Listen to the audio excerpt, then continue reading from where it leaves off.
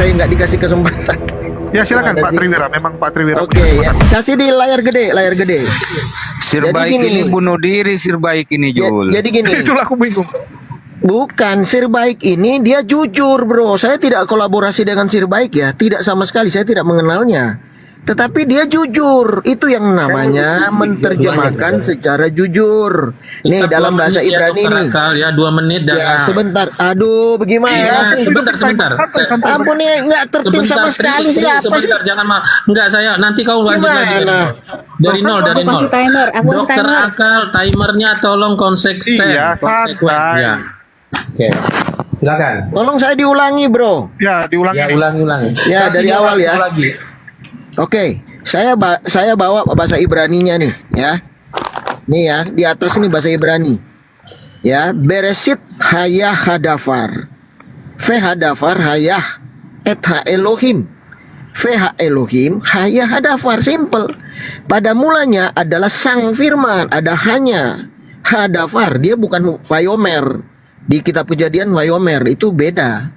Amar itu juga beda, ya. Nah, pada mulanya adalah sang firman, dan sang firman itu adalah Allah, dan Allah adalah sang firman itu. Persis sama yang dikatakan oleh Sir Baik tadi. Jadi Elohim itu yang adalah sang firman. Ini oknum. Ya, dia mengacu kepada oknum, bukan mengacu kepada kata kerja, berkata-kata, tidak. Tetapi oknum yang berfirman sesuatu yang dikatakan oleh Sir Baik itu. Nah, mereka menyebut dia apa? Ketif kerenya Hashem. Ketif kere itu yang ditulis beda dengan yang dikeluarkan sebagai lafal. Mereka mengganti itu karena itu tidak boleh disebut sembarangan, dan memang tetragramaton tak bisa disebut dengan vokal, maka mereka mengganti menjadi Adonai, Hashem, atau Hadafar. Nah, itu ketif kerenya. Jadi sebenarnya yang menjadi daging berinkarnasi adalah siapa? Yotevavi itu sendiri, oknum yang berfirman itu sendiri, bukanlah firman atau kata-kata. Salah itu. Oke? Aduh, sorry. Ya. Masih ada ya? Masih, Nah, masih. oke ya. Masih. Jadi ayat 1, Yohanes 1 ayat 14, saya ulangi ya. Sang firman itu telah menjadi daging, bukan manusia tapi daging. Nah, mengambil rupa manusia. Jadi Yesus Kristus yang diberi nama Yesus Kristus yang lahir dipanggil anak itu, dia adalah Yahweh itu sendiri. Habis. Pada waktu dia lahir, dia Habis. dipanggil anak. Habis. Dia Yahweh itu sendiri. Oke.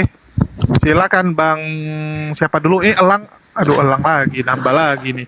Kasihan Bang Bintang Fajar. Serbaik tadi juga udah berubah jadi Yohanes pula. Ya silakan Bang Bintang Fajar. Bukan, begini, boleh saya jelaskan tentang Tritunggal. Saya membela dua-duanya. Loh, Gini, membela dua- paham Tritunggal sama Bilang Yohanes itu kasih sama-sama dulu, benar. nanti urutan keberapa dia? Ya, ya, setelah Bintang Fajar. Silakan. Biar Bintang Fajar. diselesaikan Bintang Fajar dulu, Bang. Ya, silakan Bintang Fajar. Iya, jadi kalau gini, kalau sebenarnya kalau untuk membantah orang siapa namanya, orang Wanes ini, kita itu harus jadi Muslim aja, ya, nggak usah jadi Kristen.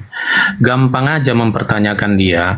Ketika Yesus kau bilang Elohim itu ada di bumi, siapa yang disebut Bapa yang ada di surga?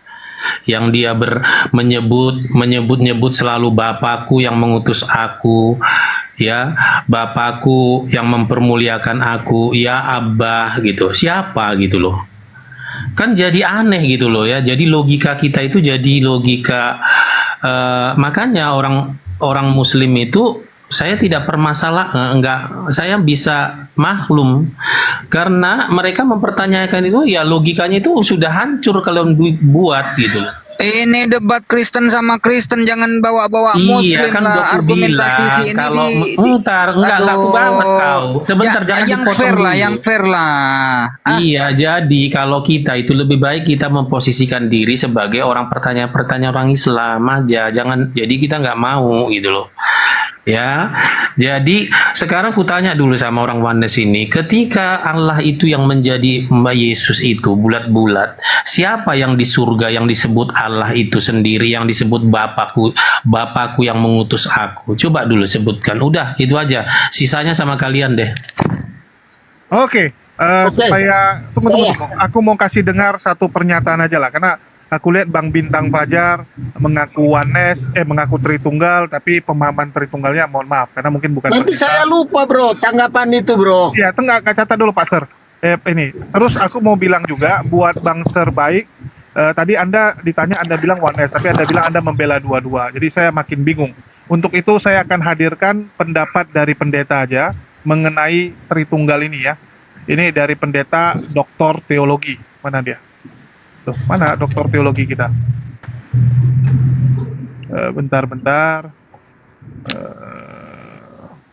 Ini pengakuan jujur dari seorang Doktor Teologi ya, bahwa ternyata Tritunggal itu memang nggak ada barangnya. Oke, mungkin silakan Pak Triwira dulu sambil aku cari dulu. Ini. Oh, Tunggu. saya dulu ya. Sudah dapat. Sudah dapat. Ya, Sebelum Pak supaya saya Trivira boleh tidak saya lupa. berbicara dulu terakhir. Ya, Pak. bentar. Tunggu. cerah, halus, dan wangi. Ini yang ngomong pendeta MIM nih, guru teologi.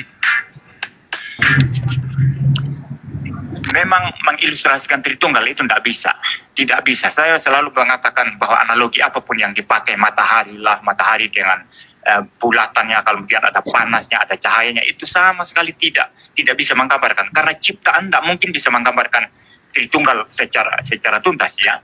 Pak, saya cuma mau satu pertanyaan baru Bapak konklusikan nanti dengan Pak. Belum selesai Ya. Pak, saya selesaikan Ya, dulu yang maksudnya ini. saya potong tadi satu pertanyaan. Pak, kalau begitu, kalau susah dianalogikan, tidak bisa dikiaskan, tidak bisa diiniin, kenapa mesti dipaksakan masuk istilah alat Tritunggal dan tiga pribadi itu? Kenapa tidak dibiarkan saja diksi Alkitab apa adanya? Tidak perlu diterangkan, biarkan nanti Roh Tuhan saja yang menerangkan kepada setiap orang yang membaca Alkitab. Menurut Anda bagaimana? Sebelum Pak Malikil, silakan Pak. Baik.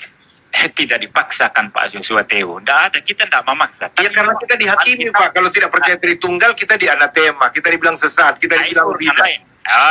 Ya, jadi jelas ya bahwa doktor teologi ini bahkan bukan hanya MIM, tapi Mendiang Mangapul Sagala, seorang guru besar teologi, ya seorang pengajar, itu ngomong sama saya, Julius, 16 tahun saya belajar Trinitas, dan saya sampai pada kesimpulan Trinitas tidak bisa dijelaskan.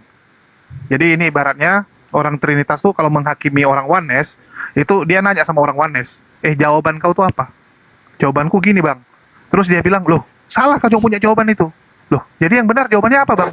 Ya nggak tahu, aku pun nggak isi soalnya. Nah itulah orang Trinitas, ngatain orang lain salah tapi dia sendiri pun nggak tahu. Dia sendiri pun nggak tahu jawabannya.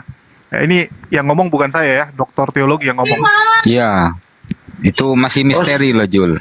Ya, Boleh itu terakhir saya bicara host, izin. Ya, terbaik. Sebentar ya. dulu Sir, sebentar Assalamualaikum dulu. buat Bang Ini Zuma. ada Bang Zuma nih, asli apa Oh, palsu? saya Assalamualaikum tanya Bang asli, Zuma. asli. Assalamualaikum warahmatullahi wabarakatuh. Waalaikumsalam. Ya, kasih Pak Triwira dulu, karena Pak Triwira sudah Iya. tua, jadi dia cepat lupa. Jadi mohon maaf ya. Iya. Silakan. Sorry. Jadi begini, tadi kan dia berkata di sorga kosong. Aduh, Yohanes 4 ayat 24, Tuhan Yesus berkata, Elohim itu roh. Eksistensinya roh. Barang siapa menyembah harus menyembah dalam roh dan kebenaran. Dan roh itu omnipresent. Ada ayatnya banyak sekali. Dia maha hadir pada saat dia berinkarnasi menjadi seorang diri, satu daging di Yerusalem, di kota Daud, ya, bukan berarti surga itu kosong, langit dan bumi dilingkupinya. Dia roh yang maha kuasa itu. Jadi dia masuk dalam dimensi ruang dan waktu. Dia berada secara simultan pada saat itu di dua dimensi yang berbeda. Dimensi roh dia melingkupi langit dan bumi, dan dimensi daging dia hadir di Yerusalem. Dia itu sendiri, maka dibilang ehad, satu-satunya tidak ada yang lain. Jadi kalau dua dimensi berbeda, ya, berseru kepada dimensi sorga, dimensi roh, itu hal biasa dan itu ada di dalam Alkitab. Dia sendiri itu, tapi dia yang ada inkarnasinya, dia yang ada di ruang dan waktu yang dalam bentuk daging itu, ya, inkarnasi itu berseru kepada dia yang ada di sorga, yang dimensi roh, yang omnipresent itu, yang Yotevave, yang dipanggil Bapa itu. Anak itu dipanggil bagi dia yang lahir berinkarnasi menjadi daging. Dia itu sendiri, tapi dua panggilan yang berbeda karena berada dalam dua dimensi yang berbeda, tapi oknumnya sama. Ayat firman Tuhannya banyak. Kalau dia berkata, mana bisa berbicara kepada diri sendiri? Ayatnya banyak, ya, di dalam kitab Keluaran, di dalam kitab Sakaria, Itu jelas dikatakan bahwa dia berbicara kepada diri sendiri pada waktu dia turun di awan-awan.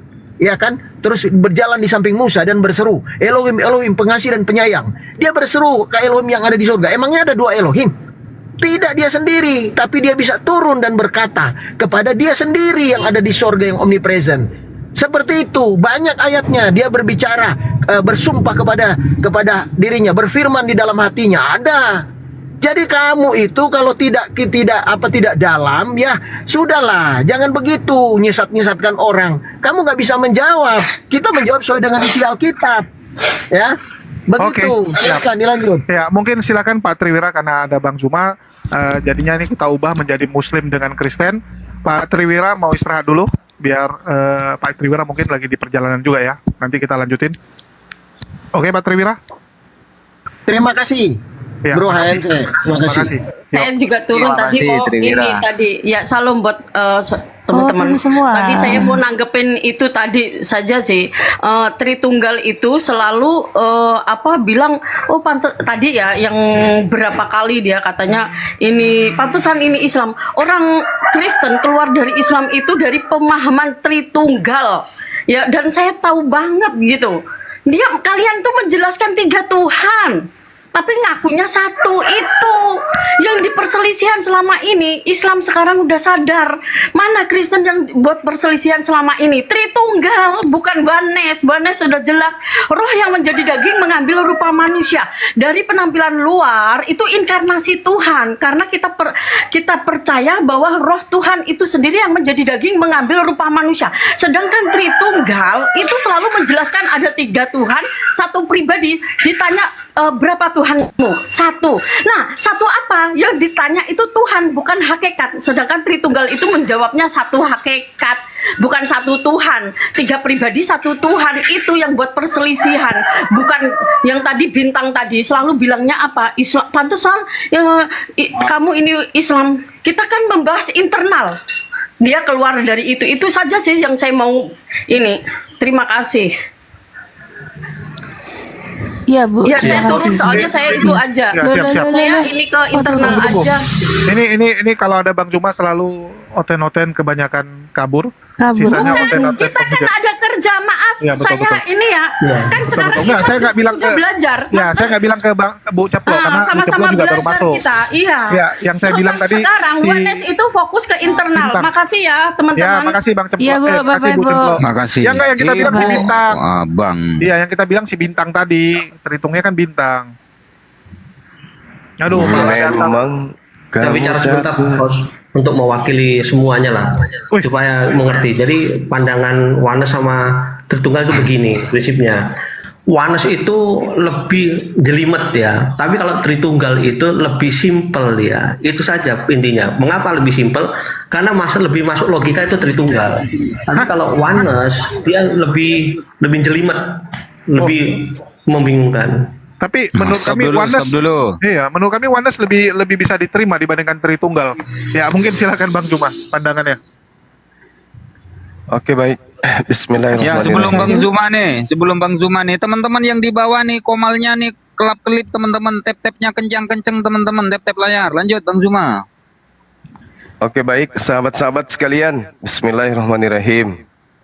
Jadi kalau kita berbicara mengenai konsep ketuhanan terkait dengan saudara-saudara kita ini, Al-Quran sudah menjelaskan kemudian di dalam surah Al-Ma'idah ayat 14 Allah subhanahu wa ta'ala menjelaskan a'udzubillahi minasyaitanirrajim wa minal ladhina qalu inna nasara ahadna mithaqahum fanasu hazzam mimma zukkiru bih wa garaina bainahumul adawa wal ba'da ila yaumil qiyamah. Jadi dikatakan orang-orang yang tadinya diberi amanah, diambil janji kepada mereka kemudian, tapi mereka sengaja melupakan sebagian pesan yang telah diperingatkan kepada mereka. Kata Allah, kami timbulkan permusuhan dan kebencian di antara mereka hingga hari kiamat.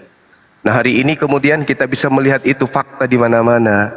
Orang-orang yang mengaku sebagai pengikut Yesus itu selalu ada pertentangan di antara mereka. Nah, kesimpulan daripada itu Al-Quran mengatakan wa iyad'una illa syaitanan marida. Baik yang oneness, mau Tritunggal, Trinitas, itu semua kata Allah mereka hanya menyembah berhala, menyembah inasan. Wa iyad'una illa syaitanan marida. Yang mereka sembah tidak lain hanyalah menyembah setan yang durhaka. Nah, bahkan Al-Quran mengatakan ya'iduhum wa yumannihim wa ma ya'iduhum syaitan illa gurura. Bahkan Al-Quran inna alladina idza asyaran nas. Jadi Allah mengatakan ketika kemudian manusia semua dikumpulkan nanti pada hari kiamat, apa yang mereka sembah akan menjadi musuh bagi mereka. Dan apa yang mereka sembah ya akan menolak pemujaan-pemujaan yang mereka lakukan terhadap yang mereka sembah. Nah, contoh misalnya dalam Matius 7, Yesus menolak disembah, bahkan menjadi musuh bagi penyembahnya. Nah, terkait dengan materi, Ini tak nyambung ya, pembahasannya tak nyambung jadinya. sabar Jadi, bang, Sabar baik. ini pandangan kepada umat Islam aja. Nah, sekarang kita lihat di dalam Yohanes 1 Yohanes 3 nomor 2. Saudara-saudaraku yang kekasih, sekarang kita adalah anak-anak Tuhan, anak-anak Theos, tetapi belum nyata apa keadaan kita kelak. Akan tetapi kita tahu bahwa apabila Yesus menyatakan dirinya, kita akan menjadi sama seperti Yesus, sebab kita akan melihat dia dalam keadaannya yang sebenarnya. Jadi baik oneness maupun Tritunggal gugur semuanya, gugur. Karena ternyata Yesus dalam keadaannya yang sesungguhnya itu sama seperti manusia. 1 Yohanes 3 nomor 2. Kita akan melihat Yesus dalam keadaannya yang sesungguhnya, dan dalam keadaan yang sesungguhnya kita akan sama seperti Yesus. Kemudian ketika ada yang mengatakan bahwasanya itu keliru, apa yang saya sampaikan itu keliru, di dalam Yohanes 17 nomor 3, hidup kekal itu mengenal Yesus sebagai Rasul. Lepas daripada itu mengenalnya dia sebagai Tuhan, mengenal dia sebagai apapun selain daripada Rasul, Nabi, maka mereka tidak akan memperoleh hidup yang kekal. Demikian. Ya, silakan terbaik, apa yang mau lu bantah?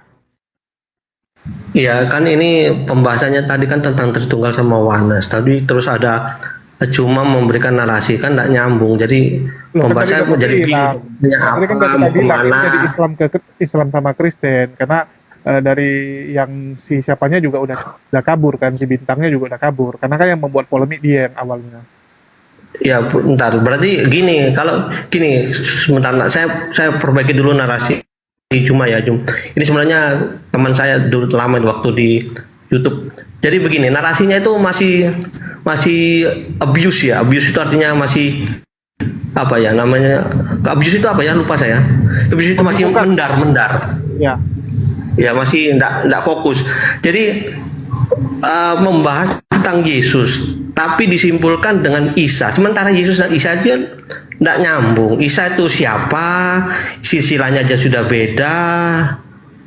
Gitu mau disambung Isa sama Yesus kan enggak matching. Mau Quran sama Bible kan enggak matching. Apa mau di matching kan hanya matching lagi. Gitu. Jadi kalau pembahasan jadi fokusnya tadi kan tentang keilahian Yesus. Terus ini ada bahwa Yesus itu ada manusia. Ya sudah, bagi saya kan sudah kacau balau pemahamannya. Jadi diskusinya sudah enggak tepat lagi. Kalau memang tentang ini Islam, kurang saya menangkap turun tafsir gitu. baik ini. Kalau tadi memang Gak Tritunggal usah dengan takut bang, oneness. hadapi aja materi saya. Berhubung Gak usah yang takut. oneness Saya nggak sudah bahas pada Nabi Isa kok. turun. Berhubung Dan tadi yang bahas Isa. yang oneness sudah turun, ini bahasanya Islam Kristen. Gitu Saya nggak sih. bahas Nabi Isa, saya bahas Nasranios. Kisah para Rasul 24 nomor 5, Paulus itu disebut di sana sebagai pendiri agama Nasarios. Ya itu kan keliru. Kalian kan pengikut Paulus banyak kan? kelirunya kamu. Anda kan pengikut Lebih baik Paulus bertanya kan? lah. Kan Makanya saya sudah Al-Quran bilang, mengatakan sudah. itu. Dan itu Cuma lebih fakta baik kan? kamu bertanya gitu loh. Dan itu fakta Kamu teman bahwa di internal Kristen itu kan ribut sampai sekarang. Itu fakta. Berarti Al-Quran tidak keliru kan? Nah sekarang kalau Anda Sebentar Bang Juma, bentar dulu saya potong. Emang Syiah dan Sunni nggak ribut ya? Iya. Syiah dan Sunni itu,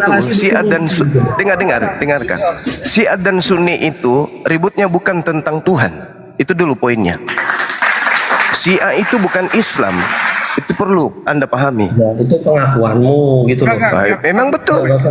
Memang betul itu fakta. Sekarang permasalahannya adalah Tapi mereka ketika menganggap, tapi mereka itu Islam loh, mengklaim mana yang benar ini? nggak ada mana mereka mengaku Islam. Enggak. Oh, saya lebih baik Nggak usah dilarikan, nggak usah Dipanggil dulu lah orang dilarikan. Syiahnya, Nggak usah. dipanggil dulu lah. Ini yang dikatakan oleh Al-Quran.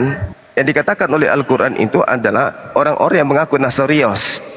Akan ada permusuhan di antara mereka sampai hari kiamat. 2000 tahun sudah kalian ribut terus mengenai Tuhan. Apa nggak malu? Ya, tapi Nggak malu dengan Al-Quran? nggak sampai bunuh-bunuhan. Siapa bilang nggak bunuh-bunuhan? Ini dan Siapa Sia bilang? sampai saat ini bunuh-bunuhan. Siapa bilang nggak bunuh-bunuhan? Siapa Ya, bilang nggak bunuh-bunuhan? aliran Katolik yang dan ada di Protestan. Kristen Kata itu tidak siapa? pernah sampai bunuh-bunuhan. Kata siapa? Kata Mereka siapa nggak hanya bunuh-bunuhan? berbeda cara Kata siapa? mendapatkan Ini cuma keselamatan. pendahulu-pendahulu Tetapi kalian mereka saja yang tetap sudah capek patuh. untuk saling bunuh-bunuhan. Buktinya mereka tidak Katolik, bunuh-bunuhan, Protestan saling cuma bunuh-bunuhan itu sudah fakta. Baca nih. Itu fakta itu. Kualitasnya beda dong. Mereka Itu Jol, Jol, kasih aku itu moderator, Jol.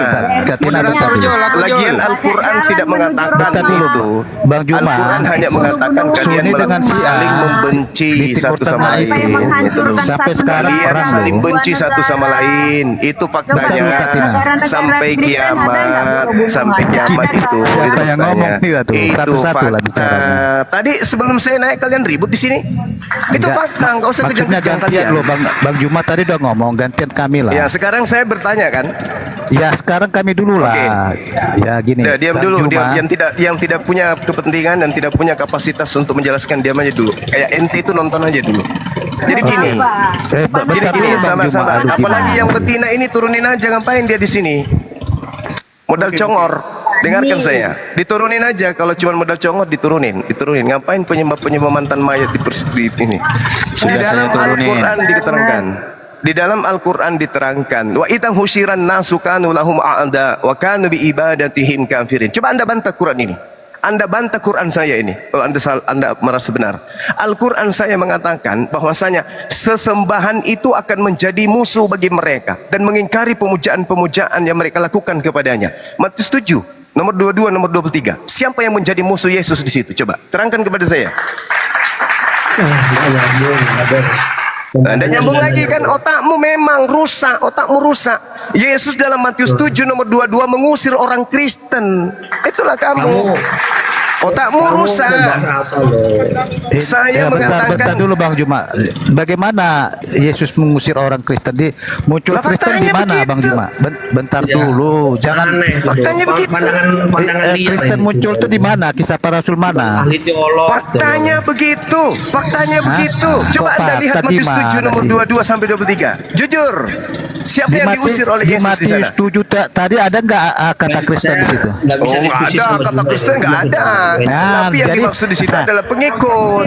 Jadi gini, Gitu. begini, Bang Juma. Kalau Ya. itu yang Anda jadikan sandaran, berarti Yesus tidak pernah mengenal agamamu karena Yesus tidak Nah, pernah setelah mengenal Yesus Kristen, kan naik, gitu. itulah dikatakan Kristen itu di Kisah Para Rasul 11 ayat 26. Oke. Ya. Oke, nah sekarang yang memanggil Yesus dengan panggilan Tuhan bermukjizat atas nama Yesus siapa? Hindu. Ya. Buddha. Bukan, saya menyangkal siapa? menyangkal kamu di Matius 7 ada nggak di situ tulisan Kristen? Itu aja dulu. Jangan Anda Oke, saya berasumsi hilangkan terus. kata Kristen. Oke. Kalau kalian itu Ada memang nggak di pembangkang, Matius saya 7 itu hilangkan. ada nggak kata Saya Kristen di hilangkan. situ? Saya hilangkan. Sekarang Anda Oke. coba lihat. Jadi jangan Agama mana yang berasumsi memanggil liar Yesus dulu, dengan itu maksud panggilan saya. Tuhan? Sekarang Maksud agama saya mana gini yang Bang memanggil Juma, Yesus? jangan berasumsi liar kalau ada tidak ada kata Kristen di Jawab situ. jawab aja. Di mana kemudian penganut agama yang memanggil Yesus Tuhan bermujizat pakai nama Yesus? Nggak usah nangis. Oke, baik. Nah, itu ada di kitab Injil ya, yang menyebut nama Yesus itu. Nah, Bible, mengusir dalam bukan nama Injil. Yesus sebentar dulu lah. Bahkan Meluruskan bahkan kalau bicara itu diluruskan ini 2024 berbicara itu pakai kedewasaan. Bible bukan Injil, Bible.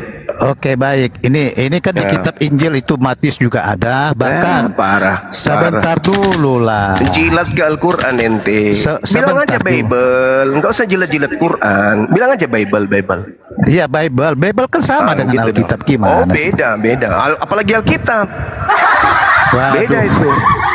Oke, kita Parah jangan kamu ke sana itu. dulu lah larinya. Jangan Bible. ke sana dulu. Ya. Bilang aja Bebel. Ya, jadi dengan nama Yesus itu ada kuasa mengusir setan, menyembuhkan, ya, bahkan membangkitkan orang mati. Petrus juga membangkitkan orang mati. Jadi di dalam nama Yesus, ya, itu memang terbukti sampai sekarang. Sampai sekarang terbukti kuasanya ada. Contoh, kalau kita menyebut nama Yesus itu ada yang sembuh, ada yang setan-setan ketakutan hanya mendengar namanya saja. Nah, itulah bukti keilahian atau kealahan Yesus tadi. Itu aja Bang Juma. Oke, sekarang boleh Anda menjual itu, menyebut Yesus, setan lari dan seterusnya dan seterusnya.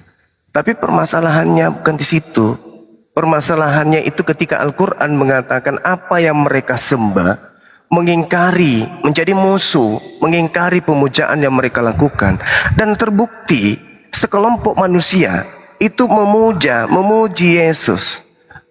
Ya, bukankah kami bernubuat pakai namamu, bermukjizat, mengusir setan pakai namamu juga. Tapi apa yang terjadi? Aku tidak mengenal engkau, kalian semua adalah pembuat kejahatan. Enyahlah daripadaku. Al-Quran tidak salah. Itu terbukti.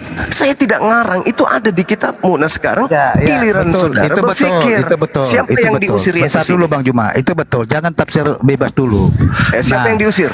Sebentar dulu, saya jelaskan dulu ayat itu. Nah, banyak orang Kristen itu ya mengataskan nama Yesus, tapi perbuatannya tidak mencerminkan Yesus, ajaran Yesus. Itu yang dikatakan Yesus. Enyahlah kau, katanya. Engkau memanggil Tuhan Tuhan, tapi perbuatanmu tidak sesuai dengan ajaranku. Itu artinya tidak melakukan kehendak Bapakku, katanya. Kehendak Bapaknya itu apa? Supaya kita saling mengasihi. Nah, seperti Menyembah itu banyak. Yesus, mempertuhankan Yesus, mengibadahi Yesus, itu kehendak Bapa. Ya, itu betul. Itu kan jalan kebenaran, ya, akulah jalan kebenaran dan hidup. Tidak ada yang sampai kepada Bapa kalau tidak melalui aku. Pertanyaan saya, mengibadahi, menyembah Yesus, mempertuhankan Yesus, apakah itu kehendak Bapa? Itu dulu. Iya, benar, kehendak Bapa itu, kehendak Bapa. Mana dalilnya? Oke, Bapa berkehendak baik. agar anaknya disembah, itu tertulis di mana? Sebentar. Laskar Kristus mute dulu. Nah, ada ayat yang mengatakan ya, bunyinya begini. Yesus, aku tidak menghakimi, tapi aku mengasihi anak. Yohanes 8. Sebentar. Aku tidak mengasihi, tetapi penghakiman telah kuberikan kepada anak. Nah, artinya ya, Yesuslah yang akan menghakiminya pada akhir zaman. Penghakimannya itu berdasarkan firman yang pernah dia ucapkan. Coba Anda baca di Yohanes 8:42. Barang siapa yang menolak aku, dia sudah ada hakimnya, yaitu firman atau perkataan yang pernah aku katakan di tengah-tengah mereka, kepada mereka. Perkataan itulah kelak akan menjadi hakim di akhir zaman. Nah sekarang Saya tambah yang dulu ya, saya saya tambah dulu Bang. Kehendak Bapa itulah yang dilakukan Yesus. Nah, kehendak Bapa adalah kehendak Yesus. Nah, jadi kalau percaya kepada Yesus itu percaya kepada Bapa. Nah, begitu Bang Juma. enggak, bukan begitu polanya. Sekarang begini. Izin turun ini karena saya lagi ada acara ini ya. Elang mau kemana Elang? Ini ada acara, bukan nanti kalau sepatu kondisi- elang. ini menarik ini. Oke. Ini menarik Oke, sama oke, Bang oke. Juma karena saya pun di luar ini. Tapi Oke, kalau lanjut, saya ada di lanjut, ruangan, lanjut. Silakan. buku-buku lengkap Lanjut, Bang. dengan ayat ya. Oke, Oke, lanjut, ya. lanjut. Oke, izin turun ya. Yuk. Ya gimana dong? Kita dengan siapa dong diskusinya ini? Ya ini Gara-gara saya ini. Laskar Kristus, Bang. Makanya saya jangan dinaikkan. Kalau kalian masih mau rame-rame dengan Oten, jangan saya dinaikkan. Dengan aku Pak Sima. Ini dengan siapa dulu? Dengan positif. Positif ini Kristen, Katolik atau apa? Kristen. Kristen Protestan ya? Ya, tapi Oneness apa saya- Tritunggal?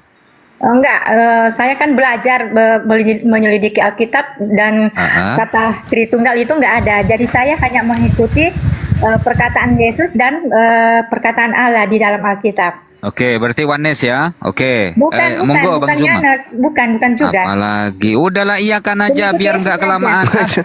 Ya, ya. Tadi kan, Ya, silakan, silakan. Ya, tadi kan saya dengar kita membicarakan masalah siapa yang menciptakan bumi ini. Nah, ada salah satu tadi anggota yang mengatakan yang menciptakan bumi ini yaitu Yesus. Nah, itu salah besar. Nah, yang menciptakan bumi ini di Yohanes di Kejadian 1 dikatakan di situ, pada mulanya Allah, kan bukan Yesus. Pada mulanya Allah menciptakan langit dan bumi. Itu ada di Kejadian 1 dan 2. Di sini juga ditegaskan semuanya diciptakan oleh Allah, bukan Yesus artinya kan. Nah, itu di Wahyu 4 ayat 11. Nah, kekuatannya yang sangat besar dan kuasanya yang besar. Nah, itu di Yesaya 40:26. Nah, di situ juga hanya Tuhan Allah, bukan Yesus kan? Hanya Tuhan Allah yang apa ini? Sebagai pencipta, satu-satunya pencipta. Berarti tidak ada yang lain selain Allah, termasuk Yesus bukan.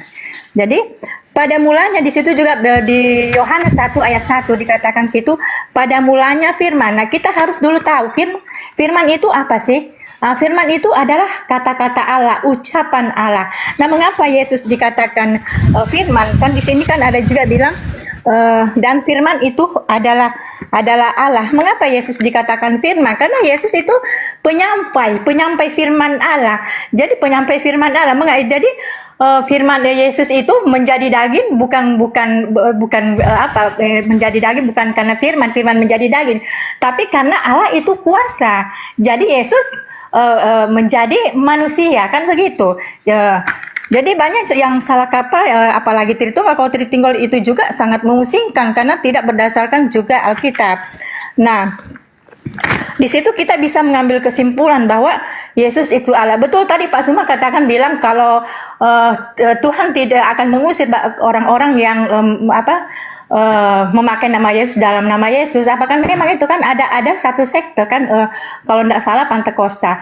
Dia kalau dia membuat kebaktian rohani yang paling utama ya marilah pergilah untuk Oh, ini gimana nih? Ini mujizat kok malah membela Islam? Saya tidak ada membela, tapi saya yang ada di Alkitab itu kan nyata, memang benar bahwa bukan Yesus itu bukan Allah. Nah, di yang kita bisa tegaskan agak bahwa lain ini. Dan Yesus ingin kita, dan Yesus ingin kita melakukan kehendak Allah di surga. Sabar. Ini pasien lama ini. Ya gini, jadi kita tidak bisa mengatakan bahwa Yesus itu Allah, sedangkan Yesus di Yesaya di Yohanes 17 ayat 3 bahwa di situ dikatakan bahwa yang harus kita sembah satu-satunya Allah dan Yesus adalah utusan Allah. Kan beda. Yesus diutus oleh Allah. Kalau begitu, Yesus diutus berarti ada yang mengutus. Jadi kalau sewaktu Yesus diutus ke bumi, berarti yang mengutus tetap ada di surga, yaitu Allah, kan begitu. Nah, Yesus juga menegaskan bahwa sembahlah Allahmu, Allahku Allahmu, berarti yang kita sembah ya Allahnya Yesus.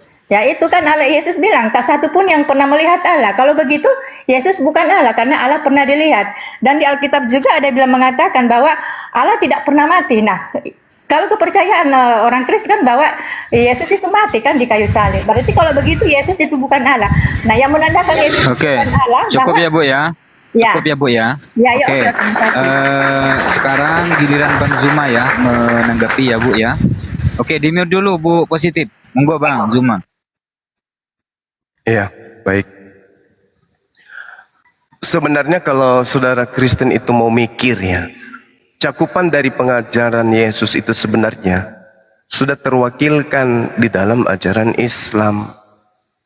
Makanya di Islam itu menyeru kepada Bani Israel yang menolak Yesus. Menyeru apa? Untuk meninggalkan semua keangkaran murkaan yang dilakukan oleh orang-orang terdahulu sampai hari ini terhadap Yesus, untuk meninggalkan semua konsep itu masuk ke dalam ajaran agama Islam. Bagi kami umat Islam, apa yang Yesus uraikan di dalam Yohanes 14 nomor 31 sebenarnya itu sudah final. Karena Yesus menggambarkan di situ dunia harus tahu, berarti Kristen harus tahu, umat Islam harus tahu. Karena di situ Yesus mengatakan dunia, artinya siapapun dia yang ada di dunia harus tahu kosmos, itu artinya dunia. Kalau Yesus mengatakan dunia harus tahu bahwa aku mengasihi Bapa dan bahwa aku melakukan segala sesuatu yang diperintahkan oleh Bapa kepada aku, itu cerminan bahwa Yesus ini adalah orang yang soleh, orang yang taat, orang yang tekun mendengarkan didikan Tuhan. Dengan demikian, di Islam disebut orang Muslim. Dunia harus tahu bahwa aku mengasihi Tuhan dan bahwa aku melakukan segala sesuatu seperti yang diperintahkan Tuhan kepadaku. Yesus Muslim. Kalau Yesus Muslim dan Yesus itu dijadikan sebagai patokan untuk dijadikan simbol atau imam yang harus diikutin, maka pengikutnya kudu wajib Muslim dong. Andai saja Yesus hidup pada zaman Rasulullah, ketika kemudian Tuhan yang datang kepada Rasulullah menyampaikan agar orang itu zakat, puasa, sholat, dan seterusnya, maka Yesus pun akan tunduk kepada hukum itu berdasarkan pengakuan dia bahwa aku mengasihi Tuhan, bahwa aku melakukan segala sesuatu yang diperintahkan Tuhan kepadaku. Selesai. Makanya orang Kristen yang membawa nama Yesus tetapi tidak melakukan kehendak Yesus, tidak melakukan kehendak Bapa, diusir dia. Sedangkan Yesus menubuatkan akan datangnya roh kebenaran yang hadir setelah dia. Nah, roh kebenaran inilah yang kemudian disebut sebagai Roh Kudus yang datang kepada baginda Rasulullah Muhammad sallallahu alaihi wasallam. Coba kita lihat di Islam nih. Roh Kudus mengajarkan segala sesuatu. Roh Kudus mengajarkan segala sesuatu yang terkait dengan kebenaran, keadilan, dan kesabaran dunia akan dosa. Orang Islam sedunia ketika ditanya, babi itu haram atau halal? Haram. Sholat itu wajib atau sunnah? Wajib. Ada gak ya sunnah? Ada. Puasa itu gimana? Wajib. Ada gak ya sunnah? Ada. Umat Islam kompak karena kebenarannya jelas. Unsur kebenarannya ada, wahyu dari sang kebenaran ada, patokan untuk menjalankan kebenaran itu pun ada. Bandingkan dengan Kristen, ada Roh Kudus. Roh Kudus itu nggak mungkin plan ajarannya. Tapi apa yang terjadi kemudian? Masing-masing Kristen memiliki pemahaman satu sama lain. Kenapa? Karena mereka tidak punya panduan. Roh kebenarannya entah berkarya di mana, Roh Kudusnya entah berkarya di mana. Kalau di Islam Roh Kudusnya berkarya, dan karyanya itu dalam satu kitab disebut Al-Quranul Karim. Jadi siapa yang ingin mengikuti Roh Kudus, ikut kepada Quran. Selesai. Siapapun dia, ikut kepada Al-Quran. Maka titik tumpunya pasti satu kata, satu keadaan. Tidak mungkin berubah. Sehingga kalau Al-Quran menjadi acuan, sholatnya pasti zuhur 4, asar 4, maghrib 3, isya 4, subuh 2. Itu kalau Al-Quran. Berarti siapa yang ingin kemudian masuk dalam ranah pengajaran Roh Kudus, ke Al-Quran. Nah sekarang kalau kita di Kristen, kita ke Tritunggal, Roh Kudus. Kita ke Oneness, Roh Kudus. Yang mana yang betul? Katanya Roh Kudus membimbing kepada segala kebenaran. Berarti yang di segala kebenaran Oneness benar, Tritunggal juga benar gitu? Wah nggak mungkin, mustahil. Jadi kebenaran itu mutlak hanya satu. Wa qulil haqqu min rabbikum. Segala kebenaran itu sudah datang dari Allah. Itulah Al-Quran. Siapa yang mau mengikuti Roh Kudus, ikuti Al-Quran. Tak akan mungkin satu sama lain akan berbeda. Makanya Islam di seluruh dunia tidak ada berbeda. Sholatnya sama, bacaannya sama, amalan ibadahnya sama. Kenapa? Karena dia berasal dari Roh Kudus. Satu panduan, satu komando, tidak berubah. Nah kalau di Kristen, Roh Kudus, Oneness Roh Kudus, Tritunggal Roh Kudus juga, Trinitas Roh Kudus juga. Mana yang betul Roh Kudusnya ini? Mana yang betul? Inilah pembanding yang sangat-sangat signifikan yang bisa kita lihat. Roh Kudus itu bekerja di mana?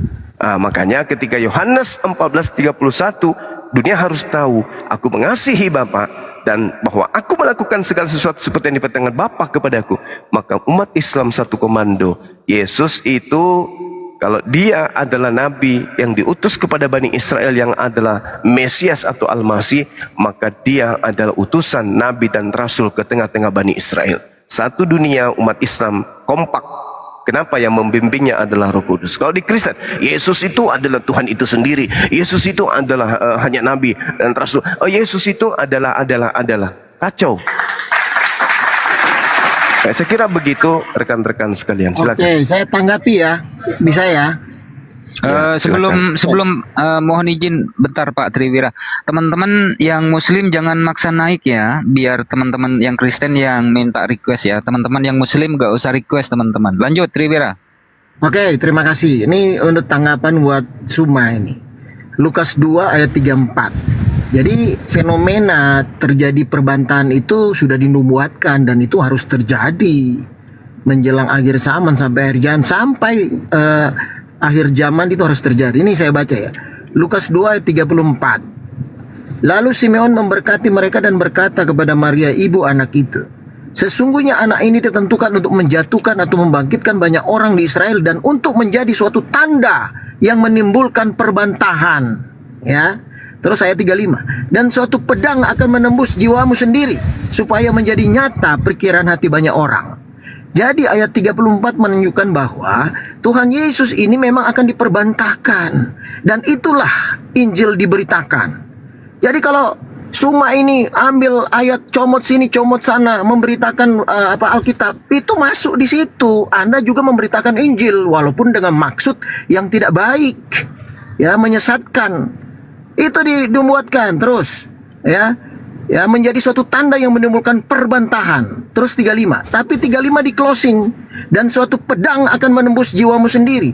Jadi pedang itu alegoris bagi firman Tuhan yang tajam itu.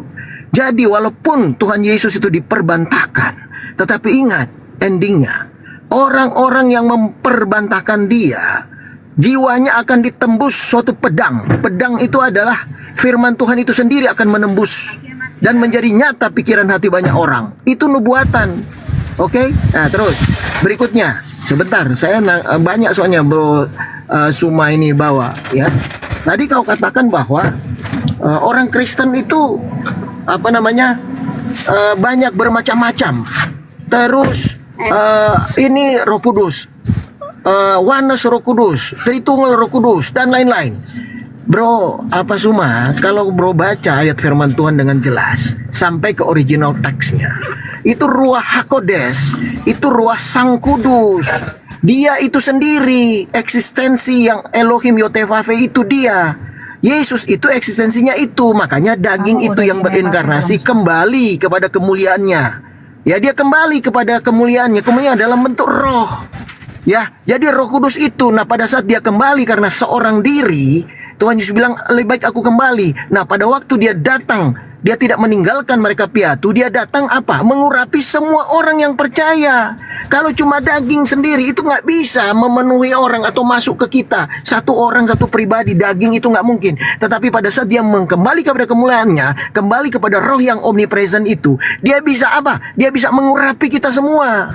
Ya, di original tadi bilang more than two, lebih dari 2 orang, berarti banyak orang.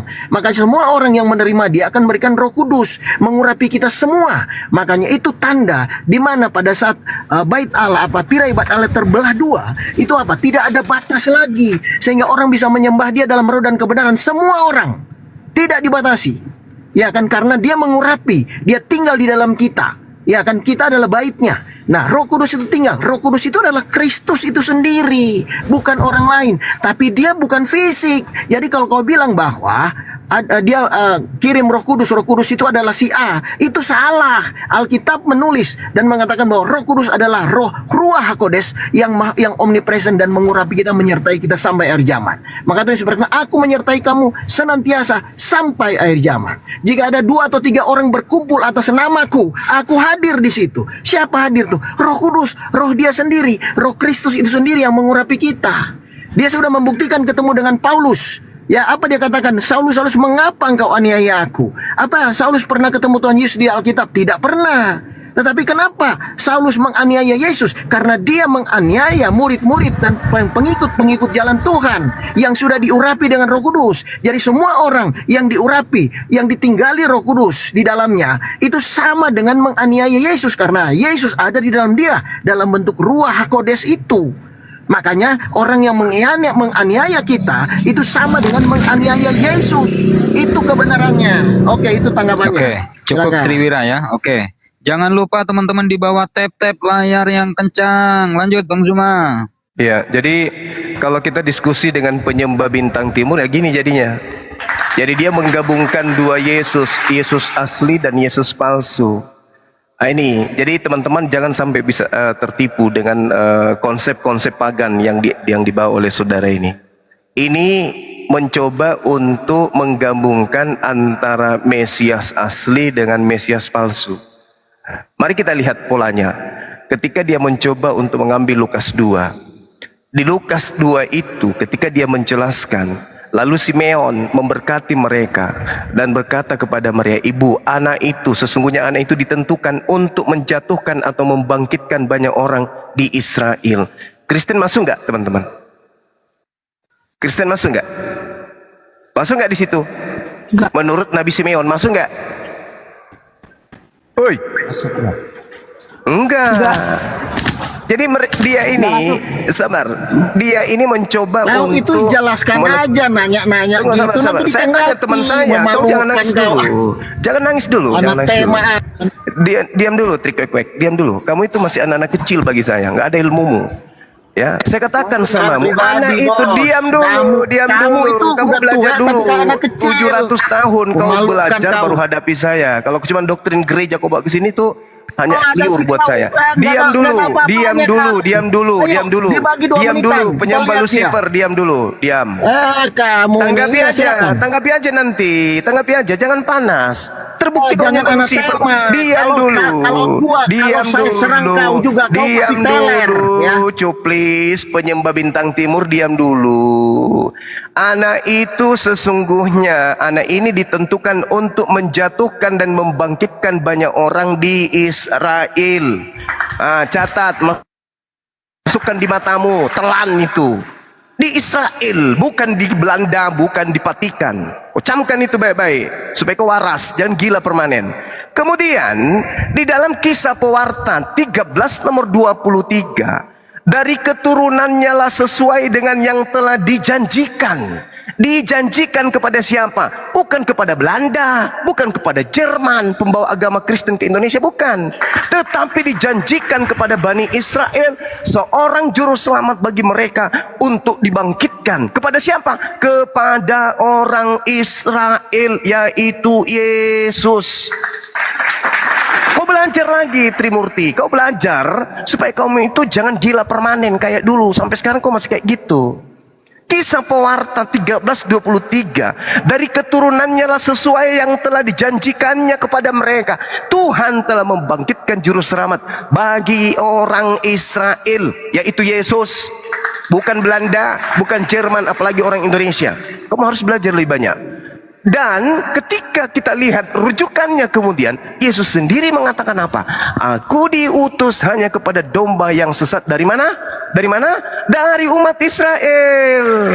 Begitu trik-kwek. Jadi kamu itu harus banyak belajar bahwa kamu sebagai Kristen, penyembah Yesus, itu hanyalah manusia cupu yang menggabungkan antara Yesus yang asli dengan Yesus yang palsu. Ingat, nih tajarin.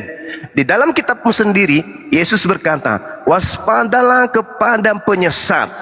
Ini ucapan Yesus kepada Bani Israel, bukan kepada Kristen, bukan.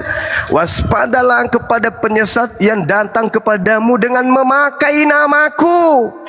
Berarti penyesat itu datang dengan memakai namanya Yesus dan mengatakan, akulah dia. Matius 24 nomor 15 sampai nomor 26. Apabila kamu melihat si pembinasa keji berdiri di tempat yang suci. Siapa itu yang dimaksud? Paulus. Apabila Paulus berkata, aku melihat Yesus di padang gurun, jangan kau pergi ke sana. Atau Paulus berkata, aku melihat Yesus dalam bilik, jangan kau percaya. Sebab Yesus palsu dan nabi-nabi palsu akan datang dan melakukan banyak mukjizat, sekiranya mungkin menyesatkan orang-orang pilihan juga. Berarti Yesus mengatakan akan muncul Yesus palsu. Nah, Yesus palsulah yang datang kepada Paulus, yang mengajarkan orang barat, yang mengajarkan para penjajah untuk kemudian mendoktrin generasi daripada pribumi untuk menyembah kepada bintang timur yang adalah Lucifer. Makanya kau menggabungkan Yesus itu adalah manusia, yang adalah Tuhan itu sendiri. Yes, memang, karena yang kau maksud Yesus itu manusia adalah yang datang kepada Bani Israel, dan yang kau anggap Yesus itu Tuhan itu sendiri adalah yang datang di Pulau Patmos, yang datang kepada Paulus, yang datang kepada Ananias. Itulah Yesus palsu itu. Kau paham tidak sampai sini? Atau belum sampai materimu ke sana? Jadi yang kau sembah itu, yang kau katakan adalah Yesus yang Tuhan itu sendiri, itulah bintang timur Lucifer yang Yesus asli lihat di dalam Lukas 10 nomor 18. Aku melihat iblis jatuh dari langit seperti cahaya. Nah, itulah yang dilihat Paulus di padang gurun. Sampai sini paham? Kalau nggak paham bertanya, silakan. Oke, saya tanggapi ya. Saya tanggapi. Oke, jadi begini, dia menyerang pribadi. Oke, kita lihat siapa yang penyesat dan pendusta. Kita lihat nanti, ya. Kita lihat. Nah, kau bilang bahwa Tuhan Yesusnya datang hanya untuk orang Israel yang hilang. Nanti dulu saya baca ya. Saya baca nubuatannya. Kau tahu. Yesaya 49 ayat 6. Terlalu sedikit bagimu hanya untuk menjadi hambaku, untuk menegakkan suku-suku Yakub. Sedikit kalau cuma orang Israel itu, dan untuk mengembalikan orang-orang Israel yang masih terpelihara. Tetapi aku akan membuat engkau menjadi terang bagi bangsa-bangsa, supaya keselamatan yang daripadaku sampai ke ujung bumi. Paham kau? Makanya Tuhan Yesus berkata, karena begitu besar kasih Elohim akan dunia ini termasuk kamu. Ya, jadi kalau kamu nggak bertobat, kau pasti dilempar ke neraka. Itu sangat jelas. Ya, jadi kamu nggak bisa bantah ayat ini. Terus kedua, kau bilang, ya dari tadi, kau arahkan ke Paulus, itu apa namanya, antikris, bintang timur dan lain-lain. Kamu itu di prank, salah terjemahan itu bintang timur. Yang satu bilang bintang timur putra fajar. Di Wahyu dia katakan bintang timur gilang gemilang. Kalau kau lihat di dalam bahasa apa namanya, bahasa Latin, itu kita bisa membuktikan bahwa di Yesaya dan di Wahyu itu beda. Itu dua oknum yang berbeda. Yang satu Helel ben Sahar. Kamu kalau kita bahas Helel ben Sahar pasti mencret kau. Siapa Helel ben Sahar itu? Dialah malaikat yang jatuh. Makanya dibilang putra fajar, pembawa terang, bukan sumber terang itu. Dia disebut Lucifer dalam bahasa Latin. Ya, tetapi kalau kau lihat bahasa Latin untuk Wahyu, itu bukan Lucifer, tapi itu adalah Tuhan Yesus Kristus, berbeda. Ya, kalau kau harus tahu itu. Ya, terus tadi kau katakan itu, ya, apa yang kau tambahin di sini, ya. Nah, saya mau tambahin juga. Ya, di Alkitab berkata keselamatan itu datang dari orang Israel. Memang Tuhan Yesus itu harus lahir dari suku Yehuda. Dia datang ke dunia ini seorang diri, dan itu dinubuatkan melalui suatu bangsa pilihan. Setelah dia lahir, keselamatan itu sampai ke ujung bumi melalui orang Israel dan tidak boleh salah. Nah, dia harus presisi banget, ya kan? Bagaimana dia lahir dan tidak salah lagi, dialah juru selamat. Itu harus kau tahu dan kau pahami. Nah, terus kau ambil ayat yang berkata bahwa dia datang untuk hanya untuk orang Israel yang hilang. Kalau kau lihat original teksnya itu salah. Dia tidak Jol, pada Jol, waktu jangan Tuhan kelamaan, Yesus. Jol, Sebentar nanti rungkat, dulu. Jol. Sebentar dulu. Enggak, sebentar, ini ya. biar enggak Sebentar rungkat dulu. ini Julius. Oh iya, sebentar Julius, dulu, sebentar keluar ya. aplikasi, Jul. Sebentar. Nah, lanjut, Sebentar, saya lanjutkan ya. Jadi kamu harus tahu kalau kau baca original teksnya itu sangat jelas dikatakan begini, ya. Aku datang bukan untuk Israel yang hilang, ya, domba-domba yang hilang dari Israel. Siapa domba yang hilang dianggap domba hilang dari Israel? Itu kerajaan yang berpusat, ya, kerajaan Israel yang 10 suku yang berpusat di Samaria. Karena dia berbicara kepada orang perempuan yang dari Samaria itu. Nah, dia mau uji orang Samaria ini, ya, percaya atau tidak. Tapi dia memelas terus sama Tuhan Yesus untuk menyembuhkan anaknya. Akhirnya Tuhan Yesus sembuhkan. Kalau Tuhan Yesus tidak datang kepada dia, mana mungkin dia sembuhkan? Itu hanya apa? Untuk menguji imannya. Tetapi dalam original text itu yang dimaksud dengan domba-domba yang hilang dari Israel itu adalah Samaria. Makanya orang Yerusalem, orang Yahudi yang tinggal di Yerusalem, yang dua kerajaan itu tidak bergaul dengan orang-orang Samaria itu, karena mereka nggak pernah kembali dari pembuangan dan mereka sudah kawin campur. Nah, mereka diidentifikasi sebagai, ya, umat Israel, domba-domba Israel yang hilang. Kamu nggak bahas sampai dalam seperti itu. Kita sangat paham itu, nggak sulit untuk menjelaskan. Begitu, silakan dilanjut. Oke, baik. Ini kamu bagus ini karena saya kasih kamu materi kuliah 3 SKS gratis ya. Jadi kalau berbicara mengenai Bani Israel, Bani Yakub, Tuhan itu marah sama mereka. Sampai Tuhan kemudian mengatakan dalam Yehezkiel 5, sepertiga dari kalian aku serakkan ke seluruh penjuru bumi. Kemana mata angin mengarah, ke situlah kalian aku serakkan. Yeremia 23 nomor 3, nomor 2, nomor 3 itu jelas sekali bahwa Tuhan akan mengumpulkan seluruh domba yang sudah berserak ke seluruh penjuru bumi. Tak ada itu Yesus untuk segala bangsa, nggak ada. Segala bangsa yang dimaksud di situ adalah segala bangsa Yakub, keturunan Yakub, 12 suku bangsa. Jadi Yesaya 49 nomor 6 itu tak ada hubungannya dengan Karisteng. Terlalu sedikit bagimu hanya untuk menjadi hambaku, untuk menegakkan suku-suku Yakub, dan untuk mengembalikan orang-orang Israel yang masih terpelihara. Tetapi aku akan membuat engkau menjadi terang bagi bangsa-bangsa, supaya keselamatan yang daripadaku sampai ke ujung bumi. Itu betul, tetapi tidak menjadikan orang itu menjadi Karisteng. Tak ada hubungannya. Dari keturunan Yakub mengajarkan kemudian konsep kenabian kepada manusia, kepada Bani Israel, dan pada polanya kemudian dunia harus tahu bahwa bangsa Israel telah didatangkan beberapa utusan kepada mereka yang mengajarkan syahadatain kepada setiap nabi yang datang kepada Bani Israel pada masa zaman mereka masing-masing. Nabi Musa, Nabi Ishak, Nabi Yakub, Salomo, Daud, Yesus, Isa alaihissalam, semuanya mendudukkan utusan-utusan ini sebagai utusan, sebagai nabi, sebagai rasul. Dunia harus tahu itu. Dunia harus tahu itu. Bukan dunia harus tahu jadi Karisteng. Karisteng apa itu? Gak ada hubungannya.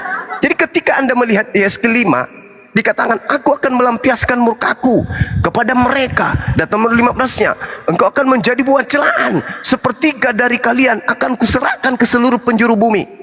Ini yang perlu kamu pahami dengan baik. Jangan kau menganggap bahwa ketika orang-orang Yahudi dianggap itu minim, maka yang menjadikan banyak itu adalah menjadi Kristen. Itu tak ada. Sepertiga daripadamu akan mati kena sampar, mati kelaparan, sepertiga tewas dimakan pedang, sepertiga lagi akan kuhamburkan ke semua mata angin. Aku akan menghunus pedang dari belakang mereka. Ini janji Tuhan kepada Bani Israel. Jadi ketika Yesus datang memberitakan Injil, dia meminta kepada muridnya, kemanapun Bani Yakub pergi, ke sanalah engkau harus pergi. Matius 10 nomor 5, nomor 6. Yesus berpesan kepada ke-12 muridnya agar jangan ke bangsa lain, melainkan pergilah kepada domba-domba yang hilang dari umat Israel. Israel, Israel, Israel. Mau sampai kapan itu otakmu itu tidak mau berkembang gitu loh. Yesus untuk Israel. Tuhan memberi juru selamat untuk Israel. Siapa kalian ini rupanya? Hah? Kalian ini hanya penyesat. Yang tadi ku bilang samamu, kamu Kristen itu menggabungkan antara ajaran Yahudi dan ajaran Romawi. Lahirlah agamamu.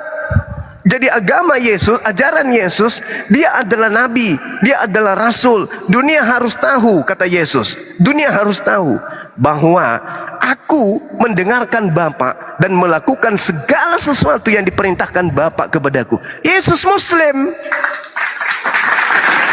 Ini sudah pengajaran Yesus finalnya. Dunia harus tahu. Berarti orang Indonesia harus tahu bahwa Yesus itu adalah hamba Tuhan yang melakukan segala sesuatu seperti yang diperintahkan Tuhan kepadanya, bukan malah menjadi Tuhan. Tapi Kristen ini bukan pengikut Yesus. Kristen tidak mau tahu. Yang jelas ketika ada makhluk halus yang datang kepada penulis Bible, akulah Yesus bintang timur. Pokoknya Yesus Tuhan. Siapa bilang? Yang Anda katakan Yesaya 14 itu, siapa bilang itu bukan Lucifer? Lucifer kan? Dan itu bintang timur kan? Jelas kan? Siapa bilang itu bukan bintang timur? Bintang timur, bintang panjar. Emang kau pikir itu panjar itu bersinar dari barat? Dari selatan? Hah? Hah? Itu yang kamu harus pahami. Berarti yang dimaksud bintang timur, yang dimaksud Halal bin Zakar, itulah makhluk halus yang datang memperkenalkan diri dengan sebutan nama Yesus.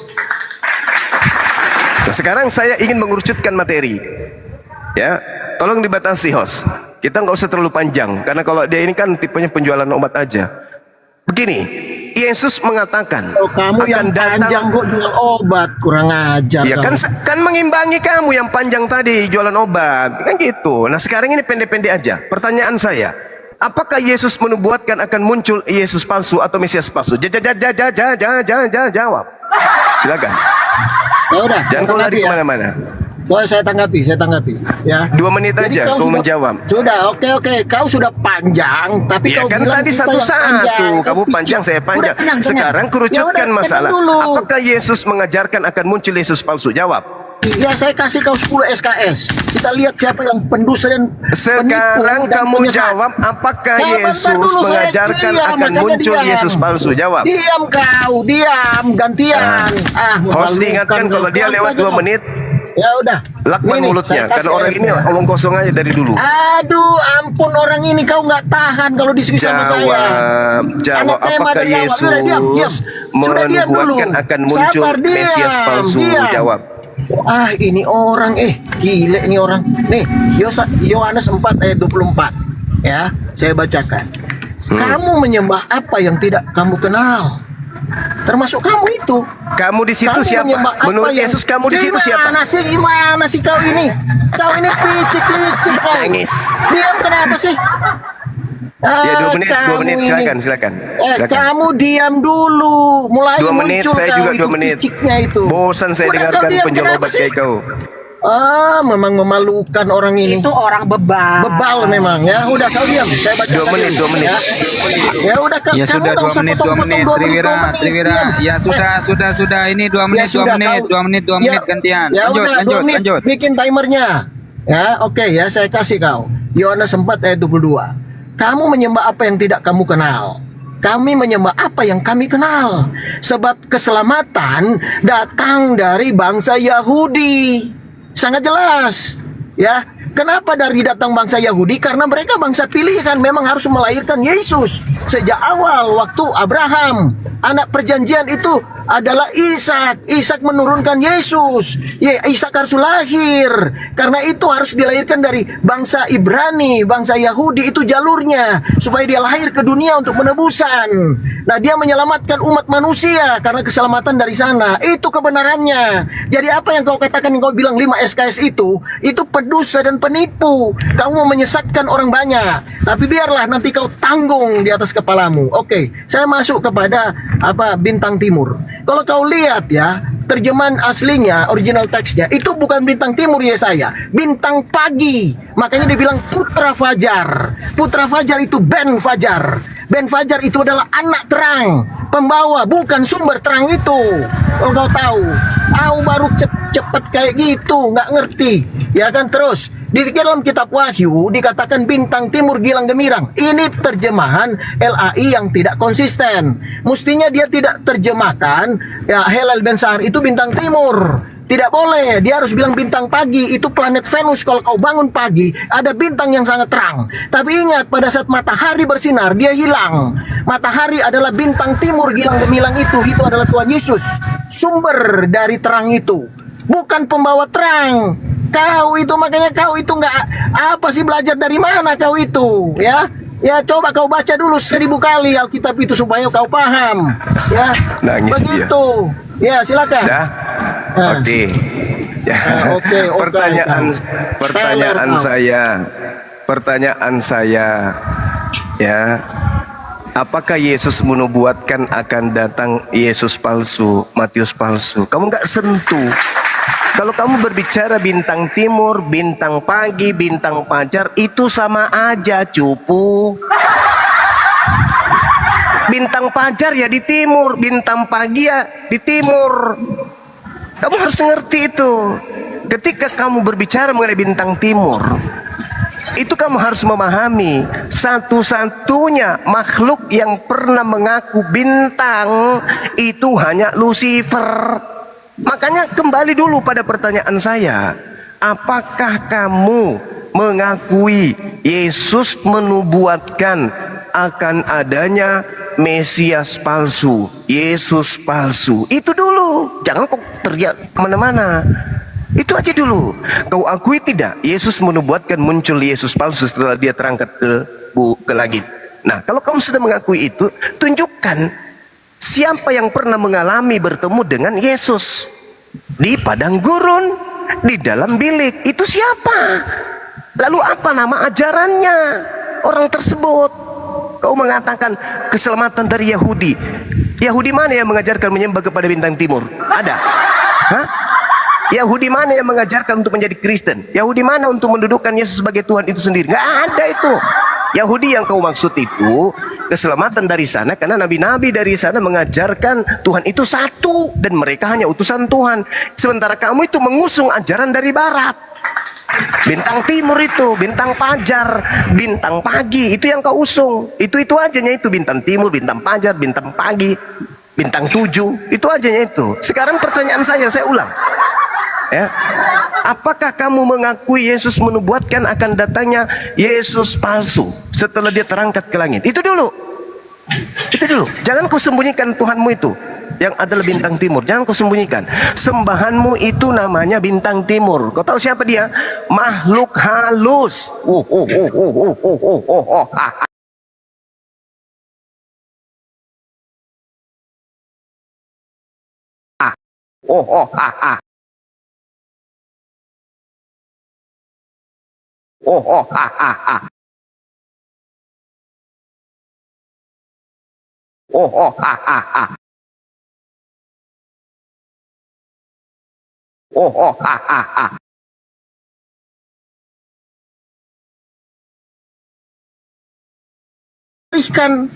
Kamu alihkan ke Mesias Pak. Diskusi yang benar dong. Ya, jadi kau itu memang coba mengalihkan seperti bajing loncat, bajingan lompat kiri, lompat kanan. Kamu itu dari tadi saya tidak pernah memulai menghujat atau mengolok-olok kamu, tapi kamu anatema, memang karakter kamu busuk, hatimu nggak jelas. Ya, tapi biarlah kau tanggung sendiri itu kepalamu sendiri ya. Oke, terus mengenai bintang timur, saya kembali lagi ke situ. Saya ya, bahwa terjemahan bintang timur di kitab Yesaya itu keliru. LAI. Mungkin diterjemahkan sama. Itu sangat jelas. Nah, kita cek bahasa aslinya. Coba kita cek sampai ke bahasa ke Lucifer yang bahasa Latin. Itu sangat jelas bahwa bahasa Latin itu Lucifer di Yesaya. Tetapi di Perjanjian Baru bahasa Latinnya bukan Lucifer, ya kan, beda, ya kan. Nah, itu untuk menunjukkan bahwa itu adalah dua oknum yang berbeda. Sudah kita buktikan. Cuman bahasa Indonesia menulis bintang timur, sejatinya bukan bintang timur di Yesaya itu, tapi bintang padi atau putra fajar, ben fajar. Seperti itu. Sedangkan di dalam Wahyu itu jelas bintang timur gilang gemilang itulah Tuhan Yesus. Itu sama dengan matahari yang pada saat dia muncul sampai rembang tengah hari. Itu bintang putra fajar itu lenyap. Itulah yang namanya iblis itu lenyap setelah Tuhan Yesus datang menyatakan diri menjadi terang. Dialah terang dunia itu. Makanya iblis itu lenyap. Itu nubuatannya. Itu sangat jelas. Oke, sekarang Mesias palsu. Mesias palsu. Itu Tuhan Yesus menubuatkan bukan hanya Mesias palsu, guru-guru palsu, nabi palsu. Nabi palsu. Kalau Mesias palsu adalah apa? Mesias palsu itu adalah orang-orang yang mengaku dia Yesus, tetapi sebenarnya palsu. Ya, oke, silakan. Habis. Lagi-lagi penyembah bintang timur ini menyembunyikan identitas Mesias palsu yang datang kepada Paulus, yang datang kepada Kristen. Jadi pertanyaan saya kan sangat jelas tuh, diawali dengan Al-Qur'anul Karim, wa iyaduna illa syaitanam marida. Yang Kristen sembah itu hanyalah setan yang durhaka. Faktanya memang demikian. Yesus mengatakan akan muncul penyesat dengan memakai namaku. Penyesat itu muncul memakai nama Yesus. Berarti penyesat itu ngaku nama siapa? Yesus. Dan kemudian Yesus sendiri mengatakan, apabila si pembinasa keji itu duduk di tempat yang suci seperti yang dinubuatkan Nabi Daniel, maka dia akan membantah segala perintah yang maha tinggi. Itulah Paulus yang mengatakan perintah yang maha tinggi itu kutuk, perintah yang maha tinggi itu sampah, skubalon. Torah itu disebut oleh Paulus sebagai sampah, sebagai tinja. Itulah pembinasa keji itu.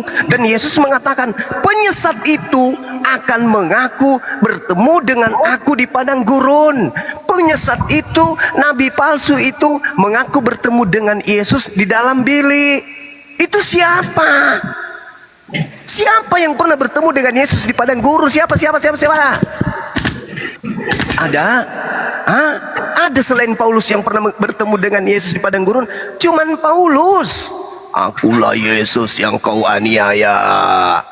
Dia hanya melihat cahaya, mendengarkan suara dan melihat cahaya. Itu Yesus, tidak. Sedangkan Lukas 1, Kisah Para Rasul 1 nomor 11, di situ diceritakan bahwa Yesus terangkat ke langit dengan jasadnya, tubuhnya. Datang kedua kalinya dengan jasadnya, dengan tubuhnya. Yang datang kepada Paulus hanya suara. Siapa itu? Itu siapa? Akulah Yesus yang kau aniaya. Itu siapa? Cak Ayu. Kau jawab. Benarkah Yesus menubuatkan akan datang Yesus palsu? Jawab. Oke, waktu habis. Teman-teman yang di bawah jangan lupa tap-tap layar yang kenceng, teman-teman. saya Ini mulai tanggapi, klip-klip. Saya tanggapi, sekarang sudah muncul dari mulutmu sendiri bahwa katanya Paulus nabi palsu. Stropman itu fitnah, ya. Saya buktikan ya. Paulus waktu bertemu Tuhan Yesus, dia membawa surat untuk menganatema orang-orang Kristen termasuk murid Tuhan Yesus dari Sanhedrin. Dia bawa itu perjalanan ke Damsyik. Dia ya dihinggapi oleh terang yang sangat terang yang hanya dia sendiri yang lihat dan bersuara kepadanya. Orang hanya mendengar gemuruh ya pada saat itu. Tapi Paulus itu melihat sendiri dan mendengar sendiri. Makanya pada waktu Tuhan Yesus datang, dia berkata, Saulus, mengapa engkau menganiaya aku? Nah, kenapa Tuhan Yesus berkata, mengapa engkau menganiaya aku? Itu setelah Tuhan Yesus naik ke surga loh. Dia sudah kembali kepada kemuliaannya. Makanya dia datang dengan cahaya yang sangat terang. Itu karakter dari kemuliaan. Makanya Paulus itu buta melihat itu. Nah, setelah dia buta, dia meraba-raba, dia berkata, siapa engkau Tuhan? Akulah Yesus yang kau aniaya itu. Jadi Yesus itu adalah Roh Kudus itu sendiri yang mengurapi murid-murid Tuhan Yesus, mengurapi orang-orang percaya. Jadi orang yang menganatema, menganiaya orang-orang percaya yang di dalamnya adalah Roh Kudus, itu sama dengan menganiaya Tuhan Yesus. Ya, dan pada saat itu ada konfirmasinya. Ananias diminta untuk pergi dan menyembuhkan Paulus dan mengelumpangkan tangan supaya dia terima Roh Kudus, sama seperti murid-muridnya yang lain. Itu sangat jelas ya. Jadi kita buktikan kalau ya sangat jelas ya. Ada komparasinya. Apabila nanti audiens yang akan memutuskan untuk menyimpulkan Paulus itu bukan nabi palsu. Kalau bukan nabi palsu Paulus itu, siapa nabi palsu itu? Kau jawab sendiri. Saya tidak menjawab ya, tetapi sudah sangat jelas siapa itu nabi palsu, Mesias palsu, guru palsu ya. Kalau menurut aku salah satu pengikut guru palsu itu kamu guru palsu salah satu. Habis kau bilang SKS itu ya. Kata Yesus, Yesus, nabi palsu itu mengaku bertemu dengan Mesias. Cahayu. Nah, siapa yang pernah mengaku bertemu dengan Mesias? Kamu sendiri sudah membacanya kok. Akulah Yesus yang kau aniaya. Itu dia. Mengaku bertemu dengan Mesias. Bukankah Mesias itu Yesus? Berarti nabi palsunya mengaku bertemu dengan Yesus. Kau cari lagi yang lain. Nah, kau ingin mengatakan bahwa Nabi Muhammad bertemu Yesus? Kau cebok dulu kalau gitu. Kau cebok 1 sendok, habis itu kau cuci muka. Yesus sendiri yang mengatakan bahwa apabila ada orang berkata Yesus ada di padang gurun, Yesus ada di dalam bilik, jangan kau percaya. Sebab Yesus palsu dan nabi palsu. Jadi dua-duanya palsu. Yesusnya palsu, nabinya palsu. akan menyesatkan banyak orang. Yang disesatkan itulah kamu. Sebab kedatanganku yang kedua, kata Yesus, nanti ditandai dengan cahaya yang bersinar dari timur sampai ke barat. Bukan cuma di Damsyik, bukan cuma Paulus sendiri yang melihat cahaya. Kalau cahaya sendiri itu iblis. Baca Matius 12 nomor 22. Orang yang kerasukan iblis matanya buta. Itulah Paulusmu, nabi palsu itu. Karena dia bertemu dengan Yesus palsu. Syarat untuk menjadi nabi palsu adalah mengaku bertemu dengan Yesus tapi palsu. Kau katakan Roh Kudus itu adalah Yesus sendiri, nenek Lucifer. Yesus mengatakan adalah lebih baik jika aku pergi, sebab kalau aku tidak pergi maka Roh Kudus itu tidak akan datang. Maka aku harus pergi supaya Roh Kudusnya datang. Berarti Roh Kudus bukan Yesus. Lagian Roh Kudus itu bukan Tuhan. Di dalam Yohanes 16:13, Roh Kudus itu tidak berkata-kata dari dirinya. Apa yang dikatakan adalah apa yang diperintahkan untuk ia katakan. Berarti dia juga kurir, sama seperti Yesus. Begitu. Ayo, siapa yang bertemu dengan Yesus di padang gurun? Ayo. Jadi kamu yang omong ya, jadi kamu yang nuduh, kamu yang bicara dari mulutmu sendiri, nuduh Paulus, nuduh yang lain, silakan. Itu omonganmu sendiri, saya tidak omong. Tetapi kau tanggung sendiri itu ya kan. Saya tidak sebut-sebut siapa nabi palsu, tapi karakter tanda tanya sudah sangat jelas. Dan Paulus bukan nabi palsu. Kenapa? Oh, sangat jelas, dia diurapi Roh Kudus, dia melakukan mujizat, dia menginjil kemana-mana. Makanya di dalam Alkitab surat-suratnya, ya mulai dari surat dari Korintus, terus Roma, terus semua, ya surat-suratnya sangat banyak di dalam Alkitab. Dan itu ditulis dalam ilham Roh Kudus karena dia diurapi dengan Roh Kudus. Itu sangat jelas. Ya, kalau kau fitnah dia, silakan. Di ayat firman Tuhan juga ada berkata bahwa orang akan menfitnah Paulus. Paulus memang difitnah, tapi Paulus bilang apa? Kebaskan jubahmu. Kebaskan jubahmu. Jadi kalau kau menuduh Paulus, itu kamu sama dengan orang-orang Yahudi yang menuduh dia, ya, memfitnah dia supaya dia dipenjara. Ya kan, makanya dia melakukan pembelaan-pembelaan di depan Felix, di depan Raja Agripa. Dia melakukan itu. Dan orang-orang Yahudi terdiam di situ. Makanya dia tidak bisa diapa-apain sama mereka. Karena apa yang dikatakan benar. Dan dia membuktikan dengan mujizat-mujizat. Sekarang kau bandingkan. Mana ada. Kalau seorang rasul yang penuh dengan mujizat, itu pasti dari Tuhan. Tidak mungkin tidak. Karena dia melakukan mujizat itu mujizat dari Tuhan. Tidak mungkin dari Tuhan apa yang dia lakukan. Yang di Paulus lakukan. Ya, sudah sangat jelas. Ya kan? Nah, tapi kamu masih menuduh, ya, memfitnah dia. Keluar dari mulutmu sendiri. Ya kan? Kau mau giring kan? Mau giring supaya saya bisa menyebutkan siapa nabi palsu itu. Nggak mau saya. Emangnya saya bisa terjebak oleh trik busukmu itu? Tidak, tetapi tanda-tandanya, karakternya itu ada dalam Alkitab secara lengkap. Siapa sebenarnya nabi palsu itu? Siapa guru palsu? Kalau kau itu pasti guru palsu. Ya, kau itu guru palsu. Bicara mengenai SKS, mengajar SKS itu kau guru palsu. Ya, terus antikristus atau binatang ada tanda-tandanya. Nabi palsu ada tanda-tandanya. Mesias palsu ada tanda-tandanya dalam Alkitab. Semua lengkap. Habis waktu tidak tersentuh kan? Nah, malu dia menyembunyikan identitas nabi palsunya dengan Yesus palsunya. Saya kan sudah mengerucutkan materi. Kata Yesus, nabi palsu itu mengaku bertemu dengan Yesus di padang gurun. Siapa orangnya yang bertemu dengan Yesus di padang gurun? Matius 24, nomor 24. Dari 23 atau dari nomor 15-nya kamu baca sampai nomor 26-nya. Di situ sudah jelas pembinasa keji itu mengaku bertemu dengan Yesus di padang gurun. Itu siapa, Cak Ayu? Hah? Kok kayak jualan obat kau? Di situ sangat jelas pembinasa keji itu mengaku bertemu dengan Yesus di padang gurun. Itu siapa? Siapa itu? Siapakah engkau Tuhan? Akulah Yesus yang kau aniaya. Hah? Itu siapa itu? Ingat di situ poinnya. Yesusnya mengatakan pembinasa keji itu tanda-tandanya mengaku bertemu dengan Yesus di padang gurun. Mengaku bertemu Yesus dalam bilik. Kau katakan dia bukan nabi, lalu kau katakan dia bermujizat. Memang betul. Yesus mengatakan sebab nabi palsu itu akan melakukan banyak mujizat. sehingga sekiranya mungkin dia bisa menyesatkan orang-orang pilihan juga. Cobalah kau pakai otak sekali-kali, jangan kau pakai emosi.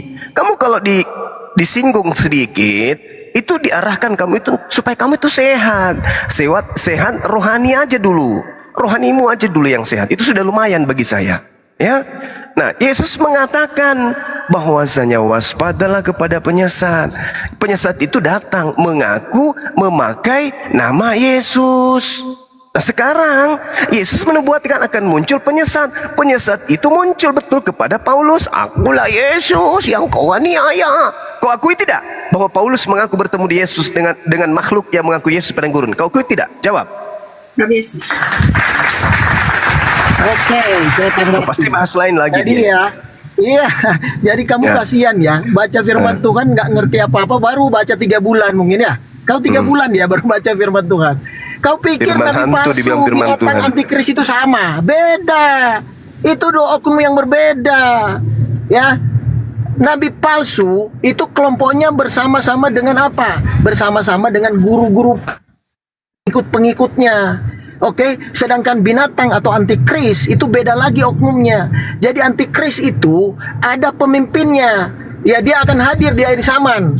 Ya, dia yang dibilang pembinasa keji. Pembinasa keji. Ya, itu yang disebut antikristus, dan dia banyak pengikutnya dan rohnya sudah hingga pada manusia sejak Tuhan Yesus, sejak zaman Tuhan Yesus pada waktu Yesus naik ke surga. Makanya itu dua kelompok yang berbeda. Jadi kau nggak paham. Sedangkan nabi palsu itu kelompok yang berbeda juga. Nabi palsu, guru palsu, Mesias palsu, seperti itu. Sedangkan antikris kelompok yang berbeda. Nah, makanya di Wahyu dikatakan bahwa nabi palsu dan binatang itu atau antikris itu dilempar ke neraka duluan. Baru setelah itu Helal ben Sakar, iblis pemimpin malaikat yang jatuh itu, yang adalah iblis dan Satan itu dilempar. Di mana binatang dan nabi palsu itu berada. Nah, beserta pengikut-pengikutnya. Jadi kau ini campur baur yang nggak ngerti. Lah, kamu ngajarin aku 5 SKS. Ya, ke laut aja kamu malukan. Jadi kamu itu sebenarnya penyesat. Ya, penyesat dari kelompok nabi palsu dan guru palsu dan Mesias palsu. Itu kau itu, ya, Suma. Kamu sangat jelas di Alkitab kok. Ya kan, dan kamu berupaya mau menjebak saya untuk menyebutkan siapa nabi palsu itu. Waktu habis, kau pemirsa. pikir, iya, trik kamu yang busuk itu. Emangnya saya terpengaruh dengan cara kamu itu? Iya, pasti Aduh. tidak. Kau kan pengikut Lucifer. Gimana Iya, sih? Nggak mungkin. kamu mau jebak Saya bacakan saya. waktu saya Laut sekarang. aja kau. Dengarkan gurumu menjelaskan. 1 Yohanes 2, 18-19. Anak-anakku, waktu ini adalah waktu terakhir. Seperti yang telah kamu dengar, seorang antikristus akan datang. Sekarang telah bangkit banyak antikristus. Sekarang telah bangkit. Berarti sesaman dong dengan Paulus. Itulah tandanya bahwa waktu ini benar-benar waktu terakhir. Memang mereka berasal dari antara kita. Iya dong. Paulus dong kena ini. Berasal dari tengah-tengah kita. Tetapi mereka tidak sungguh-sungguh termasuk kita. Itu yang perlu Anda pahami ya. Titik itu dulu. Yang kedua, Yesus mengatakan antikristusnya itu, penyesatnya itu, yaitu orang yang berasal dari tengah-tengah mereka sendiri dan sesama dengan dia. Matius 23 nomor 36. Angkatan jahat itu sesama dengan dia. Penyesat itu sesama dengan Yesus. Antikristus itu sesama dengan Yesus. Oke, Dajjal itu sama dengan Yesus. Mesias palsu itu sesama dengan Yesus. Nabi palsu itu sesama dengan Yesus. Semuanya sesama dengan Yesus.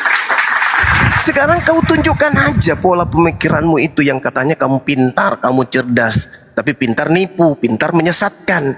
Siapa yang pernah mengaku bertemu dengan Yesus di padang gurun? Mulutmu kaku kan? Kaku kan mulut, au. Nggak bisa kearahkan ke sana kan mulutmu. Kenapa? Kamu melindungi Lucifer yang bertemu dengan Yesus di padang gurun itu, yang bertemu dengan makhluk halus di padang gurun dan mengaku-ngaku Yesus itu adalah Paulus, pendiri agamamu. Yang ngaku-ngaku bertemu dengan makhluk halus, ngaku bintang timur itu adalah nabimu yang menulis di Pulau Patmos. Kamu kemana? Kamu lari kemana? Yang mengajarkan kamu menyembah anak manusia itu adalah bintang timur, makhluk halus yang datang di Pulau Patmos, yang datang kepada Paulus. Nabi palsu itu Paulus, Mesias atau Yesus palsu itu yang datang itu. Akulah Yesus yang kau aniaya. Itu Yesus palsu itu. Akulah bintang timur turunan Daud, Yesus yang kau aniaya. Itulah Yesus palsu.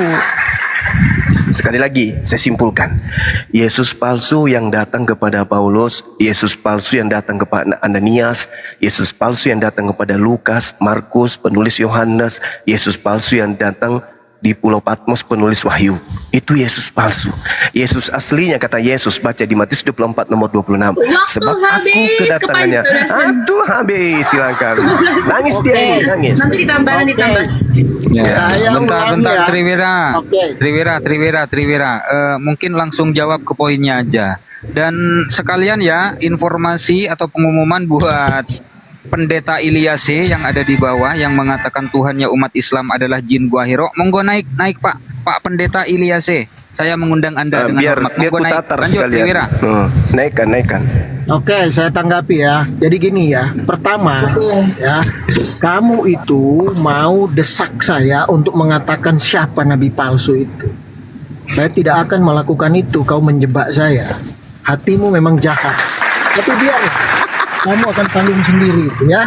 Saya berdoa supaya kau bertobat. Kedua, kau bolak-balik ya mengatakan bahwa ya kau dengar diam ya. Saya sudah sampaikan bahwa itu beda. Nabi palsu dengan binatang atau antikris itu beda. Ya, antikris itu pembinasa keji. Itu berbeda dengan nabi palsu, guru palsu, Mesias palsu. Ya, itu dua kelompok yang berbeda. Sangat jelas ya. Nah, tapi rohnya bekerja. Jadi misalnya antikris memang dari antara kita antikris itu. Ya, dari antara kita tahu, kita paham siapa antikris itu, kita tahu, kita paham. Nah, tetapi nabi palsu, guru palsu itu berbeda, dia bukan antikris. Oke. Kamu harus bisa membedakan itu. Itu sesuai dengan Alkitab. Bolak-balik nih saya katakan ya. Ya ketahuan kau nggak paham memang. Kau baca lagi. Memalukan kau. Ya, jadi itu berbeda. Kalau kau bilang itu adalah antikris itu campur dengan nabi palsu, itu beda. Antikris memang dari antara kita, ya. Tetapi nabi palsu tidak. Nabi palsu itu termasuk dukun pun dibilang nabi palsu dalam Alkitab. Makanya kamu itu, ya begitu juga dengan guru palsu. Nah, guru palsu termasuk kamu. Kamu mengajarkan hal yang salah, yang sesat. Itu kau juga adalah guru palsu. Oke? Kelompoknya masuk dalam kelompok Mesias palsu, guru palsu, dan nabi palsu. Sedangkan kelompok antikris itu beda lagi. Ya, mereka yang mengerti juru selamat, tapi mereka menolak dan menghujatnya dan menyangkalinya. Itu adalah antikristus. Memahami Kristus sebagai juru selamat, tapi menolaknya, menyangkalinya. Itu namanya antikristus. Memang dari antara orang Kristen. Itu bedanya. Sangat jelas ya. Jangan bolak-balik kau. Ya, memalukan sekali ini saksi semua orang ya. Baca di ayatnya, saya kasih ayat ya. Gantian terus. Nanti saya kasih ayat. Dia malu ngakui kalau itu Paulus kan, dia merasa terjebak. Maksudnya gitu, aku tidak ingin kamu tahu bahwa aku penerusnya. Saudara, antikristus itu berasal dari tengah-tengah penganut ajaran yang Yesus ajarkan. 1 Yohanes 2:18-19. Itu antikristus dari tengah-tengah pengajaran Yesus. Nabi palsu dari tengah-tengah Yesus juga, yang mengaku bertemu dengan Yesus. Jadi Anda mau membedakan antara antikristus dengan nabi palsu itu sama aja. Nabi palsu itu ada di Kristen, antikristus juga ada di Kristen. Mau kemana? Mau lari kemana kamu? Dalilnya jelas, di kitabmu ada. Oke, jadi tidak bisa lah kamu itu mengelak. Makanya kau itu histeris. Dia mau menjebak aku, tapi aku tak akan tergoda. Ya iyalah, kamu harus berjuang. Masa kamu harus ngaku, ya memang Bang Suma, saya ini adalah penganut ajaran antikristus, memang saya ini adalah pengikut Lucifer. Nggak mungkin kan kau ngaku kayak gitu. Kamu harus bertahan dong. Nah, inilah yang saya katakan kepada saudara. Nabi palsu itu, kalau antikristus kan jelas tuh, berasal dari tengah-tengah bangsa Israel, yaitu anti terhadap Yesus, anti terhadap ajaran Yesus, termasuk kamu kan. Nah, berkaitan dengan nabi palsu, Mesias palsu.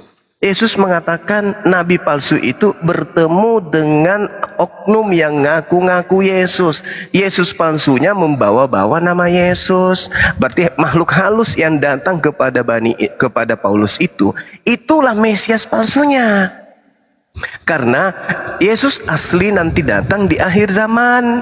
Sama seperti dia terangkat, begitu juga datangnya kedua kalinya dengan dagingnya, dengan jasadnya, bukan dengan suara dan dengan cahaya, tapi dengan tubuhnya. Itu nanti kedatangannya yang kedua. Berarti yang datang kepada Paulus itu Yesus palsu.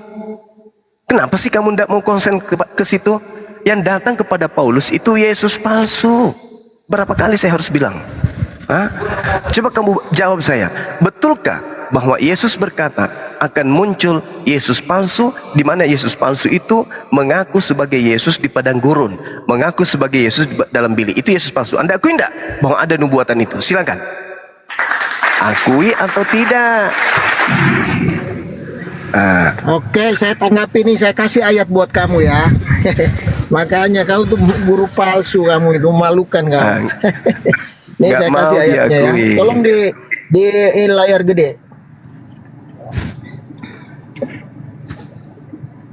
Kasih di layar gede saya. Sudah. Oke, nih ya teman-teman ya. Saya kasih ayatnya. Wahyu 19 ayat 20. Maka tertangkaplah binatang itu antikris, dan bersama-sama dengan dia nabi palsu yang telah mengadakan tanda-tanda di depan matanya, dan dengan demikian ia menyesatkan mereka yang telah menerima tanda dari binatang itu, ya, antikris itu binatang, dan yang telah menyembah patungnya. Keduanya dilempar hidup-hidup ke dalam lautan api yang menyala-nyala oleh belerang. Jadi ya nabi palsu dan binatang atau antikris itu dua hal yang berbeda, dan mereka dilempar ke neraka, ya, pemimpinnya beserta pengikut-pengikutnya. Oke?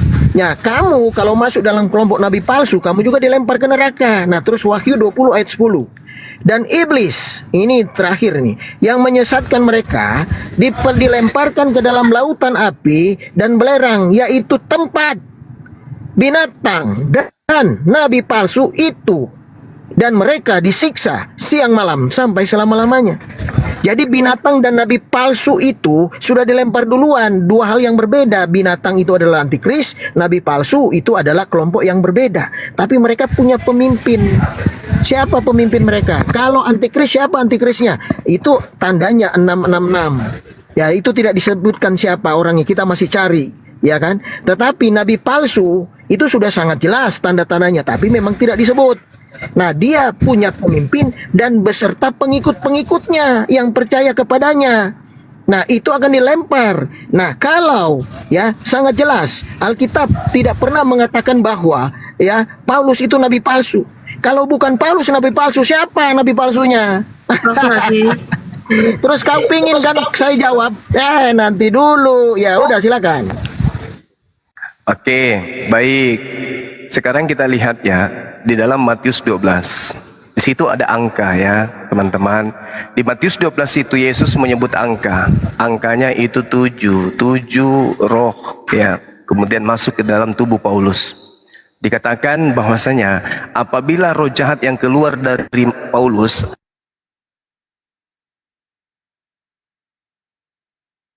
Gerunda ke mute.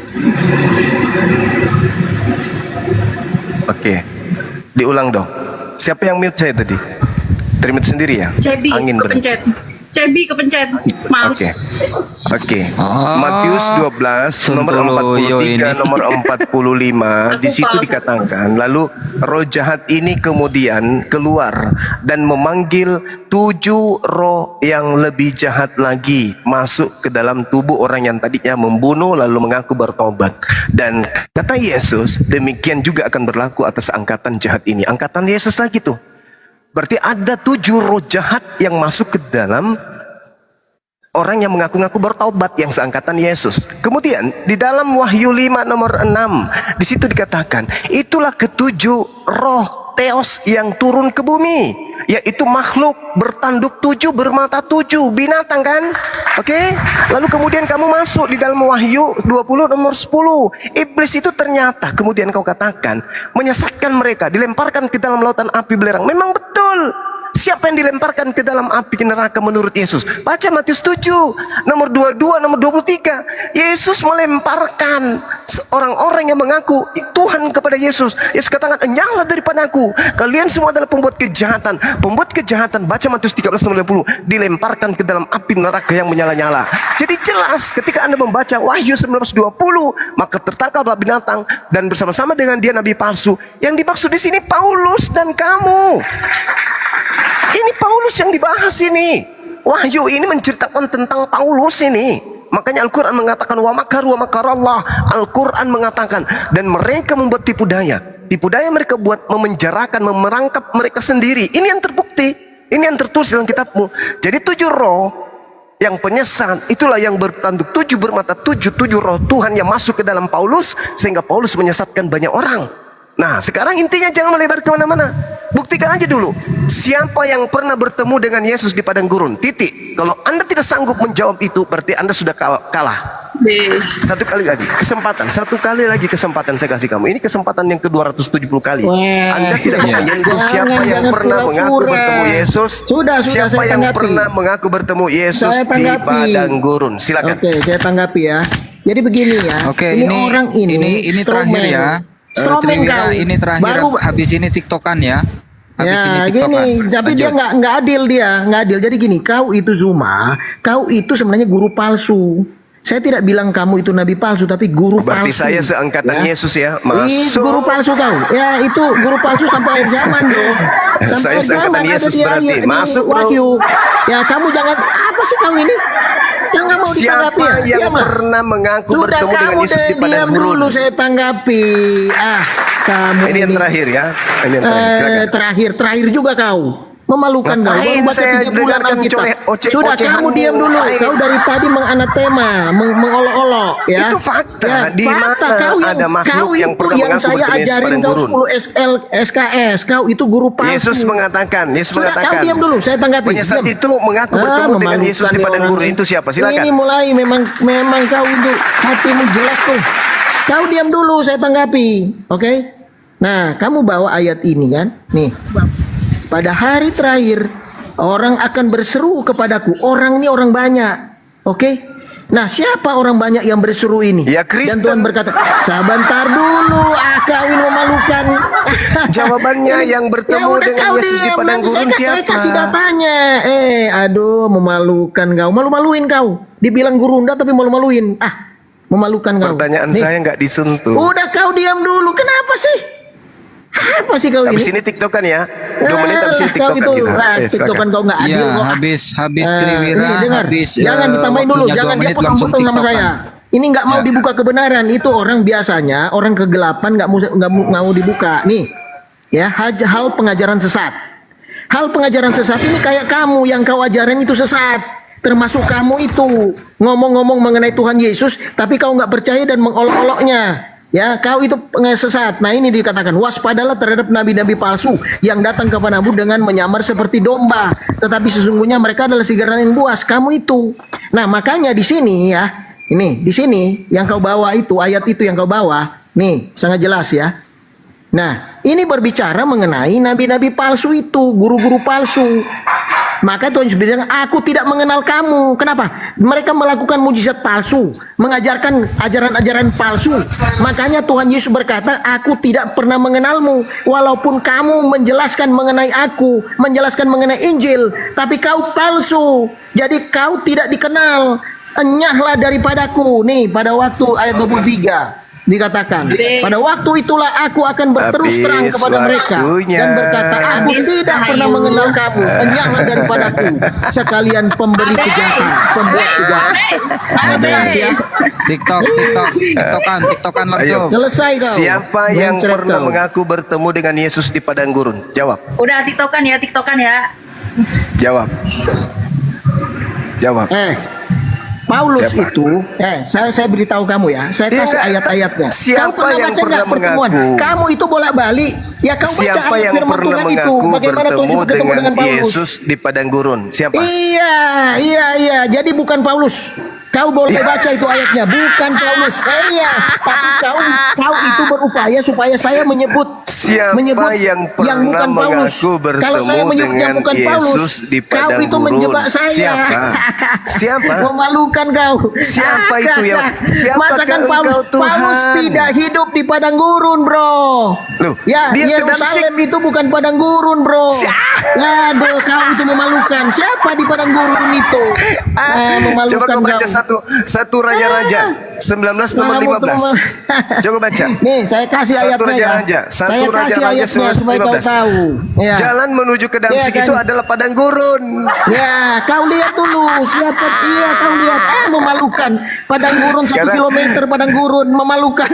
Siapa yang pernah Kasihan bertemu kau. dengan Yesus di padang gurun? Nah, Siapa? itu, Siapa? saya kasih lihat itu Siapa? pertemuan Siapa? dengan Tuhan Yesus ya. Saya kasih lihat. Raja-Raja, satu Raja-Raja 19 nomor 15. Ada yang bisa baca?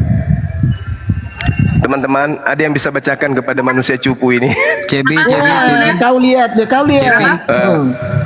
Nih, Ya, coba ini ya, dibaca. saya baca ya. Nih, Satu Raja-Raja 19:15. nih, saya kasih ayatnya kamu ya. Firman Tuhan kepadanya, pergilah kembalilah ke jalanmu melalui padang gurun ke Damsyik.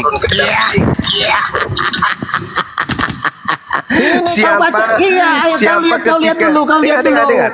Guys, tampilkan saya, Siapa? tampilkan saya. Nih. Siapa? Apa tuh? Iya, kau Apa tuh? tampilkan saya, tampilkan saya. Apa? Lihat dulu. Apa Ya, tuh? kau diam situ ya. Tetapi dalam perjalananku ke sana, ketika aku sudah dekat Damsyik, sudah dekat iya, ketahuan. dekat Damsyik. Kau tahu Ketahuan. nggak dekat Damsyik? Satu Raja-Raja Emangnya Damsyik itu padang gurun? 19:15. Memalukan Dengar. kau. Dengar. Sudah kau diam Satu dulu, Raja-Raja saya jelasin. 19:15. Memang ampun deh orang ini. Pergilah, kembalilah ke jalanmu Iya. melalui padang gurun ke Damsyik. Kau memalukan. Ya, kamu dengar dulu, diam dulu. Aduh, kau ini. Ya, jelas saya ya. baca dulu ya. Siapa yang pernah bertemu Memalukan. dengan Mesias di padang gurun? Aduh. Siapa? Ya, Siapa? sebentar. Gantian dulu. Kau bilang Itu baca TikTok tuh. kan. Kau nggak Firman mau Tuhan gantian. kepadanya, pergilah. Kau ini. Kau dengar Firman dulu, Tuhan saya baca kepadanya, dulu sampai pergilah, selesai. kembalilah ke jalanmu melalui padang gurun, Memalukan melalui sekali padang kalinya. gurun ke Ampun Damsyik. deh. Siapa Ya, yang kau ke diam, Damsyik? saya jelasin dulu. Kutanya dulu, siapa Apa yang ke sih? Damsyik? Tuh, baca tuh. Ya, kau baca diam tuh. dulu, saya jelasin. Firman Tuhan kepadanya, pergilah, kamu kembalilah ke jalanmu jangan melalui padang giring, gurun kau ke itu Damsyik. salah. Pertanyaan saya, siapa yang ke Damsyik? Iya, tetapi Siapa yang dia ke bertemu Damsyik? Tuhan.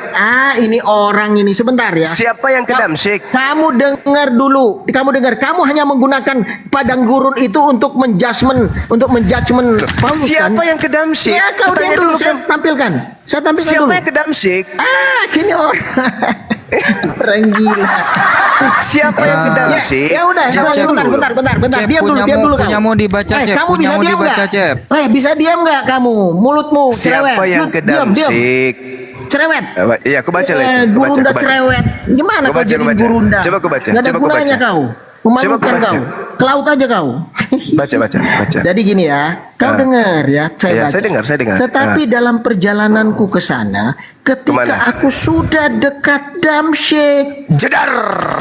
sudah makan Siapa jedor itu? apa kau? Siapa Belum itu yang ke dijelaskan. Damsyik? Kau ini Siapa yang ke gimana sih Damsyik? jedor-jedar? Siapa yang ke Damsyik? Nembak Siapa? kepalamu sendiri kok Kutanya sama jedor-jedar. mu, siapa itu? Kamu Siapa itu yang ke dengar Damsyik? dulu. Kamu guru Saya sudah apa dengar. sih? Gurunda memalukan Siapa kau. yang ke Damsyik Saya itu siapa? belum selesai baca. Nah, ini. Tadi ke Damsyik kan, Paulus ke memalukan Damsyik. orang ini. Nah, sekarang saya baca nih. Aduh, ini orang ini memalukan Firman kau, memalukan. Tuhan kepadanya, pergilah, Kamu kembalilah ke jalanmu gantian melalui kenapa sih? padang gurun ke Damsyik Memalukan nih Jedar. orang nih. Udah memalukan kau. Siapa yang ke Damsyik Ya tadi? udah, kau diam dulu. Kenapa sih? Siapa yang ke Damsyik tadi? Kamu makanya saya jelasin. Yang ke Damsyik Kau- tadi siapa? Orang gila. Yang ke Damsyik tadi siapa? Miring kau, miring. Kau diam dulu, saya Malu jelasin dia. ya. Malu dia, Udah, teman-teman. kau gurunda, Malu kau jangan dia, bilang kasihan dia. gurunda cerewet. Kasihan Kamu dia. mau TikTok Benar. gantian juga nggak mau. Apa sih kau Kasihan ini? dia. Kasihan Pertanyaan kau saya, yang siapa yang ke kasihan. Damsyik? Kamu yang Siapa yang kasihan, ke Damsyik? tolong kau diam, saya jelasin dulu. Iya, ini sudah tadi, saya Ya sudah udah, baca juga. sebentar, saya belum selesai. Siapa yang ke Damsyik? Memalukan kau. Siapa? Ditulis dalam Alkitab. Tapi dia bertemu Tuhan Yesus pada saat dia sudah mau masuk Damsyik. Sudah di pintu gerbang. Itu maksudnya.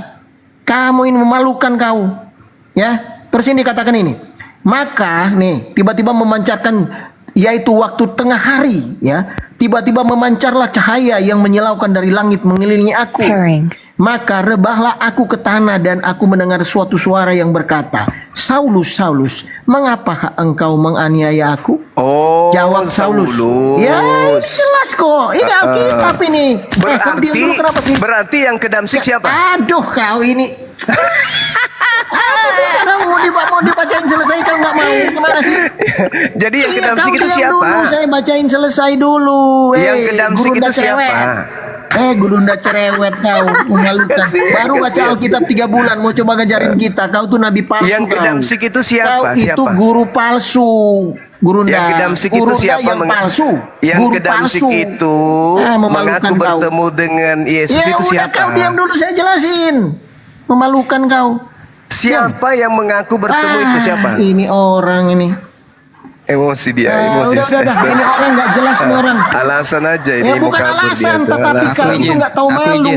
Aku izin. Saya Iya, mau silakan. jelaskan, Apa yang kau tapi kau tunjukkan itu? potong. Data yang kau tunjukkan itu Kamu menunjukkan itu guru Paulus menuju ke palsu. Damsyik, Ya, menunjukkan Paulus itu coba- ada di coba padang mengambil gurun. ayat Dan data yang Alkitab, kau terus tunjukkan itu memfitnah Paulus. menunjukkan Memang guru Yesusnya palsu bertemu kau. dengan Mesias palsu. Udah selesai kita. Mesias palsu, guru. Kamu Kamu cuma yang mau guru menangis palsu, aja ini. memalukan. Yang kau tunjukkan ini kisah palsu 22. Iya, makanya Yang coba kau tunjukkan berikan kisah saya 22 kesempatan itu. sampai selesai.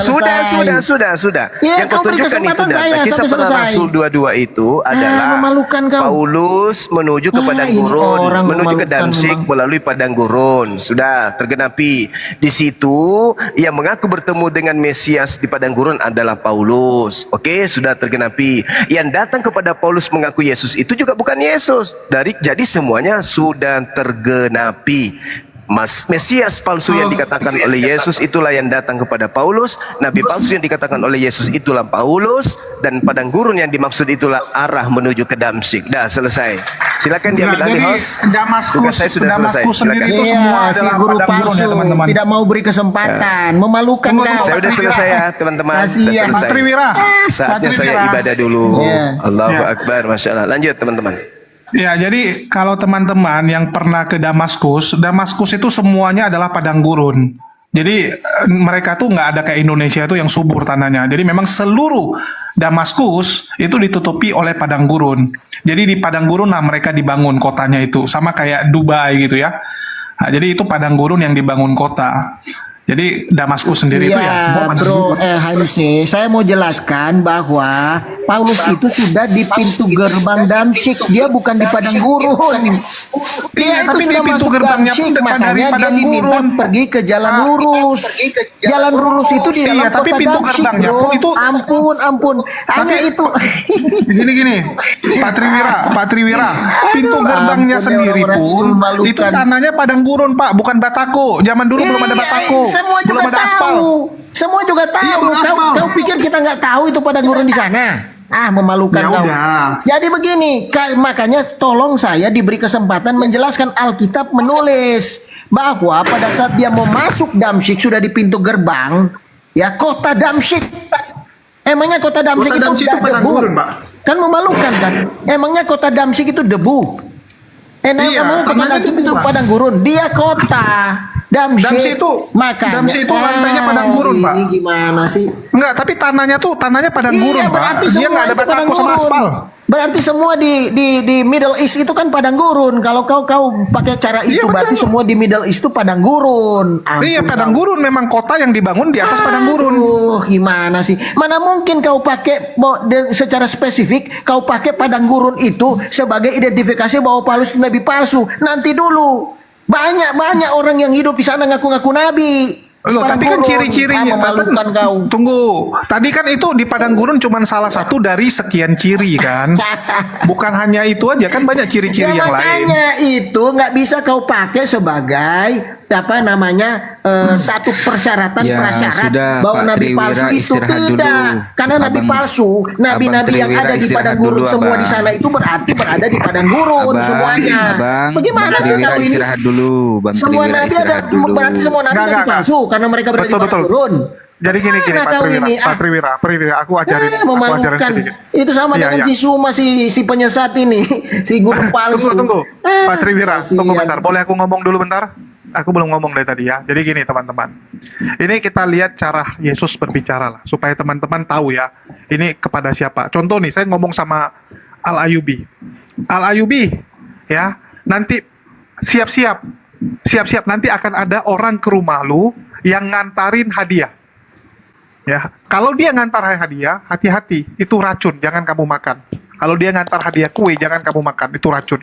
Saya sampaikan kepada Al-Ayubi. Artinya, orang tersebut akan datang di zaman Al-Ayubi. Teng, si Cebi datang ngantar kue. Maka Al-Ayubi tahu bahwa inilah orang yang dimaksud sama dokter akal. Ya, orang yang dimaksud yang akan mengantarkan kue dan meracuni Al-Ayubi. Tapi kalau itu pesan untuk generasi yang akan datang, saya akan ngomong gini, Al-Ayubi, ya ini nubuat saya. Kamu harus sampaikan kepada generasi yang akan datang. Kamu harus sampaikan kepada para murid, ya, para pengikut kita, bahwa akan ada orang yang ngantar kue ke tempat kita nanti yang berniat meracuni kita. Supaya itu disampaikan sama Al-Ayubi kepada murid-murid dan generasi yang akan datang. Tapi karena ini Yesus berbicara hanya kepada mereka, artinya itu akan datang di generasi mereka, Pak. Ya, akan datang di generasi para murid waktu masih hidup. Siapa yang datang di generasi para murid masih hidup? Nabi palsunya. Ya udah silakan. Itu ciri yang pertama. Baru ciri kedua kan tadi dibilang masalah padang gurun. Ya Pak Triwira bilang, "Oh, kalau gitu semua nabi yang hidup di padang gurun nabi palsu dong." Ya. Itu kan salah satu ciri gitu. Jadi kalau kita mau cari pelaku, Pak, kita cari pelaku ini berdasarkan ciri-ciri yang kita miliki dong. Kalau cuma satu ya nggak masuk. Contoh nih, ciri-ciri pelakunya ada 4. Yang masuk ke 4 kriteria ini siapa kan gitu? Yang masuk ke dalam 4 kriteria ini siapa? Misalnya Paulus masuk nggak semua? Kita lihat. Ya, Paulus bernubuat nggak dalam nama Yesus? Yes. Paulus membatalkan ajaran Yesus nggak? Yes. Ya. Paulus mengubah ajaran Yesus. Terus Paulus itu di padang gurun nggak? Ya. Terus dibilang apa? Akan berasal dari orang Farisi. Yesus udah katakan itu. Dan Paulus adalah apa? Adalah orang Farisi, Pak. Selesai. Jadi ciri-cirinya tuh masuk kepada siapa? Sesimpel itu aja kok. Oke, silakan yang lain, saya mau lanjut makan dulu. Ya, ini saya tampilkan nih, ini ya. Nabi palsu itu ya, ini saya kasih nih. Ini gimana sih? Makanya, aduh, memang guru palsu kau ini.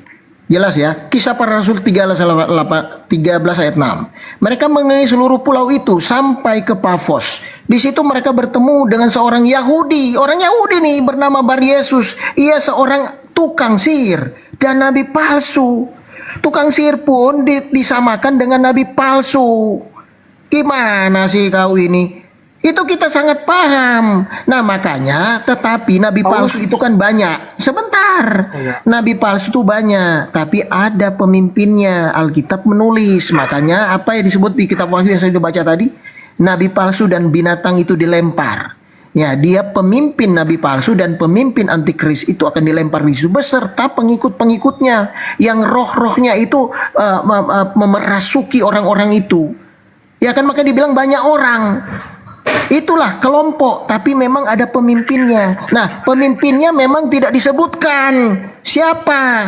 Nah, sekarang silakan Anda cari. Kalau di Alkitab kita punya formula sendiri untuk mengecek itu dengan secara presisi. Tapi saya tidak mau terjebak dengan yang digiring oleh si guru palsu Suma itu. Supaya saya sebutkan siapa dia. Ya, saya tambah satu lagi cirinya, Pak. Cirinya adalah ya, dia akan mengarungi lautan dan menjelajah daratan. Nah, itu tambahan lagi cirinya. Jadi semua ciri-ciri itu masuk kepada siapa? Ya kalian yang lihat sendirilah. Dari ciri-ciri nabi palsu itu kan kalian bisa tebak. Wah, ini ciri-ciri siapa? Misalnya contoh. Biar netizen yang menilai gitu. Iya, biar netizen yang menilai ya. Dengan ciri-ciri nabi palsu yang disebutkan di Bible itu, kira-kira itu cocok kepada siapa? biar netizen yang menilai ya. Jadi ciri-cirinya Iya, biar itu berasal netizen yang menilai. Iya. Iya, Itu ya, berasal jadi- dari kaum Farisi, itu yang pertama. Iya. Terus dia menyuruh menyembah kepada Allah yang lain selain Yorhevave. Ya, jadi dia menyuruh menyembah kepada Tuhan yang lain. Iya, Terus- siapa Tuhan yang lain itu? Ya, terus dia adalah serigala berbulu domba. Artinya apa? Sebelumnya dia serigala, dia masuk ke kawanan domba dengan menyamar jadi domba. Sebelumnya dia pembunuh. Ya, artinya kan dia pembunuh dombanya. Serigala itu kan yang memakan domba. Artinya dialah yang membunuh domba-domba tersebut. Terus tiba-tiba dia jadi kawanan domba tersebut. Nah, itu cirinya juga. Terus dia di padang gurun. Oke? Sama yang terakhir, dia mengarungi lautan dan menjelajah daratan. Artinya harus dia pernah naik kapal, mengarungi lautan, dan keliling dari kota ke kota. Nah, dari siapalah nabi palsu tersebut, biarkan teman-teman yang menilai. Kalau kita ya udahlah, kita bilang aja Al-Ayyubi lah, biar sepakat. Al-Ayyubi lah Paulus nabi palsu berlayar itu. ke Roma. Nih, Paulus berlayar ke Roma ya di Oh, jangan gitu, kisah kita para nggak rasul. menuduh. Kita nggak menuduh. Biarkan teman-teman yang menilai. Iya, mana ada ayat yang mengatakan bahwa nabi palsu itu menjelajah? Nggak ada, bro. Ya, terus begini ya, gini aja. Nabi palsu itu menyebar ke seluruh dunia. Ada ayatnya. Aduh, nggak Kenapa? selesai-selesai Karena nih, Jol.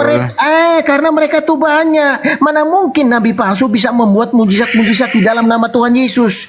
Ya, Rasul Paulus menyebarkan Dalam nama Injil. Lucifer, Pak. Yang dia Dalam nama sebarkan Lucifer. adalah Injil, kabar baik. Di dalamnya menyebarkan bahwa Yesus Kristus Nah, adalah ini Tuhan gara-gara dan Juru Cebi nih. Selamat. Ini Tuhan gara-gara Yesus Cebi, adalah tunggu dulu. Yahweh itu sendiri.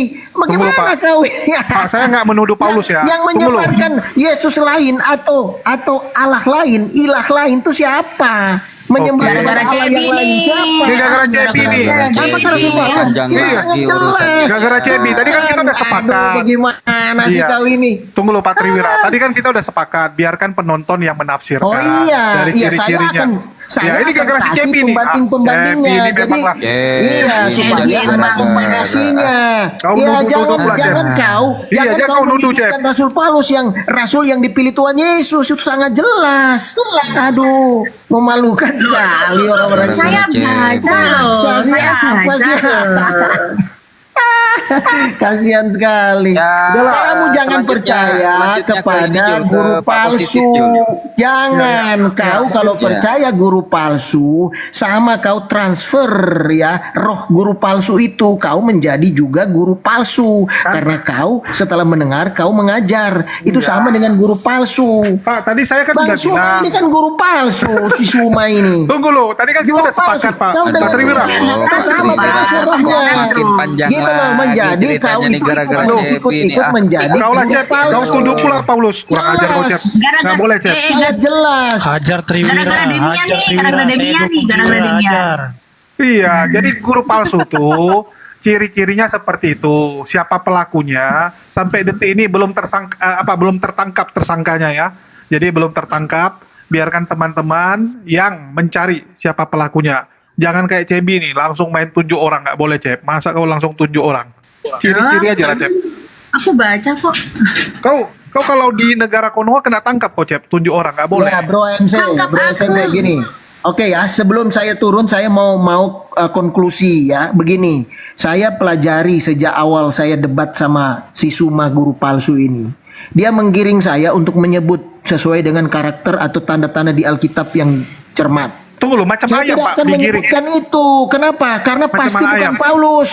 Oh, Kau macam harus mana tahu ayam nih? dulu, pasti bukan Paulus, tapi dia mau menggiring saya ke situ, ya. Udahlah, udah, supaya Pak saya Triwira, terjebak, biar jatuh di dalam netizen yang jebakan. menilai. Biar Aduh, kau netizen ini aja kita memalukan. Saya kembalikan sudah ke tahu netizen cara yang dia menilai, picik gitu dan loh. licik. Itu cara-cara guru nggak palsu. usah framing, Sangat. nggak usah Loh, framing dia yang lah. framing saya dari sejak awal kok. Ya Kau sudahlah, bisa biar lihat. netizen yang Ya menilai. kan ya, gitu netizen loh. tahu sejak awal Biar nggak bahwa panjang mereka urusannya. bahwa Suma Aduh. ini memframing saya, ya kan, mengolok-olok gara-gara saya Cebi sejak nih, awal. Saya gara-gara tidak pernah Cebi melakukan nih. itu. Panjang Makanya saya lagi bilang urusannya nih, silakan aduh. kita lihat siapa yang pendusta, siapa yang penipu, siapa yang guru palsu. Sudah saya buktikan. ayat Alkitab berbicara dengan jelas. Percuma Bang Oke? Zuma lagi sholat itu Pak Ya, Triwira. udah. Jadi Iya. biar Oke ya. kita kembalikan Jadi kepada kita netizen. sepakat ya. Silakan. Kita tapi saya sepakat, sudah buktikan. Dan saya tersangkanya tidak mau belum terjebak tertangkap. atas Ya. giringan cara licik dari si Suma ini, si Aduh, penyesat mulai ini. lagi, Pak. Si Udah, Pak Triwira. palsu. Mulai lagi. Iya, Pak Triwira sudah. bisa diam nggak lu? Tunggu. Ini Pak Triwira kuat kali ngomong. Yang jadi Jadi- nabi palsu sama rasul palsu itu Paulus. Aduh. Tunggu dulu Bang Gladiator. Jangan gini ya. Jadi Gladiator ini Muslim Pak Kristen? Muslim rupanya. Jadi bagi teman-teman, tersangka nabi palsu ini kita sudah berikan ciri-cirinya. Sampai detik ini masih jadi DPO. Ya, masih jadi DPO. Jadi bagi teman-teman yang menemukan orang sesuai dengan ciri-ciri yang kita sampaikan, silakan ditangkap orang tersebut. Ya, jadi seperti Kita itu. sudah tahu kok, kita sudah ketemu sudah sejak ribuan tahun sudah tahu. Nah, cuma kita nggak mau Pak Triwira menyampaikan hidup itu. sudah ribuan tahun. Ya, Mantap, sudah. panjang Oke, umur. Makasih ya. Enggak, Pak Sudah Triwira tahu. udah hidup. Oke. Udah hidup Makasih, ribuan tahun. Ya, makasih, jadi Pak tapi Triwira. kita nggak Makasih. mau, kita nggak Makasih, mau brother. masuk jebakan, Makasih, brother. jebakan Kita kasih si guru kesempatan palsu untuk yang ini. lain ya. Kita Kan kasih jebakannya, kesempatan untuk yang dia lain ya. menciptakan Brother, jebakan di makasih, situ, makasih. ya. Makasih, Ya, brother. makasih, Makasih. Ya, Makasih. sekarang kita Yuk, tanya yuk. positif dulu. Ya, kita tanya si positif dulu. Aduh. Gimana tanggapannya positif? Gara-gara si Cebi Iya, sakit Cep. kuping. Nggak boleh tunjuk orang, Cep. Kau tunjuk orang ditangkap nanti kita. Aku nggak nuduh loh. Aku baca. Oh ya, Cebi membaca bahwa Paulus mengarungi lautan. Buat teman-teman yang di bawah, teman-teman mohon dengan sangat ya, yang Muslim jangan maksa gitu loh, jangan maksa naik, biar komalnya nggak berat. Terus kita kasih kesempatan buat teman-teman yang Kristen, mau milih yang Kristen teman-teman. yang mana, kita bingung mau Iya. milih yang Kristen yang mana, banyak banget yang request ini loh, moderatornya Iya, itu dia. bingung. Yang Kristen yang mau naik silakan ketik dulu di bawah Kristen gitu ya. Teman-teman yang Muslim mohon ya, bukannya tidak menghargai, bukan gitu loh. Iya, Ya, iya. lanjut. Jadi lanjut. gini teman-teman ya, tadi ada yang tulis, wah nggak tegas hostnya loh. Kita nggak boleh dong langsung tunjuk, nanti tersinggung orang-orang. Walaupun kita tahu siapa itu. Kita beri hak dia juga guys, jangan Iya. asal nurunin orang. Nangis Ini nanti kan dia. diskusi. Ya, ini ada si Demian De Kuclo akhirnya muncul lagi. Positif dulu. Demian. Ya, ya. Ya. Positif. Nggak, tunggu aku cuma mau bilang. Akhirnya Siang, tadi siang. Demian bisa sepakat dengan Triwira setelah bertahun-tahun berantem. Triwira silakan, itu anak positif. buah saya loh. Orang yang ada baru kau bilang. Ntar ku bilangin di amuk loh. Dulu Pak. dia itu diajarin bahasa Ibrani sama saya. Udah Cuman dulu lah. akhir-akhir ini aja yang dia Nggak usah bandel, didengerin Jul. nggak apa-apa lah. Nggak usah didengerin Jul. Bosen Iya. denger suaranya. Nggak, dia nggak pernah berani di depan orang, tapi di belakang kowar-kowar. Sama kayak Iya. Malikil.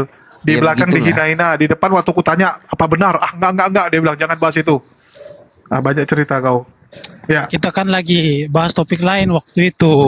iya kan Positif dulu Jul. Ya, Beliau positif, nih silakan, Jul. silakan, Ah. positif. Bu, gimana cara ngomongnya nih? Bu, positif Bu. Ya, ya. Ya, Ibu ini dari Kristen Denom yang mana Bu? Kok Ibu ini agak lain dari yang lain gitu loh. Ini Iya, Kristen yang gini, sudah Pak. bertobat. Gini Pak, saya dulunya Kristen Kristen yang percaya Tritunggal di Protestan.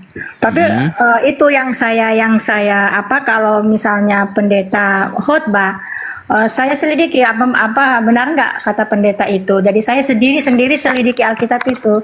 Jadi yang tadi antara Bang Suma dengan Bang siapa tadi ini? Tri ini kalau Tri yang Pak Tri ini yang salahnya itu yang saya lihat itu tentang Tuhannya gitu, Tritunggal. Nah itu kalau itu saya tidak setuju bahwa di Alkitab itu Tritunggal itu tidak berdasar kan begitu, dan menyatakan bahwa Yesus itu Allah sendiri, dan sedangkan kan Yesus bilang aku diutus, berarti ada yang mengutus ya kan begitu. Nah, yang mengutus berarti yang mengutus itu tetap ada di surga, yaitu Bapa di surga kan begitu. Nah itu yang saya tidak sepaham dengan Pak Tri. Nah kalau mengenai yang tadi dijelaskan tentang Petrus, tentang itu kalau tentang Petrus, kalau itu saya sepaham. Paulus, bukan Petrus. Paulus, ya, tentang Paulus itu semua yang dijelaskan Pak Tri itu sepaham dengan saya. Cuma yang tidak sepaham tentang Tritunggal, cuma itu. Dan di sini kedua-duanya mengklaim bahwa dirinya yang mempertahankan bahwa dia yang paling benar gitu ya. Jadi kalau kita mau lihat bahwa kalau Pak Tri percaya bahwa Yesus itu adalah utusan Allah, dan Allah itu adalah Bapa yang di surga, itu sudah sempurna. Jadi begitu. Cuman itu yang saya salah paham. Tapi kalau yang lainnya tadi dijelaskan itu memang seperti itu, masuk akal begitu. Tapi jadi kalau Bang Suma misalnya Bintang Timur apa segala macam itu dia salah paham itu. Jadi saya lihat seperti itu. Jadi saya tidak memihak di sini kan, karena saya cari kebenaran begitu, bukan pembenaran. Jadi banyak hal Bang Suma sampaikan tidak sesuai yang ada di Alkitab. Dia cuma kayak ceplos-ceplos begitu. Padahal tidak seperti itu. Nah, seperti dia mengatakan bahwa di Alkitab ada bahwa Roh Kudus itu menuju ke Muhammad, tapi kalau di Alkitab itu tidak seperti itu, bahwa Yesus mengatakan bahwa akan memberikan Roh Penghibur, yaitu kan sudah jelas, yaitu Roh Kudus. Apabila kamu minta akan diberi. Nah, itu dia. Tapi kalau Bang Suma saya lihat merujuk kepada Muhammad. Tapi begini, bukan kami tidak mau percaya Muhammad, tetapi di ajaran kita tidak ada kata Muhammad. Bagaimana kita mau percaya tapi tidak ada di Alkitab. Makanya Tapi gini Bu Positif, ya. kan ini jadi melebar ke roh penghibur ya. Jadi menurut Bu Positif, orang Kristen punya roh penghibur, yaitu Roh Kudus yang menghibur dia kalau dia lagi sedih susah.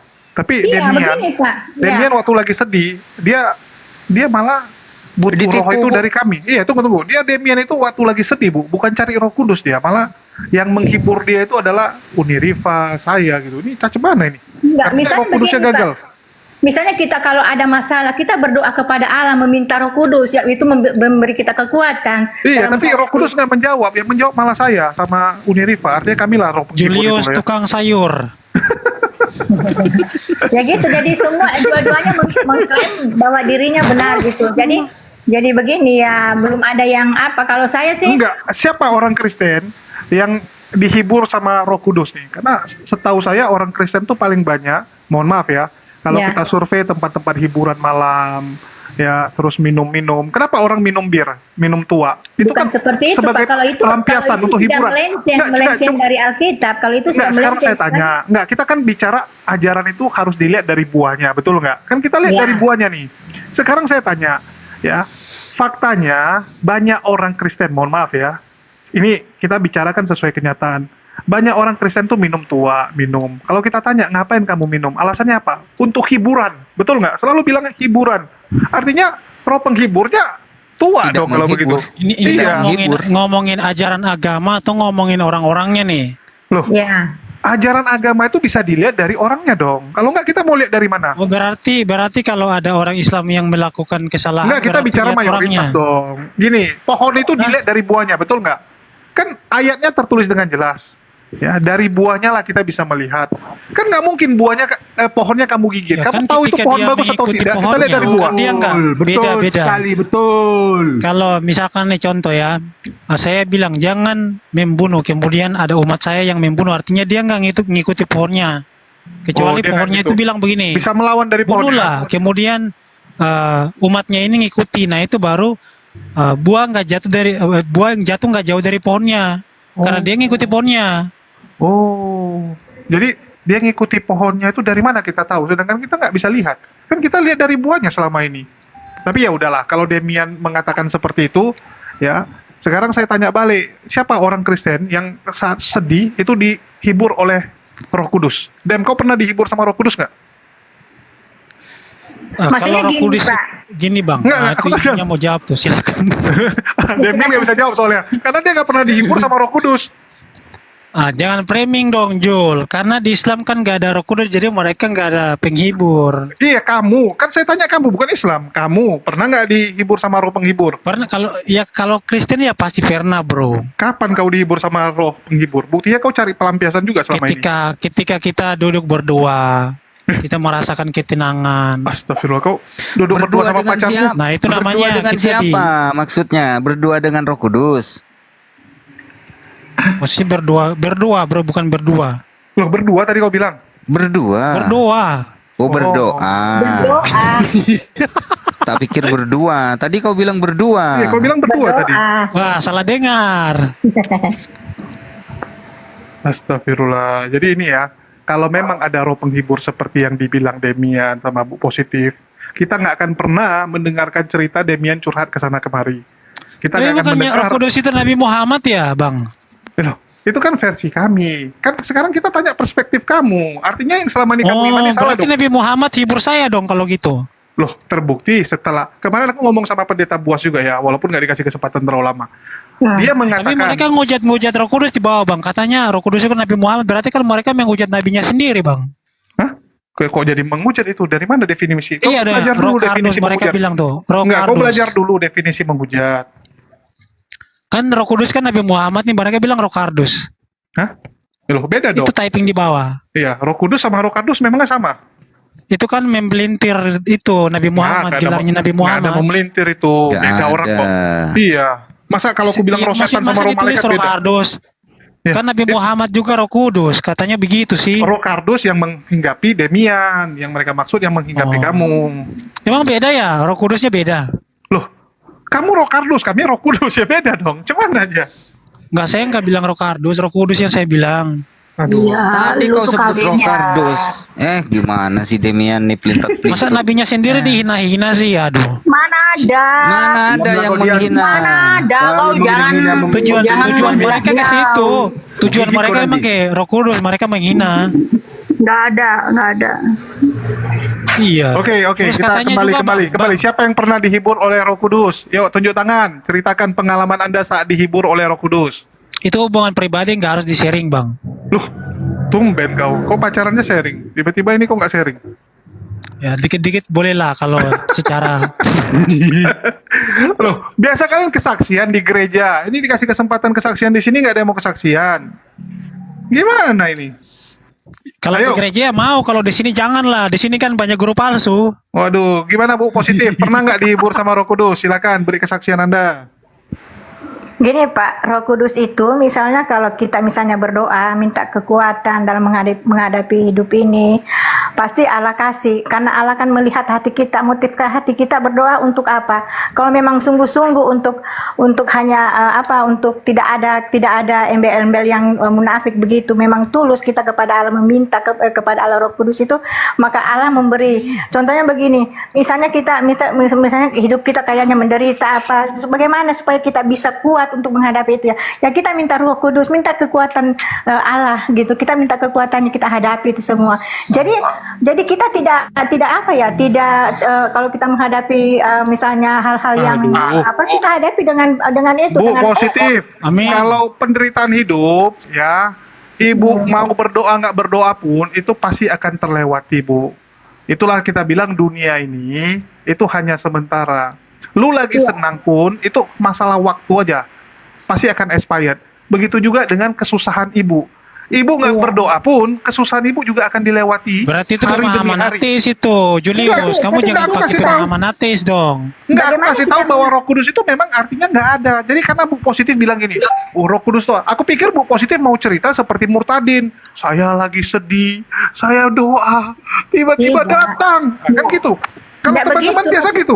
jadi bagaimana kita bisa menghadapi hal-hal yang Loh, yang kan itu kita Roh Kudus bisa kan salah kuat, satu dari bisa 3 pribadi kekuatan. Tuhan.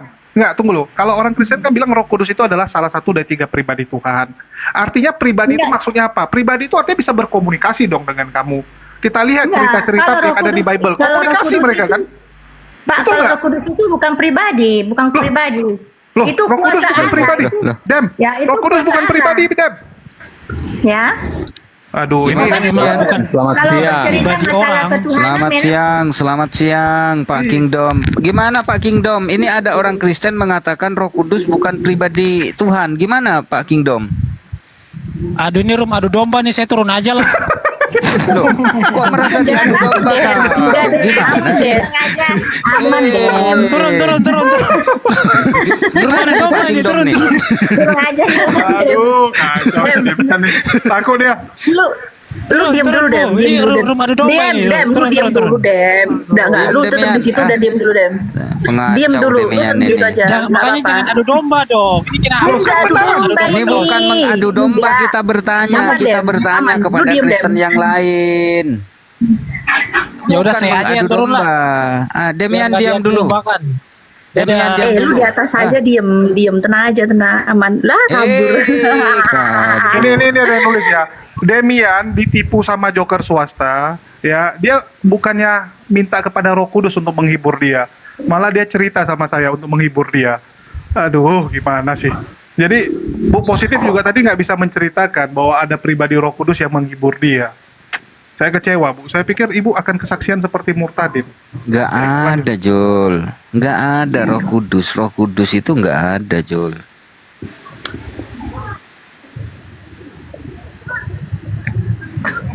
Jul. Lanjut. Di bawah itu banyak yang minta host tegas. Maksudnya apa sih Jul? Nggak tahu. Kan nggak mungkin Tahu tuh. maki-maki orang nih. Kan ada aja. Ada aja kalian. Maksudnya kasih waktu. Jadi gini, Kasih teman-teman. waktu. Jangan Silakan Pak, silakan. Roh Kudus itu adalah pribadi Allah. Ya, jadi baik Bapa, Yesus dan Roh Kudus itu tiga pribadi dalam satu hakikat yang Ini namanya beda lagi nih, gimana ini Bu Positif, kok jadi begini nih, kok beda-beda Bu? Iya, Aku kok jadi makanya pusing. kalau ketuhanan itu saya pasti beda karena kan mereka kan percaya Tritunggal sedangkan saya tidak. Pasti beda pemahamannya gitu. Kalau Nah, ini Roh Kudusnya yang mana yang bener ini? Roh Kudus mana yang bener ini? Apa yang kalau- menghinggapi positif atau yang menghinggapi atau membimbing kingdom ini? Kok bisa beda? ya, Jadi beda begini, karena baik Bapa dan Anak dan Roh Kudus itu masing-masing itu fungsinya berbeda ya. Cara kerjanya berbeda. Cara kerjanya Bapa itu adalah penciptaan. Sementara Anak Yesus adalah penebusan. Terus Roh Kudus itu adalah memberikan penghiburan, kekuatan, menginsafkan kita akan dosa, akan dunia ini. Nah, kenapa Yesus berbicara bahwa ketika dia naik dia akan mengirim Roh Kudus? Nah, untuk mengingatkan, untuk menghibur, untuk menguatkan, untuk memberi pewahyuan kepada kita siapa itu Allah. Jadi masing-masing ini punya cara kerja yang berbeda. Hakikatnya itu adalah Allah ya. Makanya Yohanes 1 ayat 1 berkata demikian. Pada mulanya adalah firman. Firman itu bersama-sama dengan Allah dan firman itu adalah Allah. Jadi Bapa itu adalah gelar. Sementara Yesus adalah nama kemanusiaan. Nah, tadi saya dengar katanya bahwa Bang Suma katakan bahwa Roh Kudus itu adalah Muhammad. Apa hubungannya Roh Kudus dengan Muhammad? Apa hubungannya bahasa Yesus bahwa dia akan mengirim Roh Kudus dengan Muhammad? Ini framing, Nggak ada hubungannya sama Muhammad. Bentar. Buktiin Bang Zuma Bentar. bilang Roh Kudus itu Nabi Muhammad. Nggak ada Bang Zuma kayak gitu. Bang Zuma nggak ada bilang Roh Kudus itu Nabi Muhammad, nggak ada. Nah, tadi saya kan dengar itu Nggak ada, katanya, nggak ada. itu. Nah, jadi bukan begitu ya? Enggak, Bang Zuma tidak membahas Roh Kudus adalah Nabi Muhammad. Yang dibahas oleh Bang Zuma tadi adalah siapa yang mengaku bertemu Yesus di padang gurun. Itu yang dibahas tadi, gitu loh. Ya, karena selama ini juga saya ini kan pernah debat juga sama Bang Zuma dan dia bertanya Pak, dan dia menyinggung, menarasikan bahwa Yesus berkata bahwa dia akan mengirim Roh Kudus, seorang penghibur ya, yaitu roh kebenaran, dan itu memang Bang Zuma merujuk kepada Muhammad. Itu saya dengar dari mulutnya Bang Zuma sendiri. Yang dimaksud Bang Zuma itu Yesus akan mengutus roh kudus ya, seorang penghibur, yaitu roh kebenaran. Seorang penghibur kata ini Bang Zuma, seorang itu merujuk kepada Muhammad. Nah, ini saya mau bilang teman-teman Islam, Jangan kalian mencomot ayat Alkitab terus mengklaim bahwa itu milik kalian.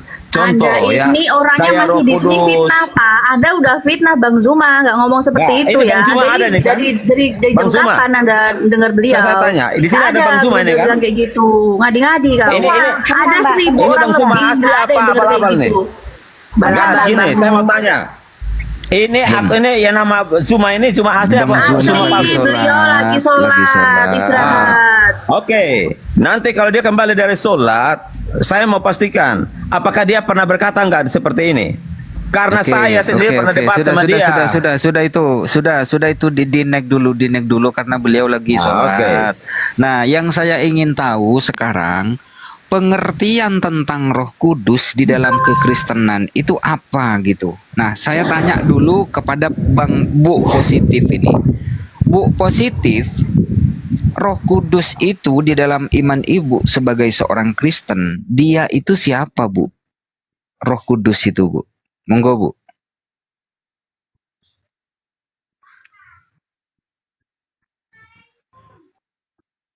Kikuk. Ngikik. Tuku. Tiup dulu. Ya, mungkin dia lagi jauh dari ini ya. Tadi pertanyaannya apa, Bang? Udah, jangan dulu ke Bu Positif dulu. Bu Positif biar Bu Positif yang menjawab. Bu Positif. Tiki. Halo, jadi Roh Kudus itu adalah kuasa Allah. Kuasa Allah di Malaikat 3 ayat 8. Nah, Lukas 1:35, di situ Allah akan mengirimkan rohnya, yaitu Roh Kudus, dengan cara menyalurkan ya kemana saja dia inginkan untuk melaksanakan kehendaknya. Jadi Roh Kudus itu bukan satu pribadi, tapi itu kuasa Allah. Gitu kan? Jadi yang pribadi, kalau Allah itu ya pribadi, Yesus pribadi, tapi Roh Kudus itu pribadi. Nah, banyak juga orang Kristen mengatakan bahwa firman itu adalah pribadi. Salah itu. Jadi kalau Roh Kudus dengan firman itu beda. Kalau firman itu ucapan Allah, kata Allah, firman Allah. Nah, itu yang Yesus bawa ke dunia untuk memberitahu bahwa inilah firman Allah. Kan begitu. Jadi kalau Roh Kudus itu adalah kuasa Allah di Malaikat 3 ayat 8. Nah, di Lukas 1:35 situ juga dijabarkan bahwa kuasa itu Allah, kuasa kudus itu di mana Allah mengirimkan rohnya dengan cara menyalurkan kemana saja untuk melaksanakan kehendaknya. Itu terserah Allah, dia mau mengirim kepada siapa Roh Kudusnya itu, ya terserah Allah. Jadi Roh Kudus itu tidak bisa dikatakan pribadi, Pak, tapi itu bagian dari Allah, karena Allah kuasa, kan begitu. Oke. Jadi menurut Bu Positif, Roh Kudus itu bukan pribadi lain, gitu ya? Ya. Nah, menurut Pak Kingdom, Roh Kudus itu pribadi lain atau bukan? Kalau Jadi gini, Abi, Kak ya. Kingdom bilang pribadi yang lain. Kalau saya tidak, karena kita bisa baca di Mazmur 104 ayat 30, di situ sangat jelas. Di Mazmur 139 ayat 7, Bapak boleh baca di situ bahwa Roh Kudus, apa sih itu Roh Kudus? Roh Kudus itu kuasa Allah. Siapapun yang meminta, siapapun yang mau, ya kalau memang mau bertobat, ya kan Allah kan melihat juga itu hatinya kita, apa motivasi kita, maka Dia mengirimkan Roh Kudus itu. Dia kirim kemana saja, ya. Waktu Dia membuat waktu menciptakan langit dan bumi ini, yang itu kan kuasa kudusnya yang bekerja, Roh Kudusnya bekerja, dan begitu. Berapa Ya. kali Allah mengucapkan maka jadilah. Nah, itu fungsinya firman. Allah mengucapkan. Nah, kuasanya kuasa kudusnya itu bekerja, itu gitu, Pak. Oke. Poinnya sudah dapat. Silakan Pak Kingdom ditanggapi sambil nunggu Bang Zuma. Enggak, jadi begini Abang, ini kan sebenarnya kalau mau bahas denom itu kan sebenarnya itu ranahnya ya internalnya Kristen. Ini Kalian bukan nggak masalah akan paham. denom, Pak. Ini bukan masalah denom, tapi pemahaman Bro. loh. Ya, pemahaman denom, masing-masing denom itu dia punya pemahaman sendiri ya. Jadi ada yang berkata bahwa dia Jesus only, Ada yang berkata bahwa Tritunggal, Bapa, Putra, dan Roh Kudus itu 3 pribadi, hakikatnya satu. Terus ada yang berkata bahwa hanya Yesus saja, Bapa bukan pribadi, Roh Kudus bukan pribadi. Nah, tetapi saya mau bilang kayak begini, inti keimanan dari kekristenan itu adalah mempercayai Yesus Kristus adalah Tuhan, Juru Selamat dan penebus dosa. Ya. Terus kalau ada Jadi, denom yang lain mengatakan Yesus bukan yang Tuhan mau- gimana? Lah, berarti itu bukan Kristen. Oh, ibu positif. Ibu positif. Ya, ya, ya. Apakah ibu meyakini bahwasanya Yesus adalah Tuhan? Gini Pak, ada dua versi itu kata Tuhan, tapi kata Tuhan itu tidak selamanya merujuk kepada Allah. Tuhan itu, Yesus itu kan kita tahu bukan Tuhan. Berarti kata Tuhan kalau disematkan di dalam Yesus itu Tuhan, artinya Tuhan. Bukan Oke, Tuhan. dapat. Menurut Bu Positif, Yesus ini adalah Tuhan, bukan Tuhan. Gimana Pak Ya. Kingdom? Jadi begini, arti kata Tuhan itu berarti dia Tuhan di atas segala Tuhan, ya. Tidak ada kata Tuhan ini yang bisa disematkan kepada Yesus, itu seperti Tuhan manusia biasa. Itu artinya. Dan memang Yesus itu adalah Tuhan. Bukan hanya Tuhan saja, tetapi dia adalah Tuhan di atas segala Tuhan. Makanya di Alkitab itu mengajarkan, baca aja dari Injil, dari Matius sampai di Wahyu, pasti di situ akan kata Yesus Kristus Tuhan. Tidak dikatakan bahwa Yesus Kristus Tuhan, ya. Oke, Rasul sudah? Paulus juga dengan jelas mengajarkan itu. Rasul Petrus, semua rasul-rasul mengajarkan dengan jelas bahwa Yesus Kristus adalah Tuhan. Yesus Kristus Tuhan, bukan Yesus Kristus Tuhan. Tapi tidak masalah kalau bagi yang lain yang mengatakan bahwa Yesus Kristus bukan Tuhan, bagi saya itu bukan orang Kristen. Karena tidak ada orang Kristen yang tidak mengaku bahwa Yesus Kristus adalah Tuhan. Bu Alkitab Positif. sudah dengan jelas. Jikalau Roma coba Anda baca di Roma 10 ayat 9 dan 10. Di situ ayatnya berkata apa? Jangan melebar dulu, jangan melebar dulu. Enggak. Bu Positif. Untuk membuktikan bahwa Yesus Sebentar Kristus dulu. itu adalah Tuhan atau bukan. Sebentar dulu Pak Kingdom, jangan melebar. Ya. Bu Positif, kalau ada orang yang mengakui bahwasanya Yesus itu adalah Tuhan, dia bukan orang Kristen katanya Bu. Berarti dia secara tidak langsung mengatakan Anda bukan orang Kristen Bu. Apakah Anda terima Bu? Ya nggak terima lah. Justru orang Kristen yang kalau menyatakan bahwa Yesus adalah Allah sendiri, Tuhan Allah sendiri itu, maka dia lah ya binasa. Kan begitu. Nah, gimana Pak Kingdom? Menurut Bu Positif, Anda akan binasa karena Anda meyakini Yesus adalah Allah itu sendiri. Gimana nih Pak Kingdom? Di ayat Alkitab Ibu akal sehat yang mana yang mengatakan bahwa Yesus bukan Tuhan? Oke. Kita baca di Yohanes 17 ayat 3. Untuk mendapat kehidupan abadi, mereka perlu mengenal Engkau satu-satunya Allah yang benar. Dan ada kata dan mengenal Kristus yang Engkau utus. Nah, itu sebagai kita orang Kristen, kita harus mengimani bahwa Allah satu-satunya Allah, yaitu Allah yang benar. Mereka mengenal Engkau satu-satunya Allah yang benar, yang orang Kristen harus menurut Ibu akal sehat ini, apa artinya Kristus itu? Apa arti Kristus bagi Ibu? Yang diurapi.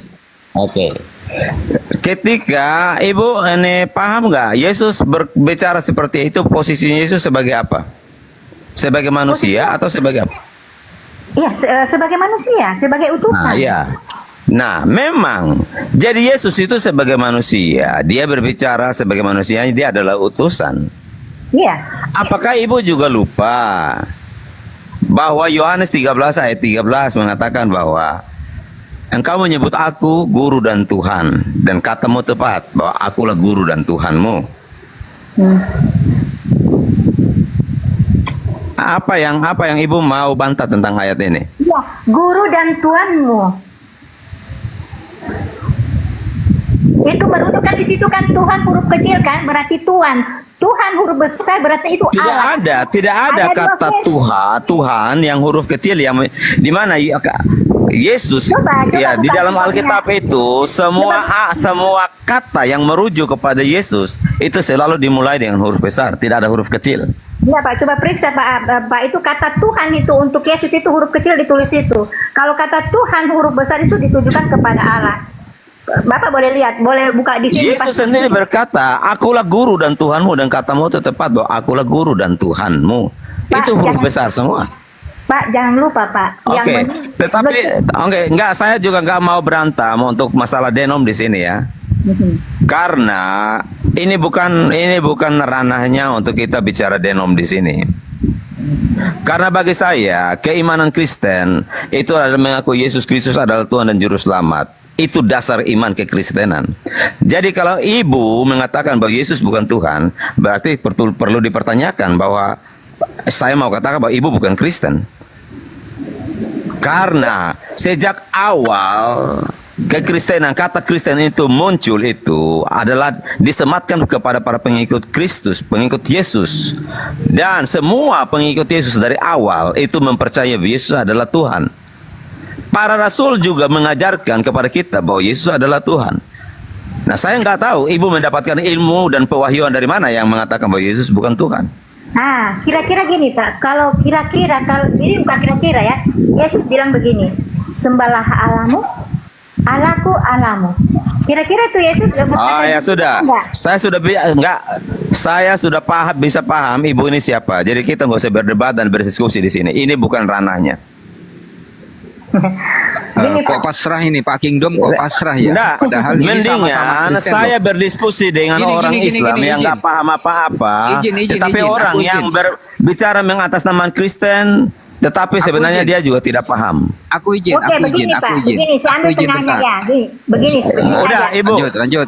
ibu, Stop dulu. kalau Saya- ibu mau berdebat dengan saya tentang ketuhanan, mendingan kita dua head to head saja. Jangan di kombal Islam, saya nggak mau. Gini Pak, saya ambil tengahnya. Oke lah, Yesus Tuhan. Tetapi Pak, dia bukan Allah. Itu aja. Karena pohon aja Lalu disembah- kenapa? Oke, kalau saya tanya ibu. pohon aja kalau disembah bisa Baik. dikatakan Tuhan karena kita menyembah dia. Saya tanya ibu. Lalu kenapa kalau dia bukan Tuhan harus berdoa atas nama dia, atas nama Yesus? Kenapa kalau Yesus bukan Tuhan harus berdoa atas nama Yesus? Kalau saya Kalau dia bukan berdoa- Tuhan. Kalau saya berdoa kepada Allah, bukan kepada Yesus. Oh, ya, saya sudah paham ibu ini siapa. Ya. Kan Yesus bilang sembahlah Allahmu. Tidak. Jadi, saya harus Maaf, sembah Allah. ibu ini bukan Kristen. Ibu ini saksi Yehova. Atas dasar apa mengatakan orang Iya, bukan atas Kristen? dasar- Saksi Yehova itu tidak mengaku Yesus adalah Tuhan. Oh, kalau begitu, Dia menyebut dirinya Kristen, tetapi dia tidak mengaku Yesus adalah Tuhan. Itulah saksi Yehova. kalau begitu Dan maaf, Pak, Ibu. kalau saksi Yehova mengajarkan Oke, seperti saya tanya, apa Ibu. yang saya bilang, berarti saksi Yehova lebih benar daripada Bapak. Kalau saksi Ibu, Yehova saya tanya tidak Ibu. menuhankan Yesus, kan Oke, begitu. Ibu Kristen, Ibu gereja di mana? Saya, Ah, kalau saya di Gemim, Pak Bapak tahu Gemim? Gemim. Di Minahasa. oke. Gemim. Tahu. Oke, Gemim itu mirip dengan Gemit. Itu kan gereja Protestan, ya kan? Ya, Protestan. Begini, Lah, Pak. kenapa? Gini. Oh, berarti baik. Saya akan mencari informasi tentang sinode Gemim ini. Kenapa sampai Gemim ini mengajarkan kepada jemaatnya bahwa Yesus bukan Tuhan? Oke, gini, Seluruh Pak. gereja, sebentar Ibu ya.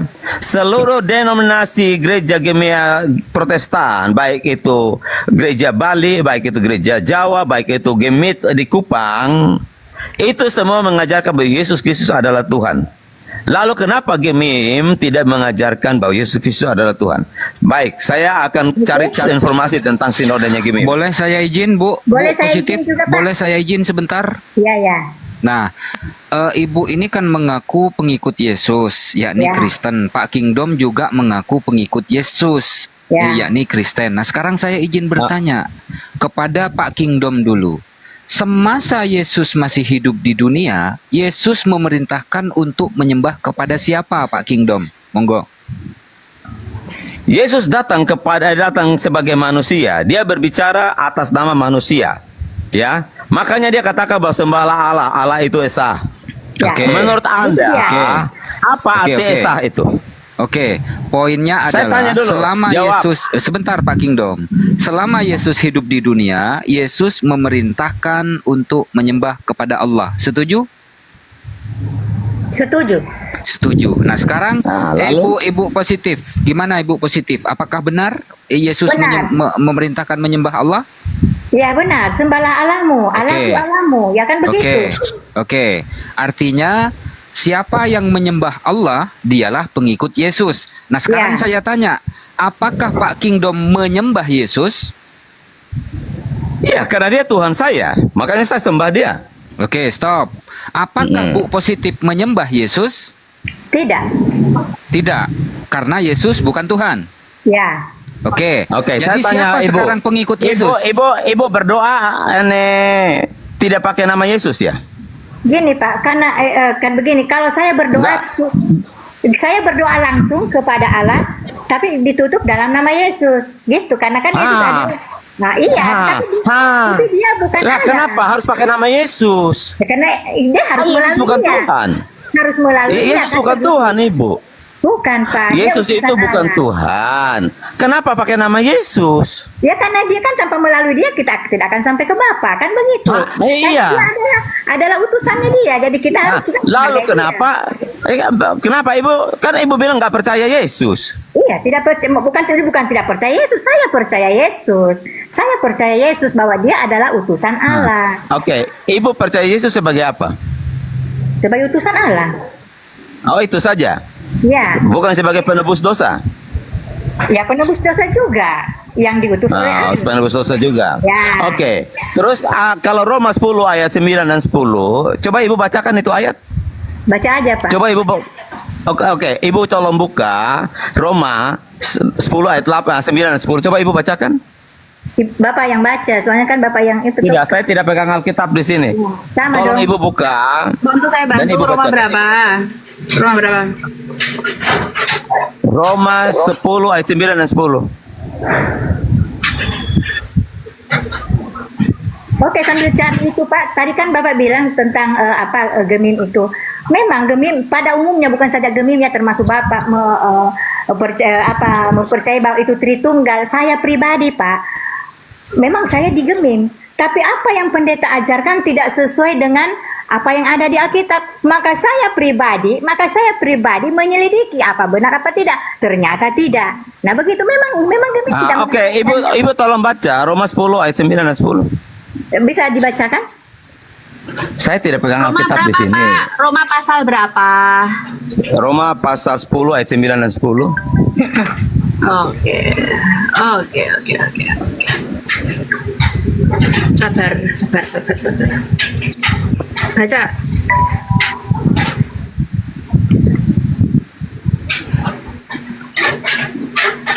Mana? Roma.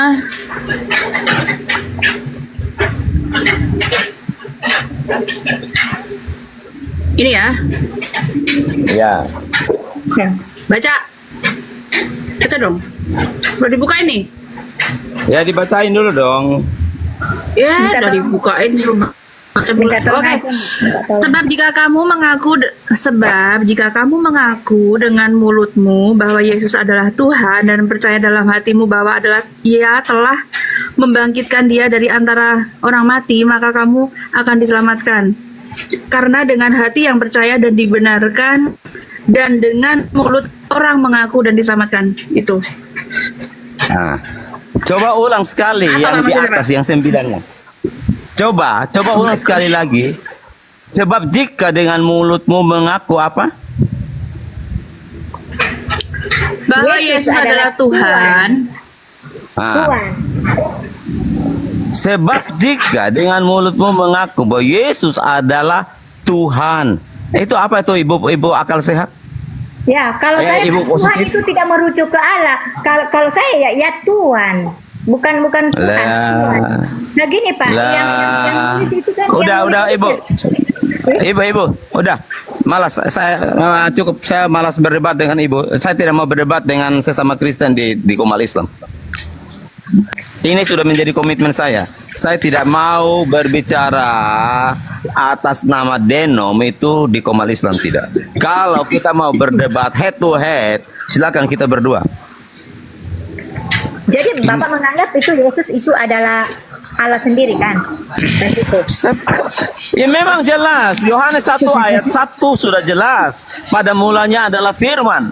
Firman itu bersama-sama dengan Allah. Dan firman itu adalah Allah. Ayat yang ke-14, firman itu telah menjadi daging manusia dan berdiam di antara kita. Itu sudah jelas. Pak Kingdom. Kalau di Yohanes 17 ayat 3 itu gimana itu? Makanya ibu pahami konteksnya semua secara keseluruhan. Jangan comot satu ayat. Ibu ini kayak orang-orang Islam aja main comot ayat dan mengartikan sesuka hati. 17 ayat 3 itu saya Kok comot. bawa-bawa kita? 17 ayat 3 saya comot itu. Coba baca baik-baik, renungkan itu. Halo, Bapak ini kok bawa kita? Kita bantu, dituduh-tuduh pula. Ah, Bapak.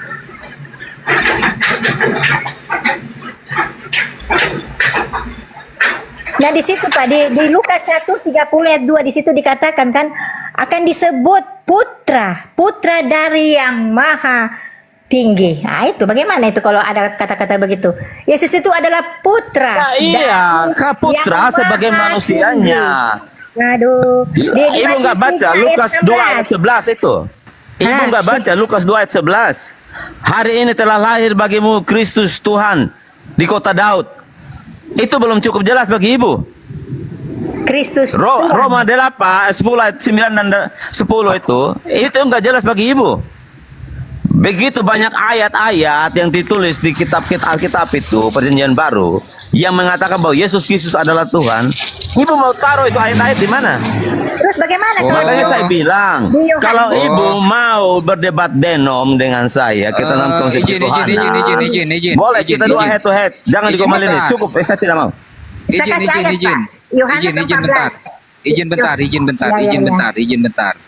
Jadi menurut pemahaman Pak Kingdom ini, Bunda Maria melahirkan Bapak, gitu maksudnya?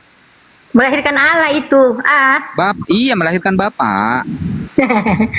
Nah, kan enggak masuk Gimana Pak Kingdom? Kalian ini memang botol semua, baik ibu akal sehat ini, positif ini, dan kalian ini memang otaknya apa ya? Kok nggak paham? Sebentar. Yesus itu Bapak bukan? Apa ini? Ya, ibu positif ini. Yesus itu Bapak bukan? Yesus itu? Ya bukan lah. Anda tahu, Bapak bukan. itu adalah gelar. Menurut ibu bukan. Menurut Bapak itu gelar. Gimana? Saya tanya, Bapak Presiden Joko Widodo, Bapak Joko Widodo, apakah Joko Widodo namanya Bapak? Ya Bapak. Dengerin ya. Ini analogi yang simpel aja buat kalian tuh memahami bahasa Indonesia yang benar. Terus tadi Bapak Jokowi kenapa? Biar aja dia kasih itu. Apakah kata Bapak yang pada Jokowi itu, apakah itu namanya Bapak? Ya gini. Tidak kan? Itu sebutan Bapak kan? Bapak itu Jokowi. gelar kan? Bapak Ya, itu kan gelar. Ya oke. Sementara saya sudah jelaskan, Bapak itu gelar. Yesus itu adalah kemanusiaannya. Oke gini Pak, misalnya Jokowi itu Bapak, misalnya Jokowi mengutus anaknya Gibran, apakah Gibran bisa dikatakan Bapak? Enggak kan? Ini kan beda. Nah itu Pak, makanya kalau Bapak Jokowi nggak bisa dong mengutus anaknya Gibran, apakah Gibran itu bisa disebut Bapak atau Jokowi? Ya Gibran. Tidak bisa. Ternyata ibu positif ini juga nggak paham. Ya udahlah. Silakan ibu sama ibu gini, ibu positif sama teman-teman Islam, kalian pun spiritnya sama ini. Jadi silakan lanjut aja. Ya memang seperti itu Pak. Contohnya kan Bapak kasih ke Jokowi tadi. Ya. Misalnya Jokowi mengutus Gibran. Saya sudah bisa paham ibu ini siapa. Karena ibu ini jangan kan tidak mengaku Yesus adalah jangan Tuhan. memojokkan Pak Kingdom. Gini, jangan ibu. memojokkan masalahnya. Gini, ibu. Anda Ibu ini mengaku pengikut Yesus, positif juga mengaku pengikut Yesus. Protes. Dengar Protes. dulu. Udah, kau diam dulu. Saya mau dulu bilang gini ya, lah. ibu, Aku moderator ibu loh. positif aja ini, ibu positif aja ini. Lanjut Bu, ajar Alkitab dia, Bu. sudah dengan jelas mengatakan bahwa jika orang tidak mengaku Yesus Kristus adalah Tuhan, dia adalah antikris itu, ya. Jadi maaf, saya tidak menjustify Anda saat ini, tetapi dari statement Anda sudah menunjukkan who are you Jika are, pengikut ya. Yesus mengatakan Yesus itu Allah akan binasa, gimana itu dia? Lah, Alah, gimana ayatnya yang mengaku Yesus adalah Allah Dan binasa? Di Matius juga bilang mengatakan begini, barang siapa yang percaya Yesus adalah anak Allah akan diselamatkan. Artinya kalau kamu bilang Yesus itu adalah Allah, tidak akan diselamatkan. Kan begitu? Oke, saya tanya Ibu. Yesus anak Allah, dia datang sebagai manusia, sebagai anak Allah. Nah, namanya anak Allah. Dia jadi Allah enggak? Tidaklah. Ya anak ke anak. Oh, berarti dia anak, terus baby, terus gitu ya? Ya anak Allah, karena dia akan dilahirkan oleh manusia. Saya tanya, dikatakan anak. Yesus dikatakan anak tunggal. Saya tanya, nah yang namanya anak tunggal itu akan jadi ahli waris enggak? Kalau Musa anak tunggal enggak? Ada enggak di Alkitab disebut dia juga anak tunggal? Musa itu kan dia punya saudara-saudara. Musa itu dia punya kakak. Tapi dikatakan anak namanya tunggal. Harun. Kalau gitu. Apakah dia anak tunggal? Ya tapi kan di Alkitab bilang anak tunggal. Apakah dia anak tunggal? Musa anak tunggal, dia punya saudara-saudara. Tapi dia akan disematkan bahwa dia anak tunggal.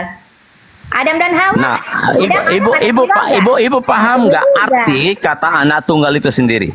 Nah, begini, saya sarankan ibu tolong belajar lagi lebih jauh, lebih dalam, pikniknya lebih jauh. Mungkin arti Bapak anak tunggal itu apa? Mungkin Ya, Bapak juga yang harus belajar, jangan percaya. karena kata pendeta kenapa? itu sesat sekali itu. Kenapa, ibu? Kalau Anda dengar, kenapa Allah berkata bahwa Yesus itu anak tunggal Allah? Hanya satu saja anak tunggal Allah. Dan dia adalah Yesus Kristus. Dia adalah pewaris kerajaan surga. Makanya Yesus berkata, telah diberikan kepadaku kuasa, kunci kerajaan surga di bumi dan di surga, ya. Kunci kerajaan baik di bumi dan di surga telah diberikan kepada Yesus. Berarti Yesus itu adalah pemilik satu-satunya baik seluruh alam jagat ini. Dia adalah penguasa tunggal. Sekarang Nah, aku kalau izin dia penguasa bertanya. tunggal, siapa yang lebih berkuasa dari dia? Oke, aku izin bertanya. Aku izin bentar Bu.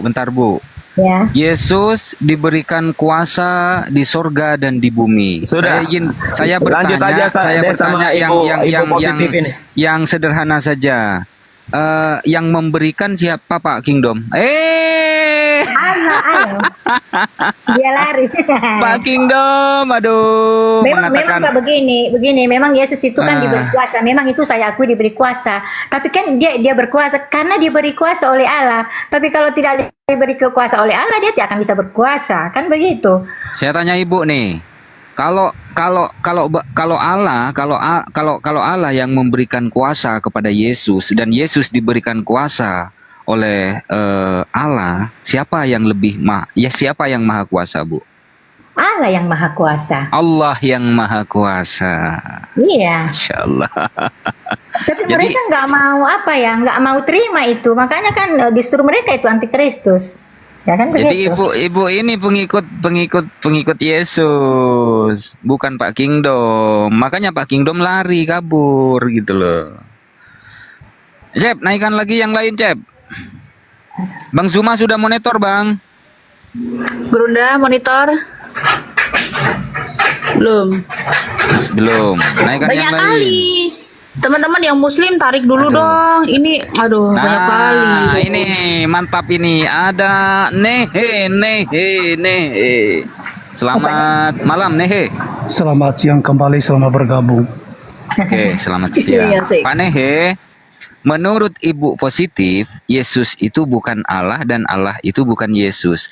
Pendapat Pak Nehe seperti apa? Monggo.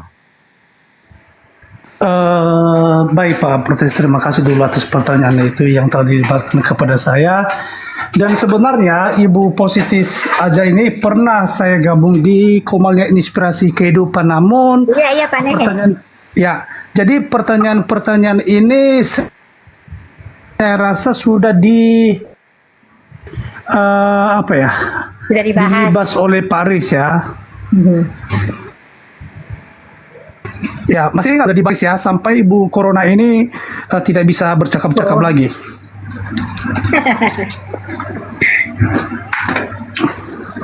Halo, monitor. Ya, terus Anda naik ke sini mau apa? Mau jadi, maksud berdiskusi atau berdebat dengan pihak Muslim gitu maksudnya? Enggak begini Pak Portes. Gimana? Jadi saya setuju sekalipun Ibu Positif ini mengakui dia sebagai seorang Kristen, tetapi sebuah tinjauan dari saya Ibu Positif, salah satu faktor dalam iman Kristen mengatakan dia dikatain sebagai antikristus adalah ketidakpengakuan terhadap Tuhan Yesus Kristus. Jadi kalau Anda mengatakan Anda adalah Kristen tetapi menolak ketuhanan Yesus, Anda adalah antikristus. Lalu bagaimana Anda bisa mengklaim bahwa Anda Kristen sedangkan Kristen adalah pengikut Kristus? Oke, jadi menurut Pak Nehe, Pak Bu Positif ini bukan Kristen. Ya Kristen lah. Nah, gimana tuh? Mungkin boleh saja Anda mengakui Kristen karena juga kebanyakan sekalipun kami menolak keberadaan saksi Yehova sebagai Kristen karena ada juga banyak saksi Yehova itu mengatakan mereka adalah Kristen, tetapi kami tidak mempercayai sepenuhnya bahwa mereka adalah Kristen karena beda dari doktrin kekristenan yang sejati. Kalau gini gitu, Pak, kalau Bapak merujuk ke saksi Yehova, yang saya tahu saksi Yehova juga percaya bahwa Yesus itu bukan Allah tapi utusan Allah. Nah, kalau saya pribadi justru mereka yang lebih benar daripada Bapak, kan begitu. Justru mereka itu pengikut Yesus. Karena mereka juga setahu saya ya mereka itu mengatakan bahwa Yesus itu adalah utusan Allah. Yesus itu memang berkuasa karena diberi kuasa, tapi bukan yang maha kuasa. Nah, itu yang saya tahu dari saksi Yehova. Berarti kalau saya nilai di sini saksi Yehova lebih benar daripada Anda, gitu. Oh, kamu mengatakan bahwa saksi Yehova lebih benar daripada saya. Anda tahu sejarahnya saksi Yehova? Kita gini Pak, kita jangan bermain sejarah, Makanya siapa itu Allah, siapa itu Yesus, apa itu Roh Kudus, apa itu Firman. Yang itu sebagai orang Kristen harus tahu kedudukannya semua itu, apa fungsinya semua itu. Nah, kalau kita tidak tahu fungsinya itu, maka kita nggak tahu mau menjelaskan kayak bagaimana, berbelit-belit. Nah, kalau saya menjelaskan tentang Allah, siapa Yesus, mereka tidak akan menantang karena mereka berpikirnya jernih gitu. Tapi kalau Bapak kan orang menantang kan apa? Berbelit-belit. Akhirnya kalau ditanya siapa itu Allah, siapa itu Yesus, itu Allah sendiri. Kan mereka tidak bisa terima karena memang tidak seperti itu. Tapi kalau saya menjelaskan mereka cepat mengerti karena tidak terlalu banyak yang tidak terlalu berbelit-belit, padat dan punya dan fakta kan begitu.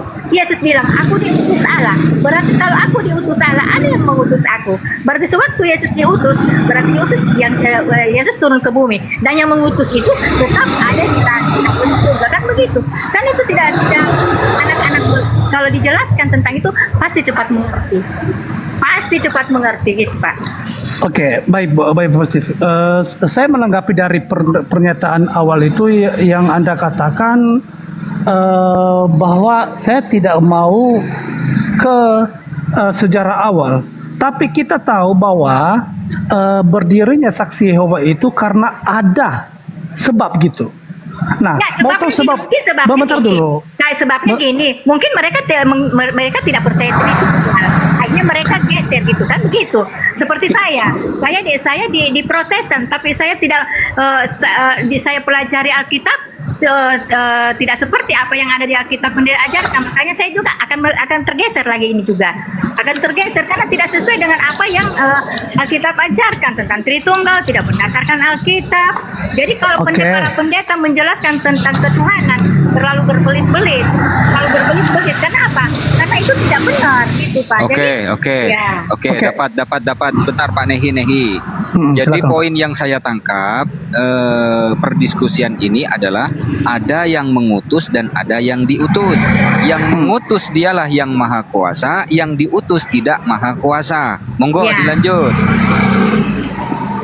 saya tangkap perdiskusian ini adalah ada yang mengutus dan ada yang diutus. Yang mengutus dialah yang maha kuasa, yang diutus tidak maha kuasa. Monggo dilanjut. Silakan Pak Nehe, yang mengutus maha kuasa, yang diutus tidak maha kuasa. Silakan ditanggapi.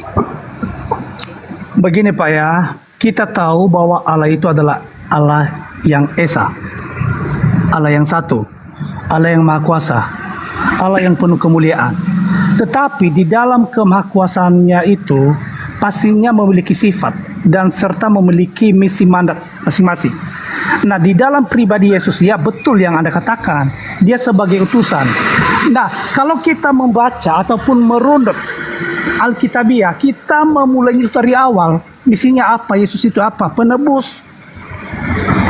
Nah, kalaupun Anda mengatakan, loh, kan kalau Yohanes itu mencatat bahwa dia sebagai utusan, ya betul, misinya itu cuma menebus. Makanya di dalam membacakan Alkitab itu dirunut, berantai dia, Pak.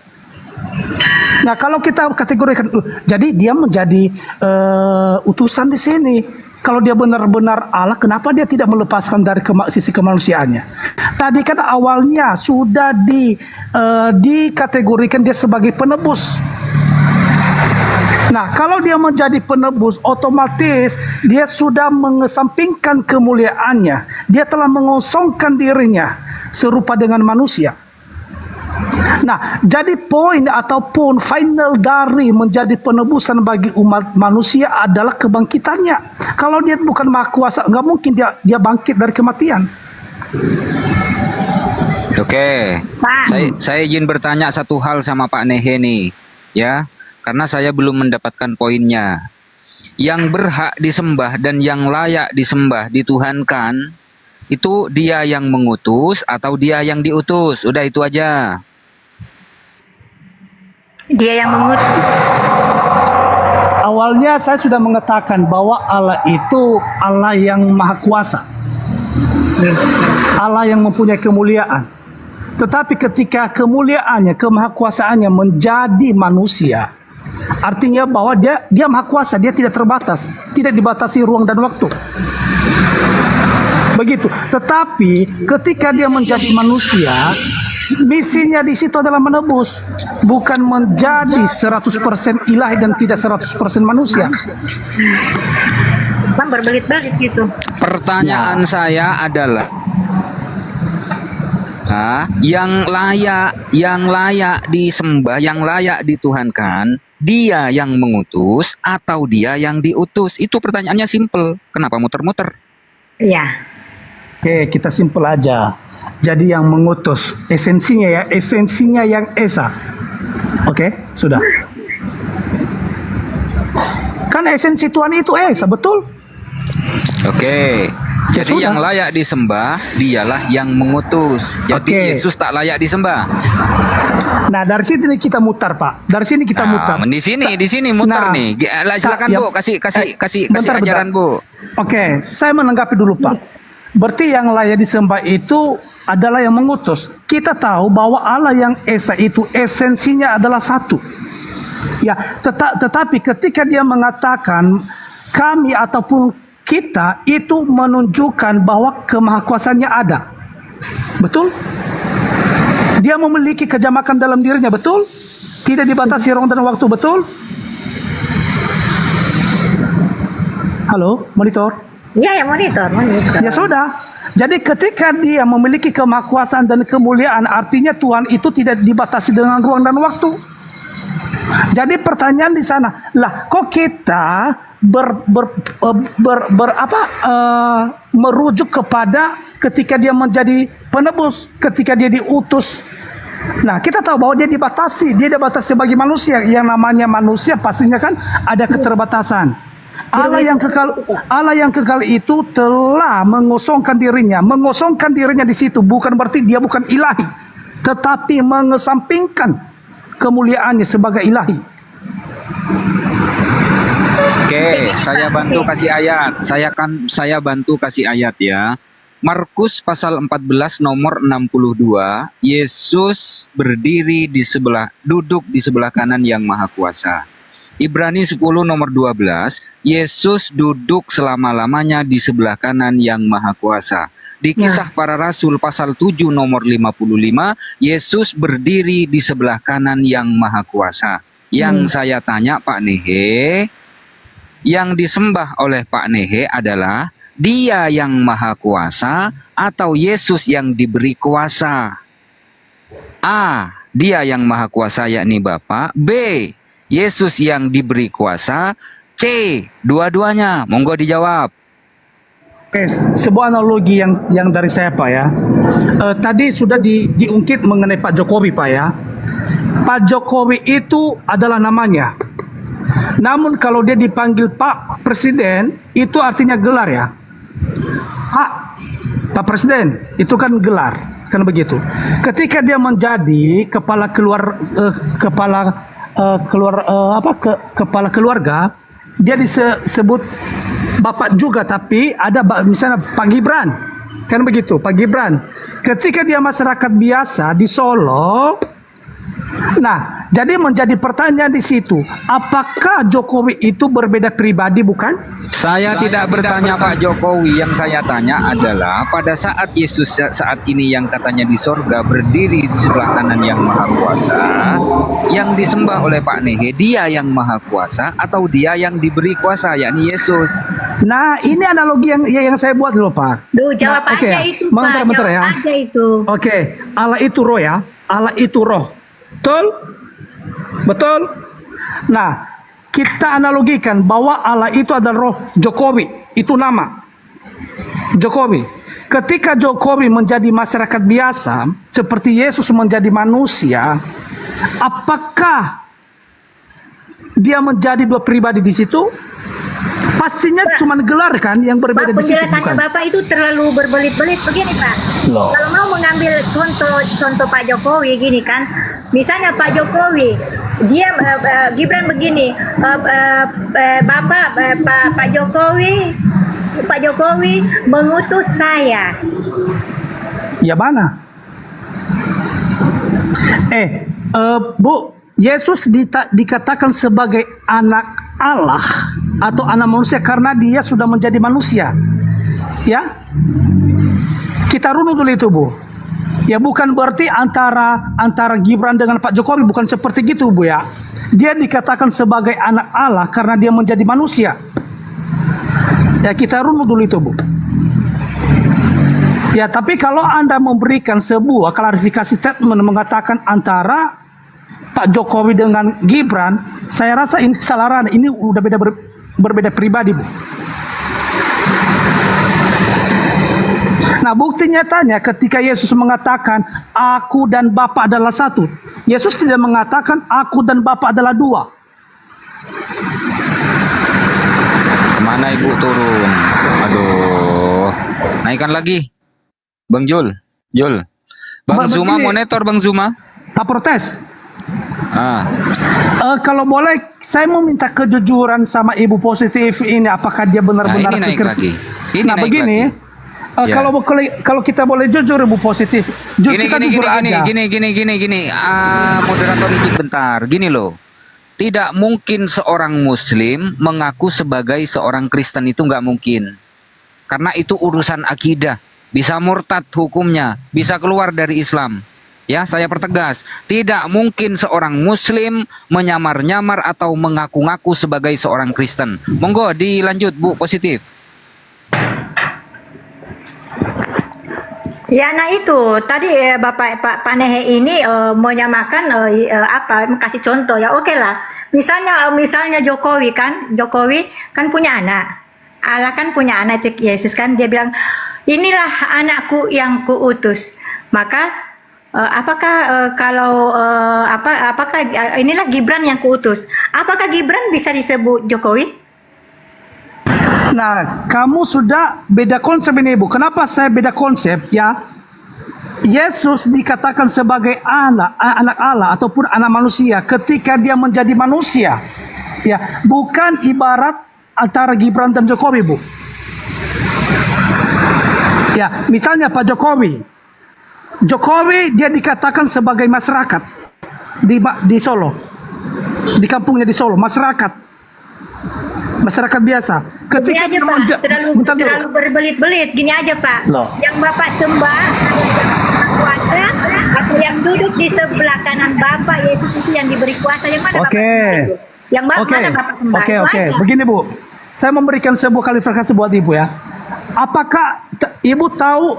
Ibu kan mengaku sebagai Kristen ini. Apakah Anda tahu Thomas, seorang peragu? Tahu. Nah, apa yang dia ragukan terhadap Yesus?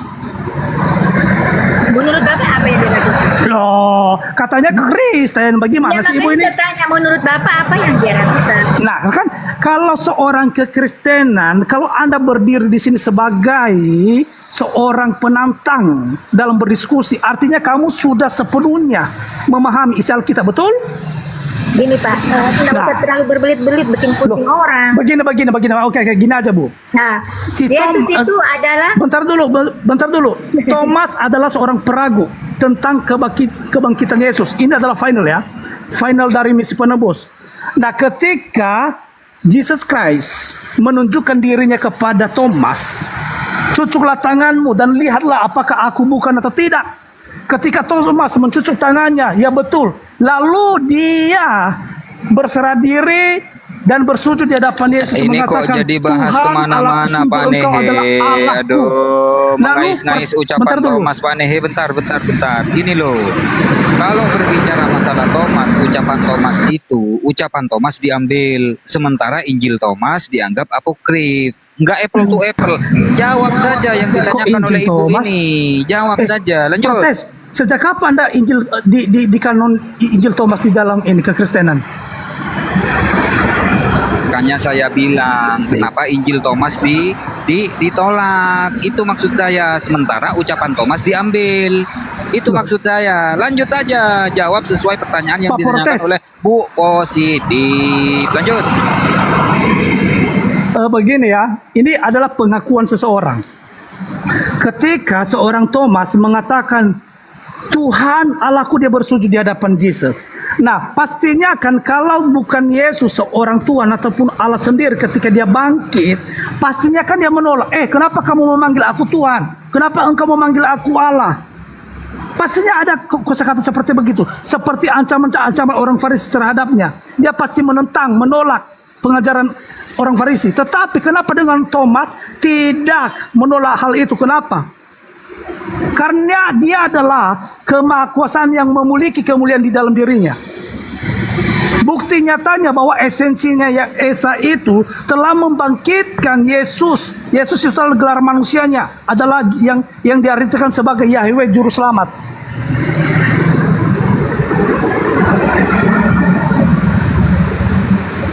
Nah, dari sini makanya saya bilang tadi Bu Positif, dari sini kita mulai bernarasi bingung ketika Anda menunjukkan bahwa Yesus itu adalah utusan. Gini Pak Nehe, misal nih ya, saya ini malam-malam kaget bertemu sosok putih gitu kan. Ya Tuhan ya hantu, ya Tuhan ya hantu. Apakah hantu itu lantas menjadi Tuhan? Kan enggak. No, begini protes. Kan Thomas kaget pada waktu itu. Ya, begini. Janganlah lari ke situ. Bukan di Jawab situ. sesuai yang ditanyakan. Enggak usah muter-muter. Tanyakan lagi Bu, sekali lagi Bu. Pak Protes. Ya, Pak Protes. Dalam peristiwa itu, si Thomas, si Thomas itu dia adalah seorang sarjana loh, bukan orang bodoh loh. Nah, dia mengatakan dalam peristiwa kebangkitan, aku tak percaya sebelum aku mencucukkan jari. Monggo ditanyakan lagi Bu, pertanyaannya yang tadi Bu, ditanyakan lagi. Ini menjawab pertanyaan sederhana kok. Aduh. Iya, Pak, maksud saya nanti dalam pengakuan apakah Yesus sebagai Tuhan, kita baca di Yohanes 20 26 sampai 29.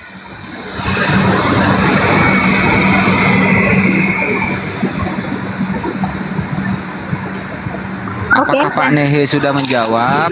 Gantian Pak, boleh? Pak Nehe tidak menjawab. Ditanyakan lagi Bu. Nah, makanya Pak Protes, makanya ketika Andreas kita baca sih Yohanes itu, Yesus mengatakan barang siapa melihat aku, ia telah melihat yang telah mengutus aku. Barang siapa membenci aku, ia membenci juga Bapakku. Nah, terus ketika dia memberikan pengampunan terhadap manusia yang berdosa pada saat itu, siapa yang kena penyakit kusta pada masa itu? Dia mengatakan Yesus. Yesus bilang yang mengutus aku. Kan ada Yesus, di situ yang bentar, mengutus aku. Yesus mengatakan dosamu telah terampuni. Siapa yang bisa mengampuni selain daripada Allah? Kok dia mengatakan dosamu adalah telah terampuni? Siapa sih sekarang manusia itu yang super irasional itu? Oke, fokus Yang ke ayat mengatakan itu ya. dosamu adalah telah Fokus ke ayat terampuni. itu ya. Oke. Dosamu sudah diampuni. Pertanyaannya, siapakah yang mengampuni dosa itu? Monggo dijawab. Jesus. Mana ada di situ? Loh. Atau perlu saya menunjukkan? Kalau Yesus yang mengampuni, seharusnya diksinya adalah dosamu sudah kuampuni. Kalau Yesus yang mengampuni, di ayat itu tertulis dosamu sudah diampuni. Pertanyaannya, siapa yang mengampuni? Jawab. Allah. Begini Pak, ini ya. Saya rasa saya tidak panjang lebar ya, karena semakin memberikan sebuah pertanyaan-pertanyaan liar seperti begini, ini adalah merupakan bentuk kekecewaan yang tidak menghantarkan kalian ke kelompok yang Alkitab yang benar. Kenapa? Kalian kan merunut mencomot satu per ayat. Maksud saya di sini, isi Alkitab yang benar itu isinya berantai, Bang. Bukan beda ayat, beda isinya. Beda ayat, beda isinya. Tidak. Makanya Ibu positif pusing nggak, Bu? pembacaan Alkitab itu berantai. Pusing tujuh keliling. Tuh, yang Kristen makanya aja pusing, apalagi yang Muslim. saya pernah mengalami ini kepusingan, Bu. Saya pernah. Kenapa saya merasa pusing? Karena tidak merunut. Saya tidak merunut dari awal. Comot sana, comot ke sini. Jadi bikin pusing. Ibaratnya kamu belajar ini, kamu langsung ke isi. Kan pastinya kan kamu memiliki latar dong. Kamu membahas latar dong, baru ke isi, baru kesimpulan. Ngapain kamu ke kesimpulan? Kamu mengatakan, oh Yesus itu utusan. Itu kan kesimpulan. Kan awalnya saya mengatakan bahwa membaca Alkitab itu dirunut, berantai dari awal ke awal. Makanya Yesus mengatakan, makanya Yesus mengatakan, aku adalah Alfa dan Omega. Apa itu Alfa dan Omega? Aku yang awal dan yang akhir. Nah itu untuk siapa itu Alfa dan Omega? Nah itu kan Yesus itu kan Jesus. Makanya saya mengatakan, makanya kemahakuasaan Allah yang tidak terbatas itu, dia sanggup mampu Udah nggak usah panjang-panjang nehe. Kalau berbicara Wahyu 1 nomor 8, jangan langsung dibaca nomor 8, baca dari ayat 1. Inilah wahyu Yesus Kristus yang dikaruniakan Allah. Artinya Allah yang memberi wahyu, Yesus yang menerima wahyu. Artinya Alfa Omega itu merujuk kepada yang memberi wahyu, bukan yang diberi wahyu. Ya. Betul, Bu? Betul. Nah, itu. Kan gampang, nggak perlu kita itu. Jadi Bapak bilang ambil kesimpulannya. Kalau orang berbicara terakhir kesimpulannya apa? Kesimpulannya Yesus itu utusan Allah. Nah gitu, DP kesimpulan. Dan satu-satunya Allah yaitu yang Bapak di sorga. Kesimpulannya itu. Jadi Bapak biar berbelit-belit, kesimpulannya ya itu. Kau bilang tadi Yesus mengampuni dosa. Mana ada? Di ayat itu jelas tertulis, ya. Dosamu sudah diampuni. Pertanyaannya, siapa yang mengampuni dosa itu? Dia yang mengutus Yesus. Kenapa? Karena Yesus tidak dapat berbuat apa-apa dari dirinya sendiri. Yohanes 5 nomor 30 kata Yesus, aku tidak dapat berbuat apa-apa dari diriku sendiri.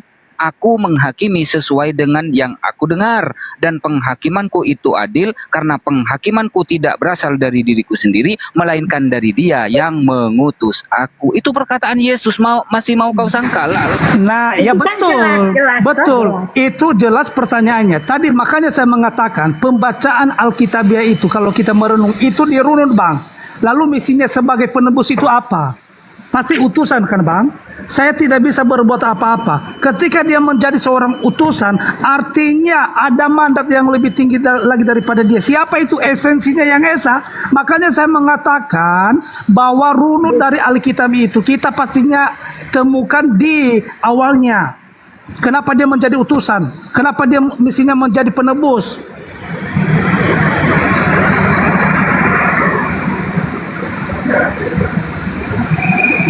Jul, kenapa kelap-kelip, Jul? Kayaknya Pak Nehe ini bukan kelasnya Bu Positif. Nggak Alkitabiah ini Pak Nehe ini. Nah. Jadi begini, kalau Ibu menurut saya Pak ya, positif ya. Kalau menurut saya Ibu Positif ini dia memberi dia seakan-akan itu dia menolak pengajaran bahwa segala sesuatu itu telah ditetapkan. Ya, jadi Satu pertanyaan dari Ibu Positif nggak dijawab-jawab sampai sekarang nih, udah setengah jam nih. Tadi kan saya sudah menjawab. Pertanyaannya adalah, yang disembah oleh Pak Nehe, dia yang maha kuasa atau yang duduk di sebelah kanan yang maha kuasa? Pak Nehe nggak menjawab sampai detik ini. Sudah 30 menit itu nih, nggak dijawab. Aduh, tadi kan saya sudah berbicara loh Pak, bahwa kita menyembah Allah yang Esa, Allah pemilik langit dan bumi ini.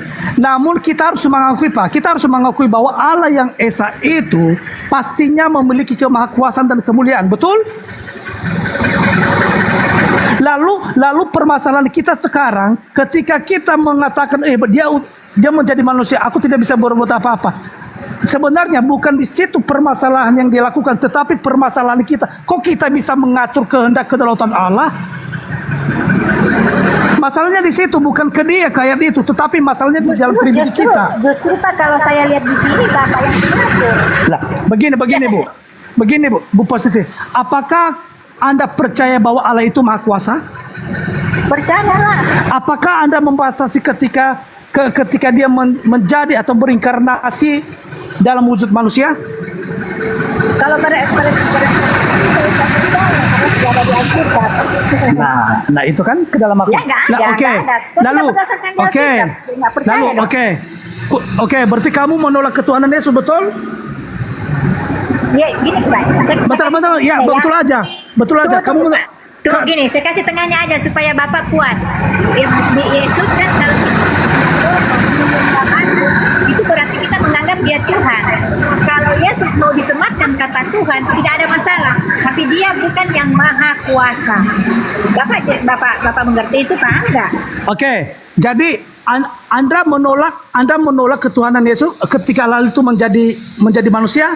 Anda menolak? Tuhan apa dulu Pak? Tuhan Allah atau Tuhan? Allah yang telah menjadikan langit dan bumi, Tuhan yang Esa itu ketika dia berinkarnasi menjadi manusia, apakah Anda menolak? Nggak ada ayatnya nggak? Ada nggak ayatnya itu?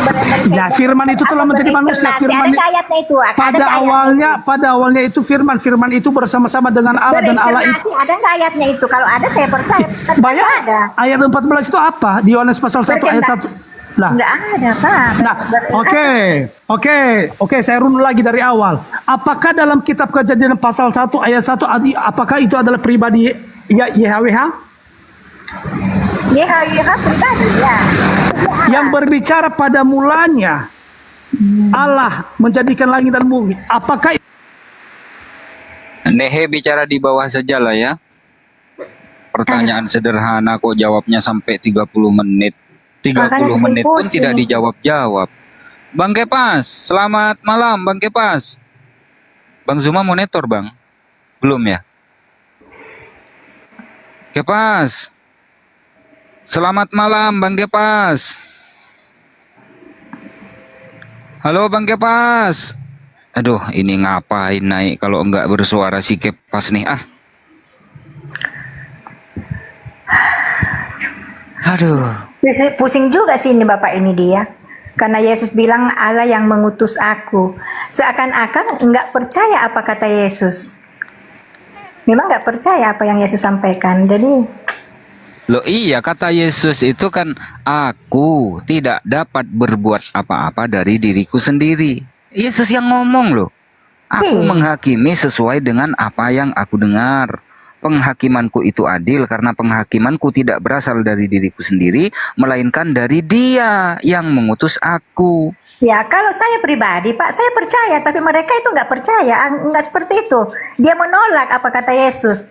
Kalau saya nggak menolak, memang benar itu. Yesus kan apa yang disampaikan Yesus itu benar. Tapi mereka nggak mau percaya. Jadi itu susahnya di situ. memang Pak Nehe saya ketik. Kenapa? Karena Pak Nehe nggak mau jujur. Ditanya Bondowoso, jawabnya Jember. Ditanya Jawa Timur, jawabnya Jakarta. Kan nggak nyambung. Pace Black, selamat malam Pace. Pace. Ya, assalamualaikum. Waalaikumsalam warahmatullahi wabarakatuh. Abang Muslim? Ya, alhamdulillah Muslim. Saya di Ya. bawah aja, Oke. Makasih Bang ya. Assalamualaikum. Oke. Monggo teman-teman Kristen yang mau naik, monggo. Oke, kita iklan bentar. Bagi teman-teman, jangan lupa ya, ini disiarkan di YouTube. Bagi teman-teman yang belum nonton secara utuh, bisa ditonton di channel Julkifli M. Abbas Official, Al Ayubi 86, Bam Tri Channel, dan Kisah HMC Official. Oke, lanjut.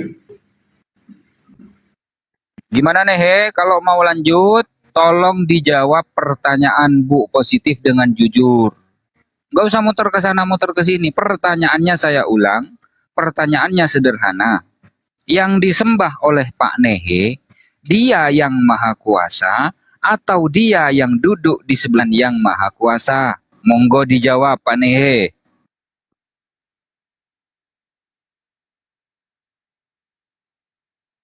Atau saya Baik, saya akan menjawab. Jadi yang saya kasih pilihan nih. Bentar dulu, saya menjawab. Lanjut. Nah, kamu dirimu memberikan rujukan pertanyaan question terhadap saya. Siapa yang kamu sembah? Dari awal saya mengatakan ya, yang saya sembah itu Allah yang telah menjadikan langit dan bumi. Nah, jadi siapa sih Allah yang telah menjadikan langit dan bumi itu? Ya, yang saya percaya adalah Yahweh. Nah, siapakah Yahweh itu? Yahweh itu dia berinkarnasi menjadi manusia dalam pribadi Yesus.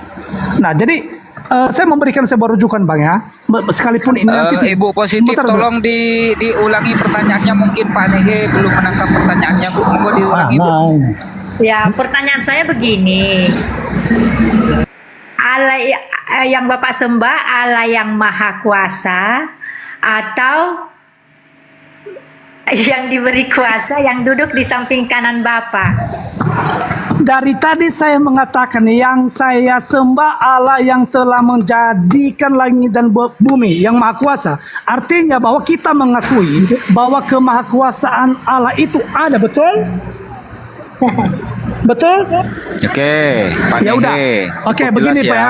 Oke, saya yang lanjutkan Pak ya. disembah oleh Pak Nehe adalah dia yang maha kuasa yang mengutus Yesus, dan Yesus tak maha kuasa dan tak layak untuk disembah. Betul Pak Nehe? Ya. Betul ya?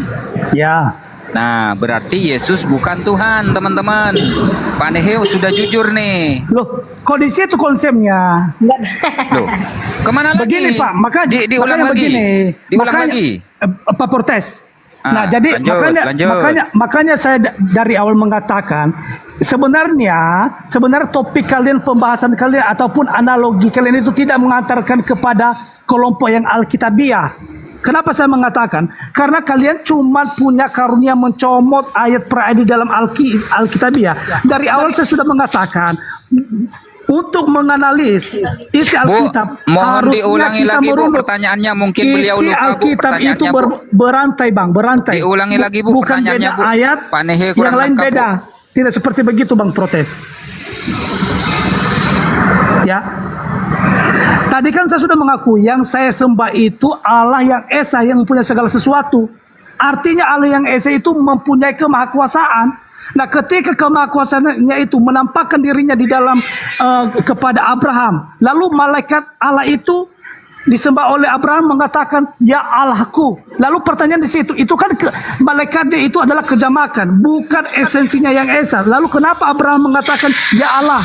Berarti kita mengakui bahwa setiap kemuliaan dan kemahakuasaan Tuhan itu adalah Allah sendiri, betul? Kita ulangi lagi. Oke, saya persempit saja. Tuhan satu-satunya yang disembah oleh Pak Nehe, dia yang mengutus Yesus atau Yesus yang diutus oleh Allah Bapa? Yang mana yang layak disembah dan yang mana yang disembah oleh Pak Nehe? Monggo dijawab. muter-muter di sini aja Pak Protes ya. Bapak B, Yesus C, dua-duanya. Pak, Anda itu membatasi seakan-akan Anda membahas trites, ya.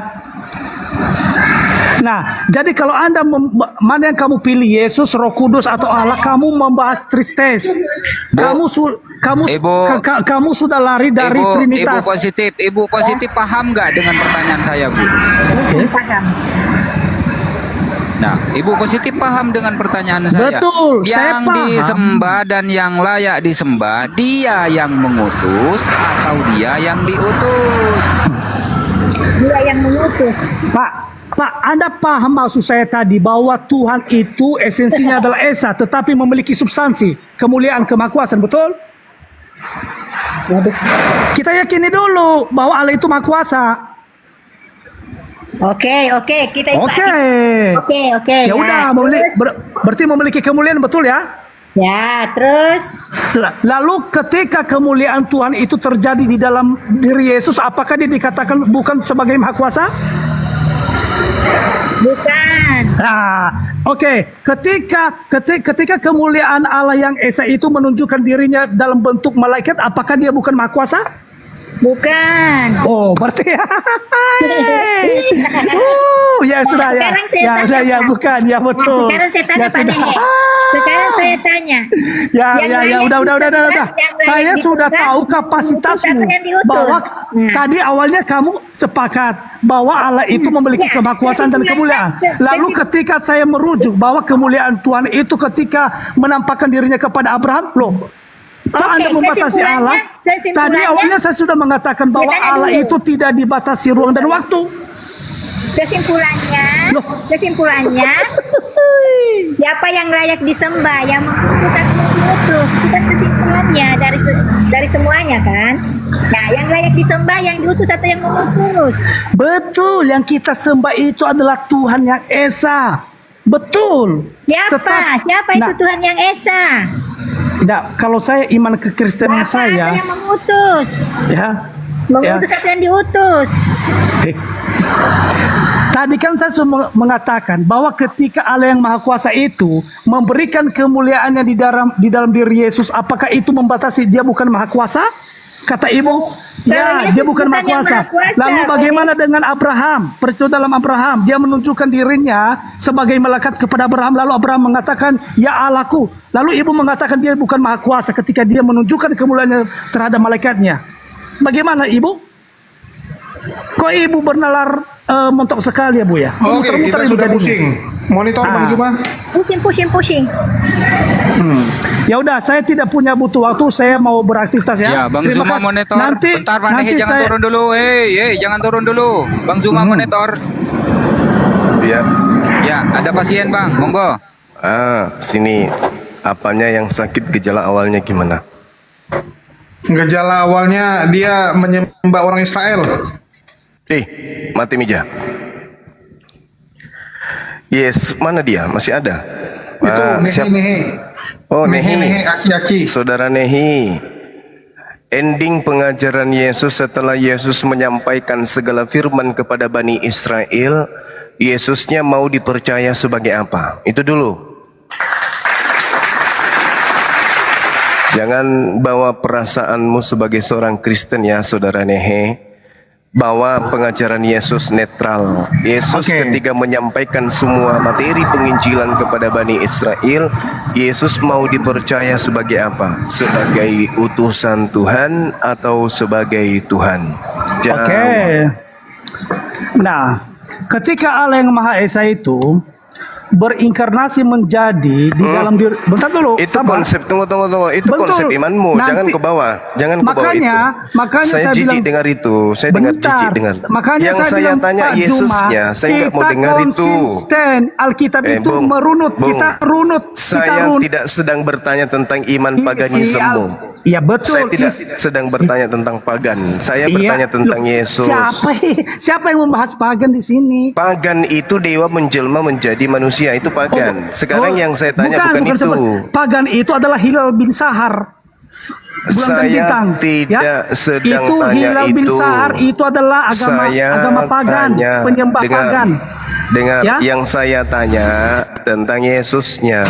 Bulan Yesus Sabit. mau ini kenapa kesurupan? Hampir semua penyembah Lucifer kok kayak ditanya ini kesurupan gitu loh. Jarang loh ada kesempatan bisa belajar dengan saya. Ya, saya kan bertanya tentang Yesusnya, Ya, saya nggak silakan, tanya silakan, tentang silakan. agamamu. Agamamu jelas pagan, nyembah anak orang dengan embel-embel inkarnasi lah, teofani lah, plus segala macam. Itu kan pagan itu. Yang saya tanya Yesus. Yesus itu mau dikenal, mau supaya orang percaya dirinya. Nah, sekarang permasalahannya, semua pengajaran Yesus yang disampaikan kepada Bani Israel itu Yesusnya mau dikenal sebagai nois, sebagai utusan Tuhan atau sebagai Tuhan. Itu dulu poinnya. Oke. Silakan.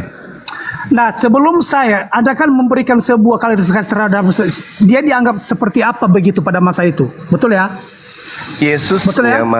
Yesusnya mau dipercaya sebagai apa? Lalu kenapa Anda melupakan bahwa di Yohanes pasal 1 ayat 1 itu di ayat 14 bahwa Allah itu telah firman dan firman itu menjadi manusia? Kan pengantar Itu Bible. kurang paham kah?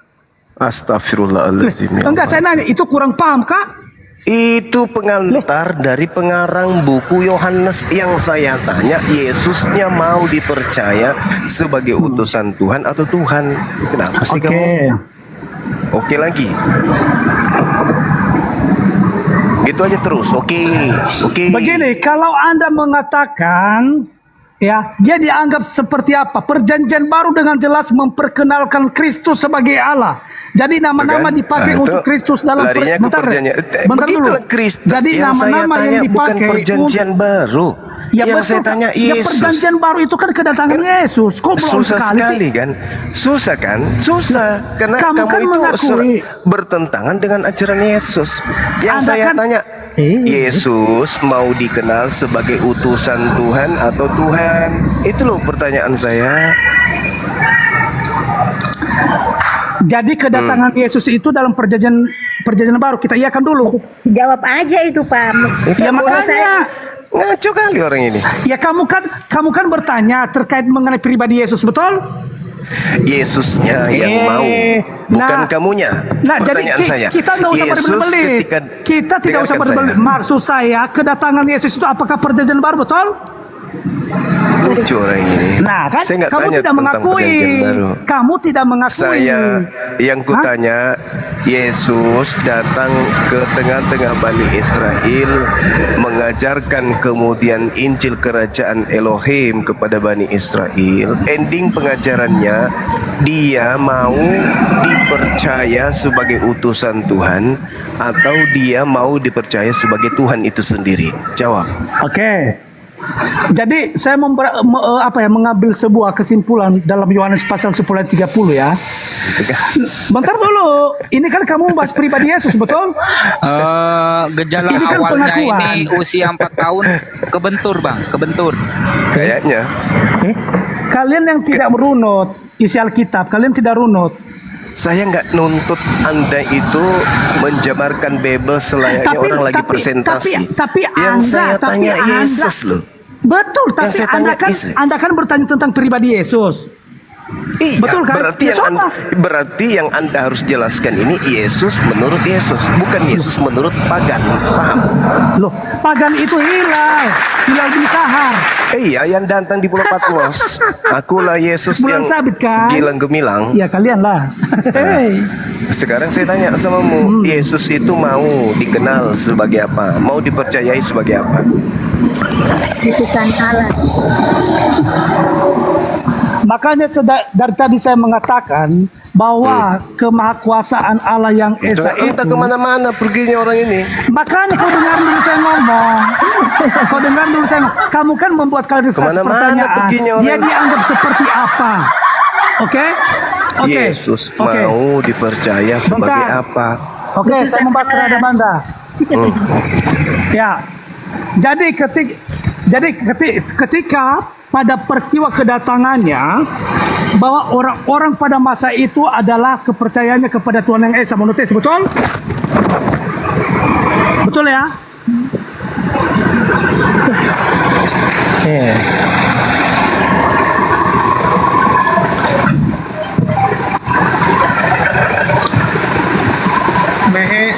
ngomong sendiri, jawab sendiri.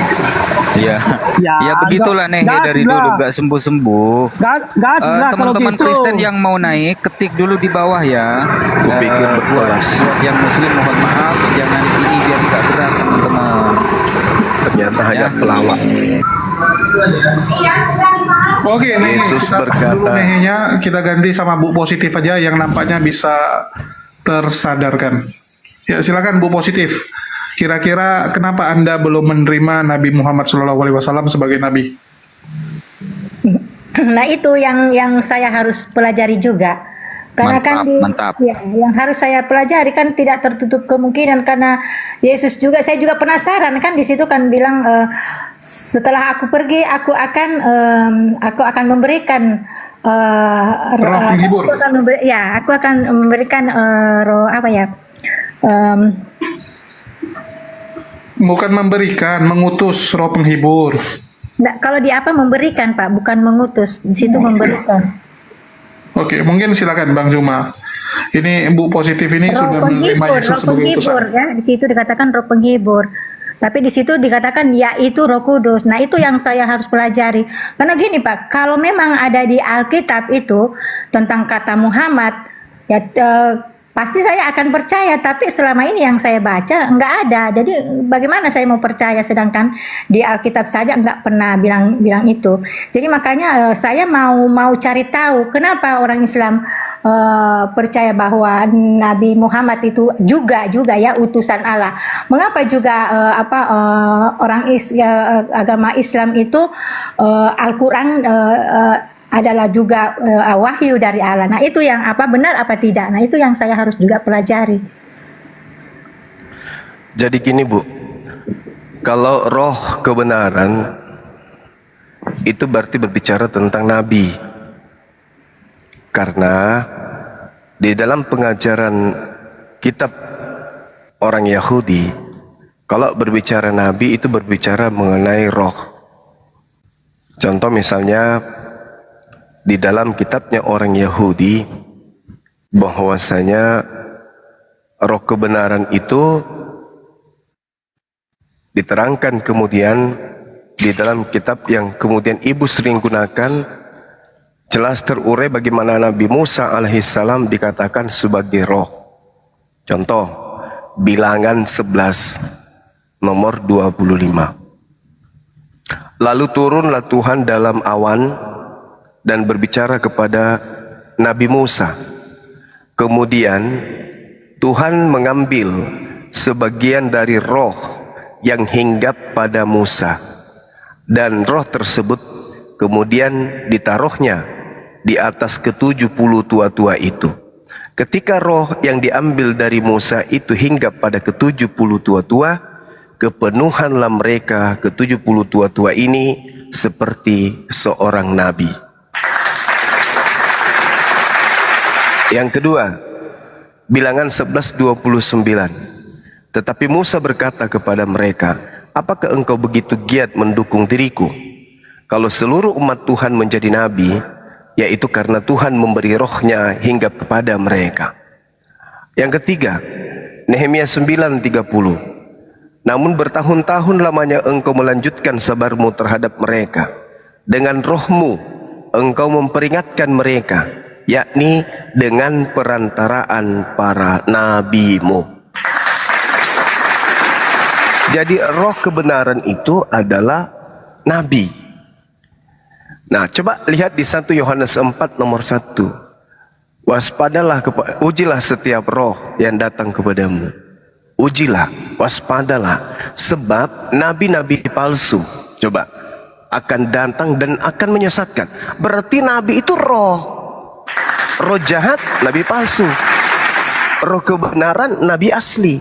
Berarti yang datang setelah Yesus itu adalah nabi yang membawa kebenaran. Makanya Al-Quran itu disebut roh. Coba baca dalam Al-Quran surah Asy-Syura ayat 52. Al-Quran itu disebut roh. Surah 52 itu jelas sekali bagaimana Al-Quran kemudian diceritakan bahwa Al-Quran ini yang diwahyukan oleh Allah kepada Nabi Muhammad SAW itu adalah roh. Wa kadzalika auhayna ilaika ruha. Ruha itu ruah atau ruh min amrina. Demikianlah kami wahyukan kepadamu ruh dengan perintah kami. Kepada siapa? Kepada baginda Rasulullah Muhammad SAW. Jadi ruh kebenaran adalah nabi yang datang membawa kebenaran, bukan yang datang di Pulau Patmos. Akulah Yesus yang kau niaya. Itu bukan itu. Itu roh jahat itu. Roh kebenaran itu adalah nabi yang datang membawa kebenaran.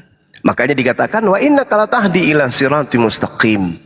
Dan sungguh engkau wahai Nabi Muhammad benar-benar membimbing seluruh umat manusia kepada jalan yang lurus. Nah, itu roh kebenaran itu. Makanya coba teliti lagi. Yohanes 16 Yesus berkata apa di sana? Di data nomor 7 sampai nomor 15. Apa yang dikatakan oleh Yesus adalah benar yang engkau katakan. Adalah lebih baik jika aku pergi.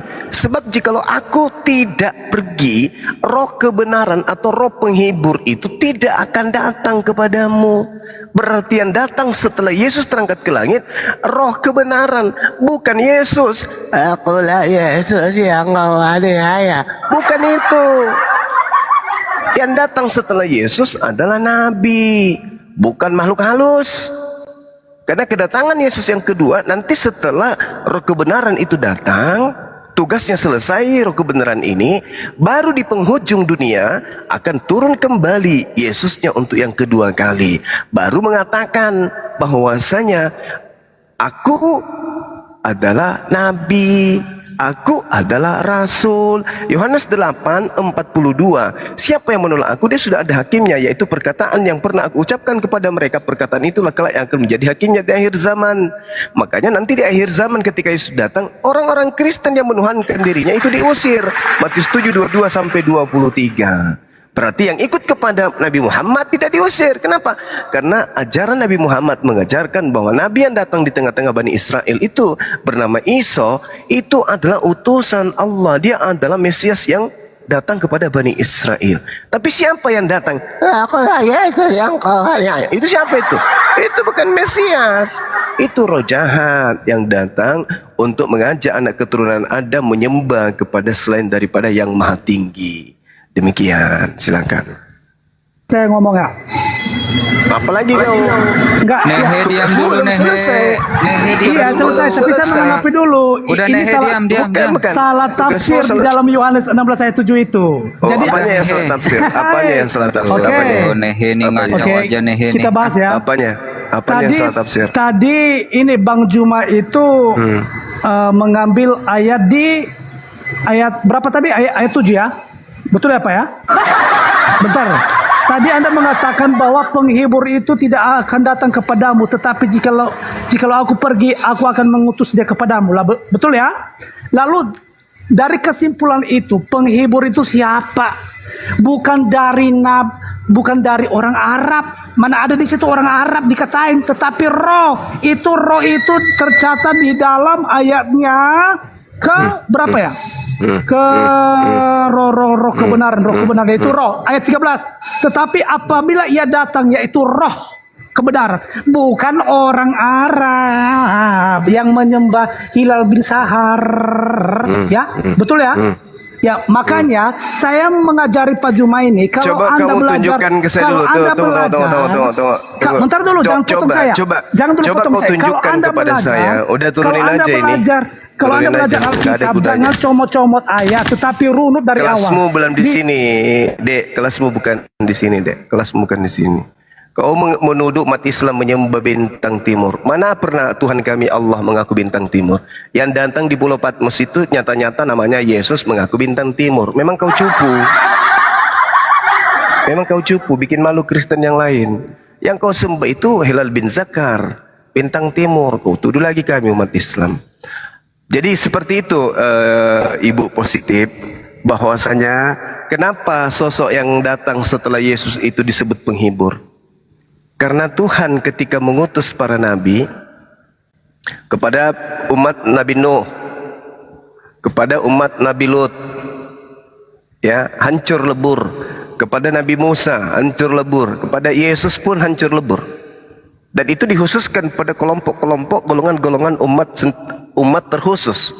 Maksud saya khusus kepada umat tertentu. Lalu bagaimana dengan umat di luar Bani Israel? Harus punya penghibur dong. Sedikit-sedikit Bani Israel, sedikit-sedikit Bani Yakub, sedikit-sedikit Bani Israel, Yehuda, Israel, Yehuda, Israel, Yakub, sedikit-sedikit. Terus di luar bangsa Israel lalu kapan? Maka Tuhan mengutus penghibur untuk seluruh umat manusia. Makanya dikatakan dalam Al-Quran surah An-Nahl ayat 44, litubayyina linnasi, untuk seluruh umat manusia, kafatal linnas, untuk seluruh umat manusia, rahmatan lil alamin, untuk berkasih sayang kepada seluruh alam semesta. Siapa itu? Nabi Muhammad sallallahu alaihi wasallam. Itu baru disebut penghibur.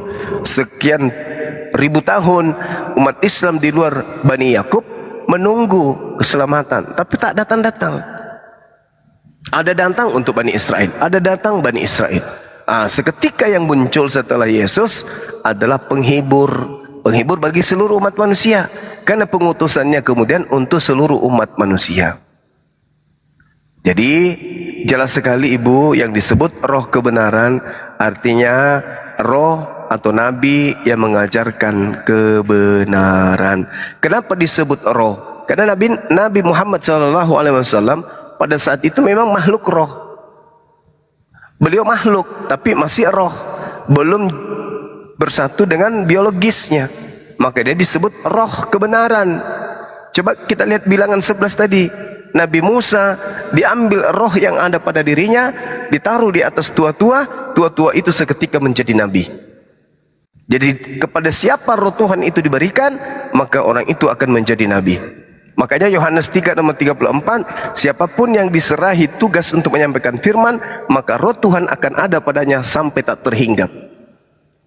Artinya Siti Aminah akan melahirkan manusia yang padanya kepenuhan roh Elohim atau roh Tuhan atau roh kebenaran. Itulah dia, baginda Rasulullah Muhammad sallallahu alaihi wasallam. Nah, di dalam Yohanes 16 itu dikatakan bahwasanya dia akan mengajarkan segala sesuatu yang berkaitan dengan hukum-hukum, keadilan, penginsapan dunia akan dosa. Nah, sekarang siapa yang mengajarkan hukum-hukum? Misalnya kita berbicara mengenai hukum warisan. Siapa yang mengajarkan hukum waris? Hukum pernikahan. Siapa yang mengajarkan hukum nikah? Ya, hukum peradilan, pengadilan, hukum terkait dengan pembagian harta warisan, tentang politik, tentang ekonomi, tentang militer, tentang pendidikan, tentang ketatanegaraan, semuanya dibahas di dalam pengajaran baginda Rasulullah Muhammad sallallahu alaihi wasallam. Nah, kalau ditanya Kristen, bagaimana syarat sah nikah dalam Kristen? Tak ada. Sementara Yesus mengatakan ketika ia datang, dia akan mengajarkan segala hukum.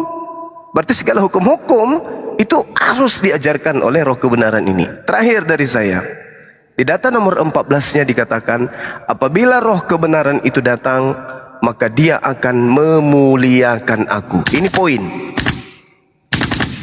Ini poinnya nih, untuk mengidentifikasi siapa yang datang setelah Yesus. Apakah roh yang datang kepada Paulus yang membisikkan justru penghinaan-penghinaan kepada Yesus? Yang dibisikkan kepada Yesus Paulus, pertama, dia mati dengan cara terkutuk. Yang kedua, dia sebagai tumbal penembus dosa. Yang ketiga, dia tidak pernah kemudian diajarkan untuk memanggil ibu kandungnya sendiri dengan panggilan mama. Yang kelima, keempat, diajarkan kemudian dia diludahin, ditampar, ditonjok, ditombak, ditelanjangin, digantung, dibunuh, dan seterusnya. Sementara Yesus mengatakan ketika roh kebenaran itu datang, ia akan memuliakan aku. Hindu kagak, Buddha kagak, ateis kagak, Katolik kagak, Kristen kagak, hanya satu agama yang memuliakan beliau, yang berasal dari baginda Rasulullah Muhammad SAW, yaitu Islam. Yang mati-matian 24 jam membela beliau, memuliakan beliau dengan mengatakan dia tidak diludahin, dia tidak dibunuh, dia tidak ditampar, dia tidak ditonjok, dia tidak digantung, dia tidak ditombak, dia tidak ditelanjangin. Itu hanya umatnya baginda Rasulullah Muhammad sallallahu alaihi wasallam. Ini jelas sekali.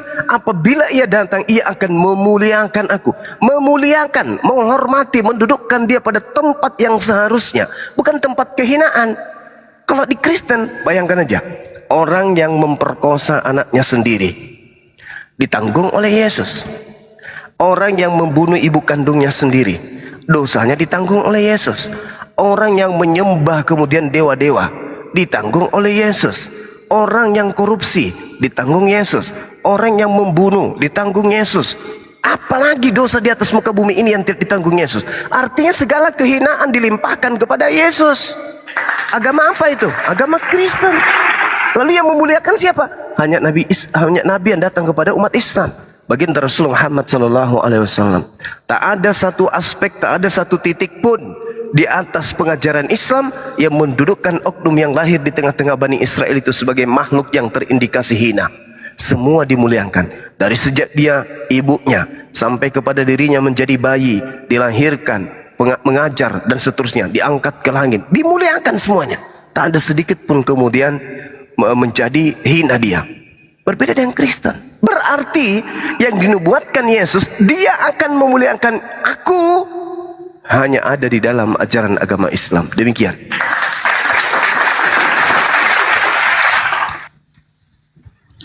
Ibu. Al-Quran ya, beli Al-Quran untuk mempelajari juga gitu. Alhamdulillah. Alhamdulillahirabbil alamin. Teman-teman yang di bawah ada 1.200 orang. Kita doakan bersama semoga ibu positif ini diberi hidayah oleh Allah dan Amin. ibu positif mau mengambil hidayah tersebut. Amin. Doakan teman-teman. Amin, amin, amin ya rabbal alamin. Amin, ya. Monggo Bu, langsung lanjut aja diskusi dengan Bang Zuma Bu. Hal apa lagi yang mengganjal di dalam hati ibu sehingga belum percaya terhadap Nabi Muhammad? Monggo Bu, lanjut Bu. Sepuasnya Bu. Izin salam dulu. Assalamualaikum warahmatullahi wabarakatuh. Gurunda sehat selalu. Waalaikumsalam Waalaikumsalam warahmatullahi wabarakatuh. Bang Kian Santeng. Begini ya, maksudnya tadi kan Bang Suma sudah sampaikan itu apa ya? Bukan saya ragu, tapi benar nggak? Karena kalau didengar cara penyampaiannya Bang Suma ini ya sangat masuk akal. Maka oleh karena itu saya juga harus apa ya? Menyelidiki juga, harus saya buka Al-Quran itu. Ya, siapa tahu ucapannya Bang Suma sama dengan pendeta kan itu Tritunggal itu. Jadi Iya, saya mau benar, juga benar. buka apa. Jadi saya mau tanya ini, kalau beli Al-Quran itu maksudnya terbitannya siapa atau gimana itu? Beli aja Al-Quran terjemahan Ibu. Biar ini aja DM saya, biar saya kirimin Bu. Tapi Biar enggak gini, saya kan nggak tahu ngaji tuh, saya nggak tahu ngaji. Jadi saya kepingin beli ada yang itu pakai pulpen terus ngomong sendiri pulpennya itu. Ada kan itu? Oh, yang, itu ada di online Bu, ada di online. Ya. Kalau mau saya pesenin, saya kirim ke Ibu. Yang itu saya mau apa? Ya ada Bu, kalau mau saya kirim ya Bu ya. Nanti DM alamatnya ya Bu. Itu yang murotal itu kan Bu. Ya, soalnya kan saya tidak tahu bahasa Arab kan. Yang penting Ibu ini jangan dikirim ke neraka, dikirimin gitu. Dikirimin ini aja, Al-Quran plus terjemahannya aja.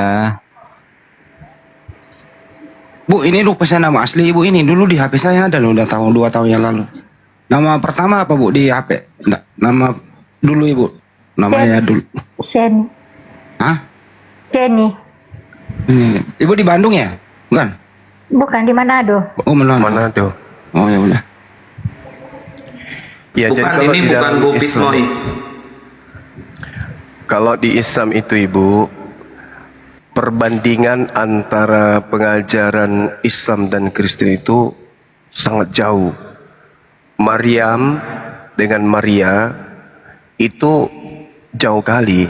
Yesus mengatakan dia akan memuliakan aku. Jadi kalau berbicara mengenai kemuliaan, maka kita harus mengakui itu Yesus dimuliakan di mana? Ibunya di Al-Quran sangat dimuliakan.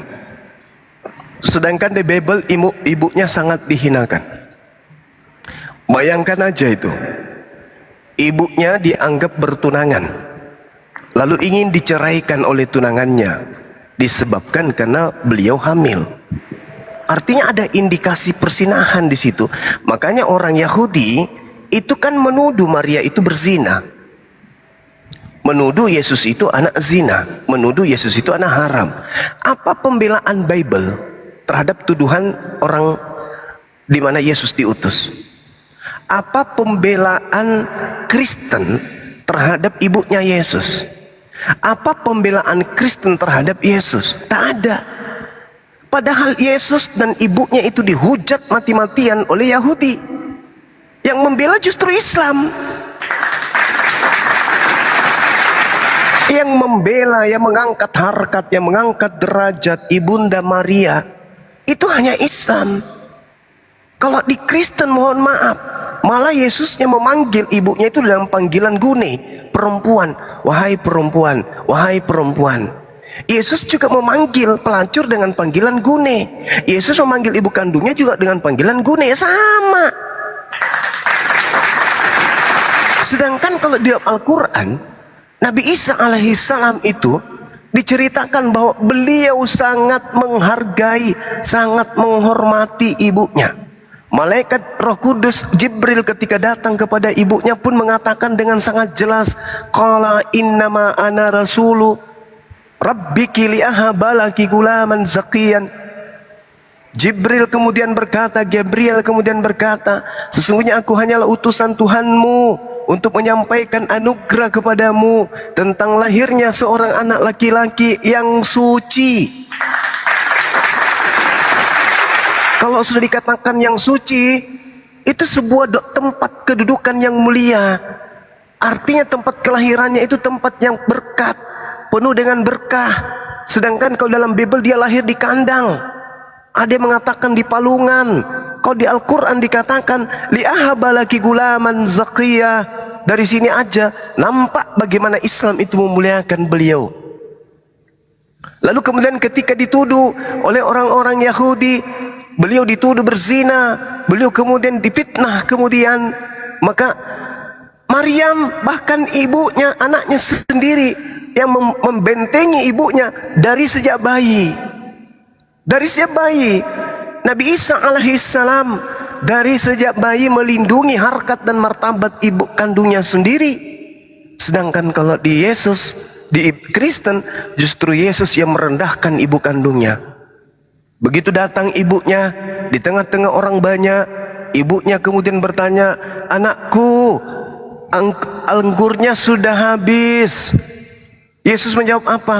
Apa maumu terhadapku wahai ibu, wahai perempuan, saatku belum tiba. Ibunya bicara baik-baik loh. Malah dibilangin kayak gitu. Belum lagi ketika dia digantung di atas pohon. Yesus, itu ibumu datang. Siapakah ibuku katanya? Ibuku itu adalah siapapun laki-laki, siapapun perempuan menjadi pengikutku, itulah ibuku. Ini penghinaan. Penghinaan kepada ibunya sendiri. Sementara di dalam Al-Quran, Nabi Isa alaihissalam itu begitu memuliakan ibunya, subhanallah. Jadi hanya di Islamlah kemudian Nabi yang datang di tengah-tengah Bani Israel itu dimuliakan, dan hal ini tidak ditemukan kemudian di dalam pengajaran Bible. Nah, ini yang ingin saya sampaikan kepada ibu. Jadi kalau saya dikatakan itu berdusta atau salah, mengada-adakan atau melebih-lebihkan, silakan ibu. Ada nama surah di dalam Al-Quran itu justru nama surahnya Ibu Maryam, Bunda Maryam. Al-Quran memuliakan, saking memuliakannya, dalam Al-Quran itu ada surah yang menyebut nama ibu kandung dari Nabi Isa atau Yesus yang datang di tengah Bani Israel. Kalau seorang anak ibunya sudah dimuliakan, itu sama halnya memuliakan dirinya. Kalau seorang anak ibunya direndahkan, maka itu sama halnya merendahkan anak tersebut. Alhamdulillah, di dalam Al-Quran, Maryam ibunya Isa atau Yesus ditempatkan pada tempat yang begitu mulia. Seperti itu ibu, silakan. Ya, saya izin bentar Bang Zuma. Bahkan gini Bu, ada seorang pendeta nih ya, pendeta ini sering berdebat. Kalau tidak salah beliau sempat mengatakan Yesus itu ya, yang dianggap sebagai Tuhan itu lahir di kandang babi katanya Bu. Coba bayangkan. Lahir di kandang babi katanya Bu. Apakah itu bukan penghinaan? Kalau menurut saya itu penghinaan. Silakan buka mute-nya Bu. Lanjut. Tanya sepuasnya Bang Zuma Bu. Mumpung beliau lagi lowong ini Bu. Bu positif? Ya, ya. Lanjut. Tanya sepuasnya Bu. Boleh nanti saya tanya, soalnya suami saya sudah ada. Dia marah sebenarnya kalau saya masuk di komal-komal begini. Jadi kalau dia nggak ada baru saya masuk. Oke, silakan Ibu. Ya. Silakan kapan aja Ibu bisa naik lagi ke sini untuk kita bahas tentang Islam.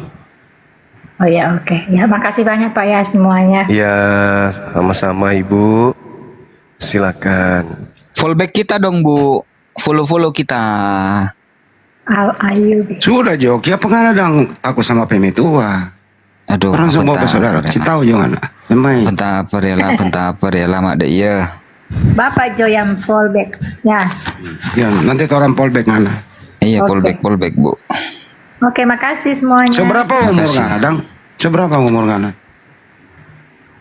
44. Saya punya anak, Dang. Tua. Cantik kan? Saya punya anak. Ada anak 2. Semenado. Kebetulan Bang Andi. Ya, Aduh, mantap. Oke nih, semua turun dulu. Iya, salam Oke, jo sehat sama selalu, Bu, ya. Adang. Makasih. Balenggang patah-patah. Nganape body. Pocok-pocok. Patah-patah itu lagu Manado kah? Ya. Kasih turun aja Pak ya. Oh ya Bu. Datang suaminya nggak bisa dia. Makasih Bu ya, makasih Bu. Padahal baru saya mau live nggak jadi. Saya kasih tadi judul mana tadi ya? Lucu nih judul saya. Saya baru mau masuk. Bang Juma sibuk mengajar. Oten sibuk main sama Bintang Timur. Nggak jadi gue live. Padahal ini sudah berapa jam loh? Ruangun aku dari tiga Kristen tak bisa menjawab pertanyaan ibu tadi. Tapi Bang Ayubi itu bagus sih, yang disampaikan Gulunda Zuma tadi bagus itu. Kena itu di hati beliau itu. Doakan aja beliau dapat hidayah, amin ya nggak robbal bisa alamin. itu. Jangan harap. Orang kayak gini lebih sulit dapat hidayah dibanding kayak yang lain. Karena dia udah tahu sebenarnya Islam itu. Kita Benar. husnudon saja Bang Andi karena beliau santun yang pertama. Iya. Terus apa ya? Beliau itu pertanyaannya itu betul menurut saya loh ya, menurut pandangan saya memang betul-betul bertanya gitu. Bukan untuk apa ya, ngetes atau mengolok-olok gitu. Kalau menurut saya. Paham, tapi ibu ini kalau menurut saya kayak begini kan dari saksi Jehovah nih. Justru kalau di luar sana ya, Anda belum ketemu semua sih. Mereka itu kalau untuk murtadkan orang, dia itu menyerang Al-Quran, bukan menjelaskan bagaimana Bible, saksi Jehovah enggak. Tapi kalau ingin murtadkan orang, Al-Quran tuh begini, lu baca ini, gini gitu. Kalau lagi penginjilan, serius. Karena mereka juga belajar Al-Quran, memang tahu dia tentang bagaimana tauhid, tentang bagaimana Nabi Muhammad. Ya dia ambil salah-salahnya di sana gitu. Itu kan Islamologi ya Bang Andi ya, Islamologi itu ya. Itu dia. Lebih sulit orang kayak gini, udah mau masuk C6. Tapi ya kita nggak boleh juga negatif thinking. Namanya area diskusi gitu. Ya, Tapi dalam hal menurut Tuhan praktek juga. ini lebih berbahaya. Benar loh. Kita berkaca dari ini Bang Handi. Pertanyaannya itu ya, pertanyaannya beliau itu mirip-mirip Jimen. Yang ditanya adalah roh kebenaran. Mirip Jimen itu. Yang dia tanya pertama kali, roh kebenaran yang dijanjikan oleh Yesus itu itu yang ditanya itu tadi gitu. Alhamdulillah Bang Zuma memaparkan dengan sangat luar biasa. Ya, Ya, buat teman-teman Kristen silakan minta permintaan naik ya. Kayaknya banyak nih di bawah nih permintaan nih. Tapi kebanyakan dari Muslim. Di sini narasumber Muslim sudah cukup ya, saya pikir ya. Teman-teman Kristen aja yang minta naik ya. Silakan kita berdiskusi teman-teman Kristen. Dan jangan lupa follow nih TikToknya Family Bang Juma. Insya Allah nanti acara yang di Bandung live-nya di sini teman-teman ya. Saya hanya berbicara sesuai dengan pengalaman ya. Ya tapi kalau meleset pengalaman saya, silakan saja. Pertama pengalaman saya bukan melalui media sosial. Pengalaman saya itu langsung di lapangan. Adapun kalau media sosial itu mah kan ya, biasa lah. Jadi teman-teman kalau di bawah ada yang protes, ya mohon maaf. Kalau pengalaman saya itu langsung ke lapangan. Ketemu mereka, ngobrol sama mereka. Saya punya grup sama dia. Baik Unitarian maupun Saksi Jehova. Saya banyak berkenalan, saya telepon orangnya bisa masuk ke sini. Orangnya baik, tapi dia C6. Gitu. Ya kalau itu teman-teman protes, Bang Andi so-son ya. Ya udah, nggak apa-apa. Berarti Anda lebih berpengalaman dari saya. Gitu sih kira-kira. Apa aku coba telepon? Mudah-mudahan diangkat ya. Orang-orang yang ada di sana sih grup dia. Oke. Nggak usah lah Bang Andi. Yesus itu tidak disalib, disulah. Yesus itu ciptaan Tuhan. Yesus itu nabi, gitu ya. Yang disembah itu Bapak Yahweh. Itu dia. Bagus tuh ngomongnya. Tapi dalam hal praktek Islam itu kayak gitu Bang.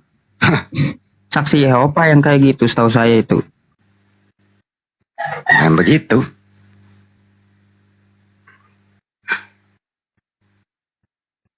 Tadi kalau ibu tadi belum turun, mau saya bukain Quran Surah Maryam itu dari 17 sampai 36.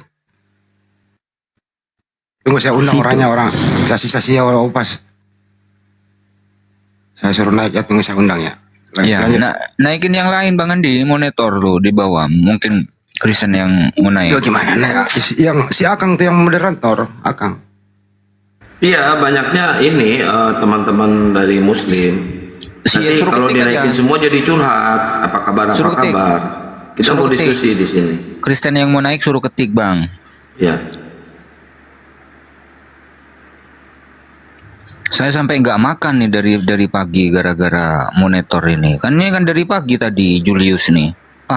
Orang belum makan udah live Bang Julius. Ini baru makan nih. Ya baik, teman-teman Kristen silakan naik ya. Yang Muslim nanti dulu, nanti ujung-ujungnya curhat-curhatan. Bukan kecewa yang naik Muslim, bukan. Di sini narasumber Muslimnya sudah cukup. Kita mau diskusi. Kasihan teman-teman netizen yang di bawah beli kuota kan untuk debat ya, untuk dengerin debat. Jadi kalau curhat-curhatan kasihan mereka.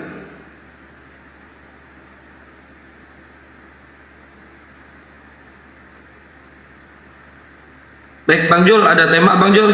Dari pagi nih, baru makan nih. Lanjut.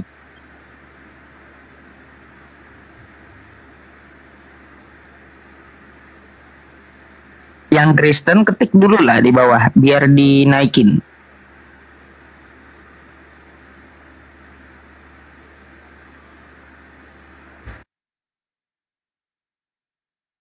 Kalau kepas terus suruh pakai kipas dulu lah. Helikopter dinaikin tiap hari. Bang Jul bikin tema Bang Jul.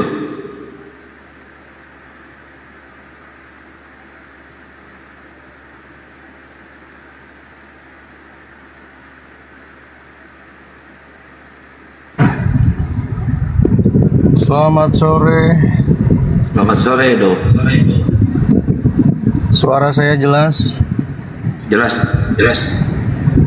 Oke, aku Noise, sambil noise itu di tempat saya noise malah. Noise, di saya juga noise. Suara kipasnya, Dok. Oh ya, sebentar. AC mobil, AC mobil. Udah. Ini lagi yang naik. Apaan sih? Udah. Lanjut. Terakhir. Ngapain gue di kick? Gak nyambung, makanya gua kick lu. Kalau lu di kick suka-suka orang lah. Oh iya, selamat sore Ustadz Handi, Ustadz Juma. Saya bukan Ustadz Lu panggil Ustadz. Oh, Gue iya. mau preman, gue Selamat preman. sore, Santri Handi. Enggak, gue preman. Tato gue banyak. Selamat sore, Preman Handi. Udah. Enggak, lu nggak salami orang tuamu. Siapa?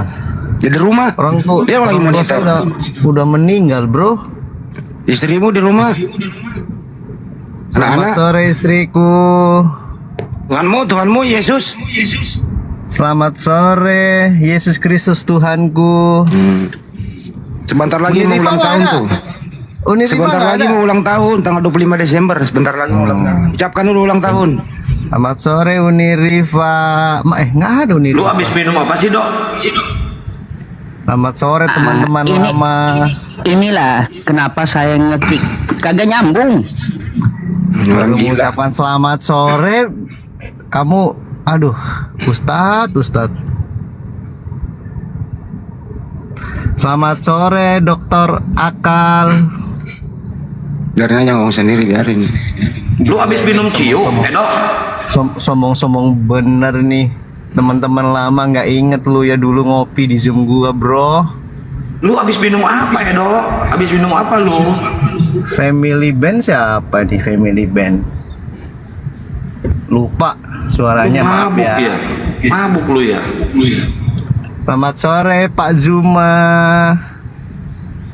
Selamat sore. Muah. Stres nih. Lu jadi stres kayak gini ya, Dok. Lu ke sumber waras aja dulu ya. Ke Grogol lu. Sana lu. Mabuk ciu si Edo. Kok si Edo jadi kayak gini nih? Enggak sih, kenapa si Edo Sanger? Nggak tahu ini kok jadi stres kayak gini si Edo. Gara-gara lu, Jul. Kok gua pula? Protes kenapa kau kick? Ya itu tuh alasannya kenapa di kick. Kenapa sih di kick sih? Bukan aku yang Lu cipok-cipokan aja kayak Tuhan lu nyipok jemaatnya. Selamat sore Dokter Akal. Orang kok lagi menyapa kalian semua kok. Iya, gimana Edo? Puji Tuhan Udah kabar bangkit baik. dari kubur. Oh bangkit dong, mengalahkan kematian. Wih, mantap, udah bisa disembah Edo. Yesus Kristus disembah lah. Wih, buset. Taatilah Yesus maka sesungguhnya telah mentaati Allah. Anisa 80. Si Herdog aja undang Bang Jul, biar sama si Herdog dia. Enggak apa-apa. Justin, terus sembahannya Maria siapa? Maria menyembah Yesus sebagai Mesias. Maria juga menyembah Allah Bapa sebagai Tuhan pencipta langit dan bumi. Banyak banget sembahannya Maria. Di tempat kalian juga banyak. Nabi Sulaiman disembah sebagai raja. Orang gila. Sulaiman raja bukan Pak Handi? Ya. Sulaiman raja kan? Tapi dia bukan Tuhan. Iya, tapi disembah sebagai raja kan? Siapa yang sembah dia? Para abdinya. Kata sembah itu kan apa ya Pak Yusuf? Lupa aku Pak. Waktu kau ngajari aku Pak. Abdun. Penyembah itu bukan pengikut bukan penyembah. Tuh kemarin ku ajarin. Bukan. Kata sembah itu apa nama bahasa Arab? Aku lupa waktu itu kau ajari aku. Udah nggak usah diingetin, nggak usah kalau lupa. Sembahannya Maria siapa? Gini aja deh, kalau daripada sembah, Tuhannya Maria siapa? Coba. Udah diam. Kalau ke Tuhan di dalam Kristus ya Yesus. Yesus. Kalau Maria Tuhannya Maria siapa? Tuhan sang Saya pencipta tanya. ya Tuhan sang pencipta ya Bapa. Tuhan di dalam rumah tangganya ya Yusuf suaminya. Oke. Tuhan utama, Tuhan nomor 1 siapa? Tidak ada nomor 1. Tuhan sang pencipta langit bumi hanya satu, Allah Bapa, bro. Bapak. Oke, Bapak Yang menciptakan manusia siapa? Allah Bapa. Kalau Yesus sebagai apa? Sebagai Tuhan dan Kristus yang dijanjikan, penguasa. Yang berkuasa di Yang surga mewari- Bapa atau yang berkuasa yang di surga? mewarisi. Dengerin, yang berkuasa di surga Bapa atau Yesus? Yesus berkuasa di bumi dan surga-surganya. Yang berkuasa di surga, dengerin. Yang berkuasa di surga Bapa atau Yesus? Surga itu kan bukan tempat seperti kalian. Aduh. Allah Bapa di surga berkuasa di surga, di bumi, dan di semuanya. Iya, saya tanya, Bapak dan Yesus sama atau beda? Kemanusiaan Yesus bukan Bapa, ngawur kamu. Aduh, Yesus dan Bapak itu beda atau sama? Jelas beda lah. Yesus Beda, itu firman, oke. firman Beda. Allah Bapa. Kalau beda, yang manakah ulangi. yang manakah yang disembah orang Kristen, Bapak atau Yesus? Orang Kristen bahkan Yesus menyembah Allah Bapa di surga, Matius 11 ayat 25. Jadi Yesus sebagai apa posisinya di surga? Kisah Rasul 236, Yesus sebagai imam besar. Ibrani 6 ayat berapa? 20. Kamu ini ngomong apa sih? Ada dasar ayatnya, Pak Hendi. Coba Pak Hendi buka Alkitab, Ibrani 6 ayat 20. Yesus menjadi imam besar selama-lamanya. Lukas 1 ayat 30 sampai 34. Yesus menjadi raja yang mewarisi tahta Daud selama-lamanya. Yang di surga itu yang berkuasa Bapak atau Yesus? Allah Bapa di surga. Oke, Yesus sebagai apa? Yesus sebagai kalau Yesus tuh nama dari kemesiasan. Sebagai apa Yesus di surga? Imam besar, Oke, imam besar. Oke, Yesus di surga sama Maria itu masih status anak ibu atau udah enggak lagi? Oh tentu dong, dalam kemanusiaannya Yesus punya ibu, punya leluhur. Matius 1 baca coba. Silsilah jadi- Yesus, anak Ya Daud. udah. Jadi Yesus di surga itu masih berbentuk manusia. Masih dengan tubuh kemuliaan, makanya tubuhnya dibangkitkan, bro. Ntar dulu. Yesus itu Yang masih bilang- punya Yesus di surga itu masih laki-laki seperti yang di bumi. Bahkan sekarang orang Ditanya Kristen yang apa, jawab apa. sebentar loh, di surga itu manusia pun masih punya tempat, nanti akan dikembalikan ke bumi, Mak Hendi. Saya nanya Yesus, bro, di surga itu masih seperti laki-laki kah?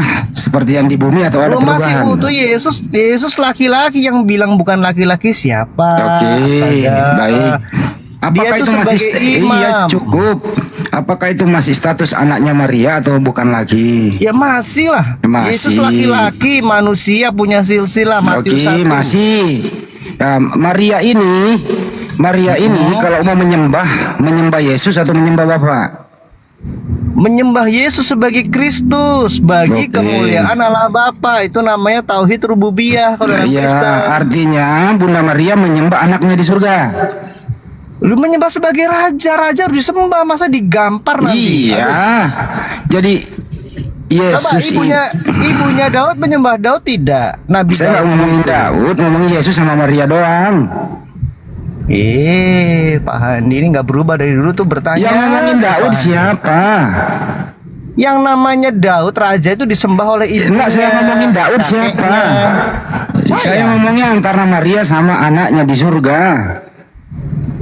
Kan dari tadi pertanyaannya itu aja Pak Handi. Aduh. Nah, kamu ini meleset terus, makanya ini doang biar kau pinter lah gitu loh. Itu ada lagunya. Sebab engkau Udahlah, imam turunin lah orang kayak besar. gini, orang mabuk. Orang mabuk. Jawaban Justin. Udah, Edo, lu ngikutin si domba kecil aja ya di sana ya, di neraka ya. Ini siapa ya? Ya udah, turunin orang mabuk gitu. Ngapain coba Bang Handi? Orang baru minum bensin dilayani.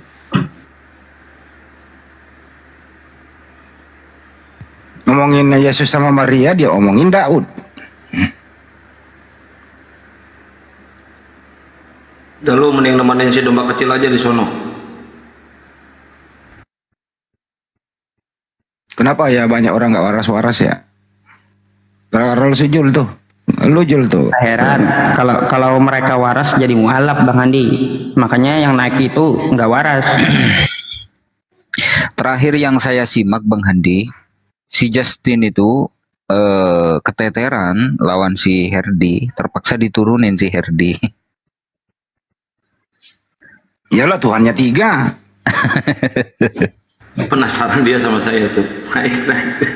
Lu mending temenin si domba kecil lo. Ya tadi kan yang Yesus itu di surga masih manusia nggak masih. Gitu. Jadi Maria sama Yesus di surga masih anak ibu, iya. Yang disembah Maria siapa? Tuhan. Siapa yang disembah Maria? Yesus. Jadi Maria menyembah anaknya, muter. Gitu Aduh, loh. ini lagi lontong sayur. Nggak apa-apa lah, lanjut standby. Ibu Olena.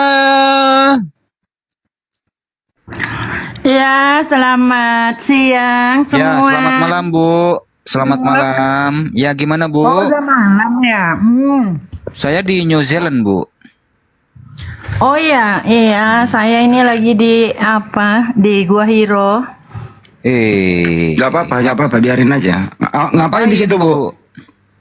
Iya, ini mau beol. Beolin mukanya Yesus ya? Enggak, beolin kamu. Mukanya Yesus atau si Paulus, gimana si Paulus kabarnya Bu? Enggak gini, sebentar Andi. Saya ini lagi beol, dengar-dengar celoteh-celoteh ini. Langsung Baru saya menerima informasi Yesus di surga kan Tuhanmu itu masih laki-laki. Dia lagi boker Bu di sana. Habis boker Bahasanya dia cebok. Kristen banget ya si Tina ini. Habis boker dia cebok, nanti akan perkawinan anak domba. Gak tahu pengantinnya belum nongol sampai sekarang Bu. Nah persiapannya pengantinnya siapa Bu?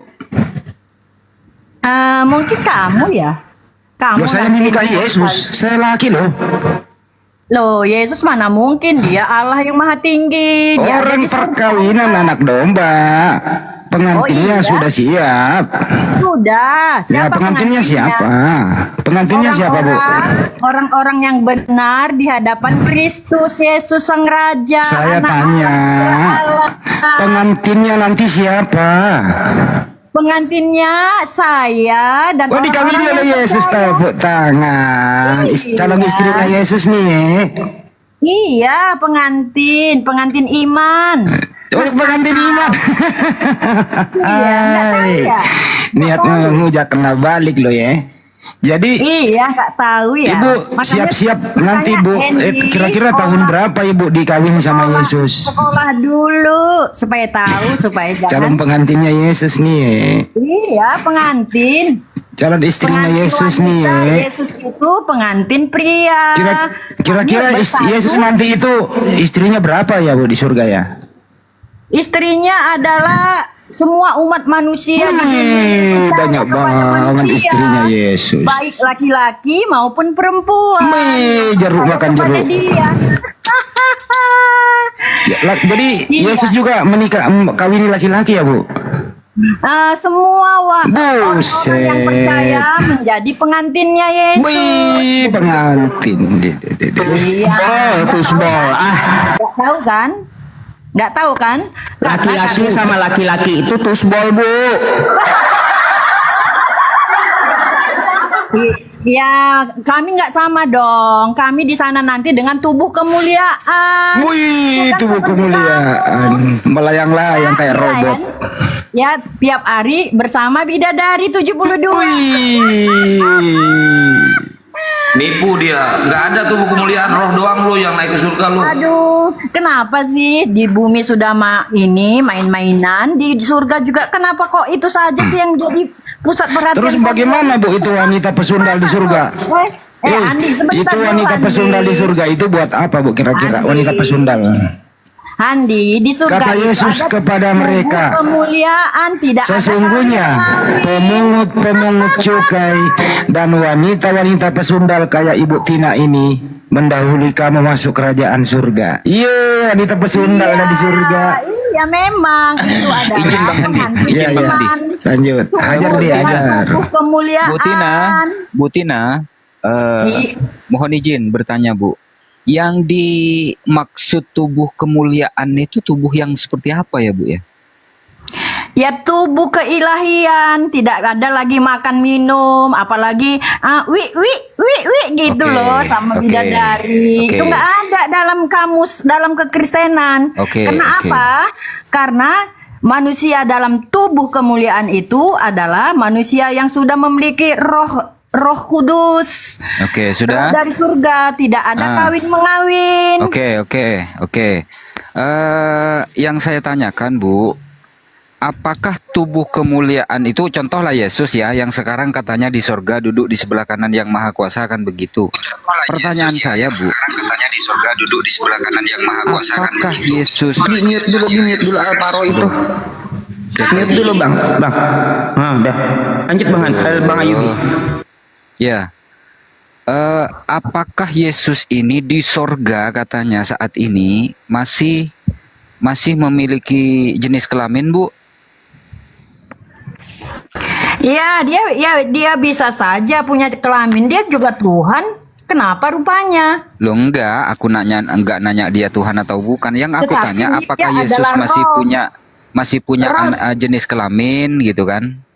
Iya, sama Oke. dengan saya nanti. Oke. Masih Nah, memiliki tubuh, roh, pertanyaan selanjutnya, seperti Bu. manusia di bumi. Oke, pertanyaan selanjutnya, Bu. Apakah alat kelaminnya juga Ibu sembah? Dia itu roh. Saya sudah berulang kali. Dia itu roh. Ketika dia di surga, dia itu adalah roh. Katanya punya alat Makanya beda kelamin. dengan kalian. Kalian itu kawin mengkawin. Loh. Ya, tubuh dagingnya. Ibu belum menjawab. Gak disembah oleh Ibu. Iya, kami di sana menyembah seluruh tubuh Lanjut Yesus. Bang Handi, lanjut Bang Handi. Aku rame Bang Handi.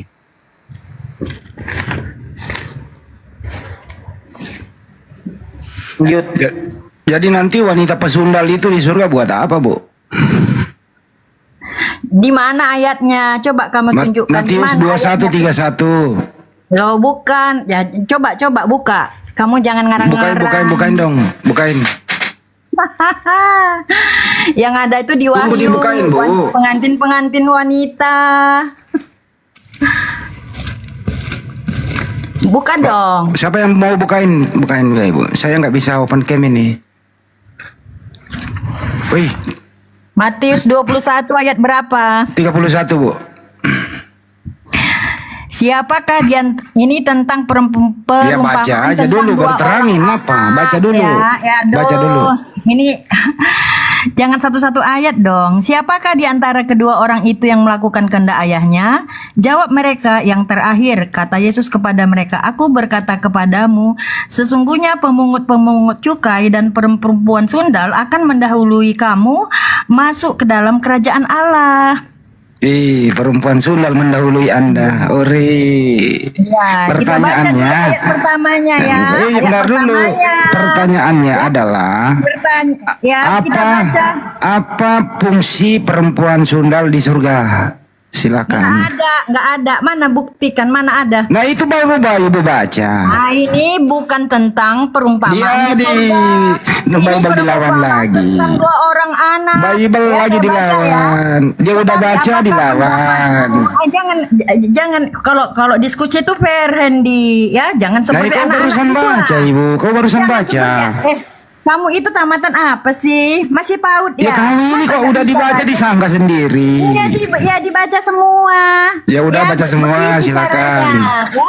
Jangan masih style PAUD aja terus dari dulu. Nah kamu udah baca ini kan. Apakah pendapatmu Nangis tentang dia, nangis kena jantungnya. Kukoyak jantungmu ya, kukoyak jantungmu. Kena kau. Ya gimana ini? Masih PAUD juga. Masih PAUD Kukoyak juga. jantungmu, kena kau. Masih PAUD juga. Diam dulu, diam situ.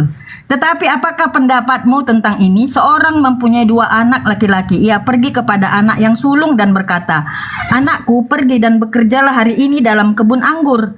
Jawab anak itu, Baik Bapak. Tetapi ia tidak pergi. Oh, tidak pergi.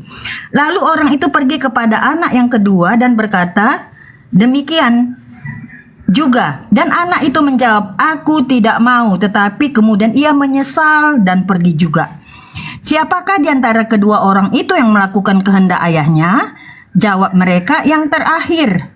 Kata Yesus kepada mereka, Aku berkata kepadamu, sesungguhnya pemungut-pemungut cukai dan perempuan-perempuan sundal akan mendahului kamu masuk ke dalam kerajaan Allah.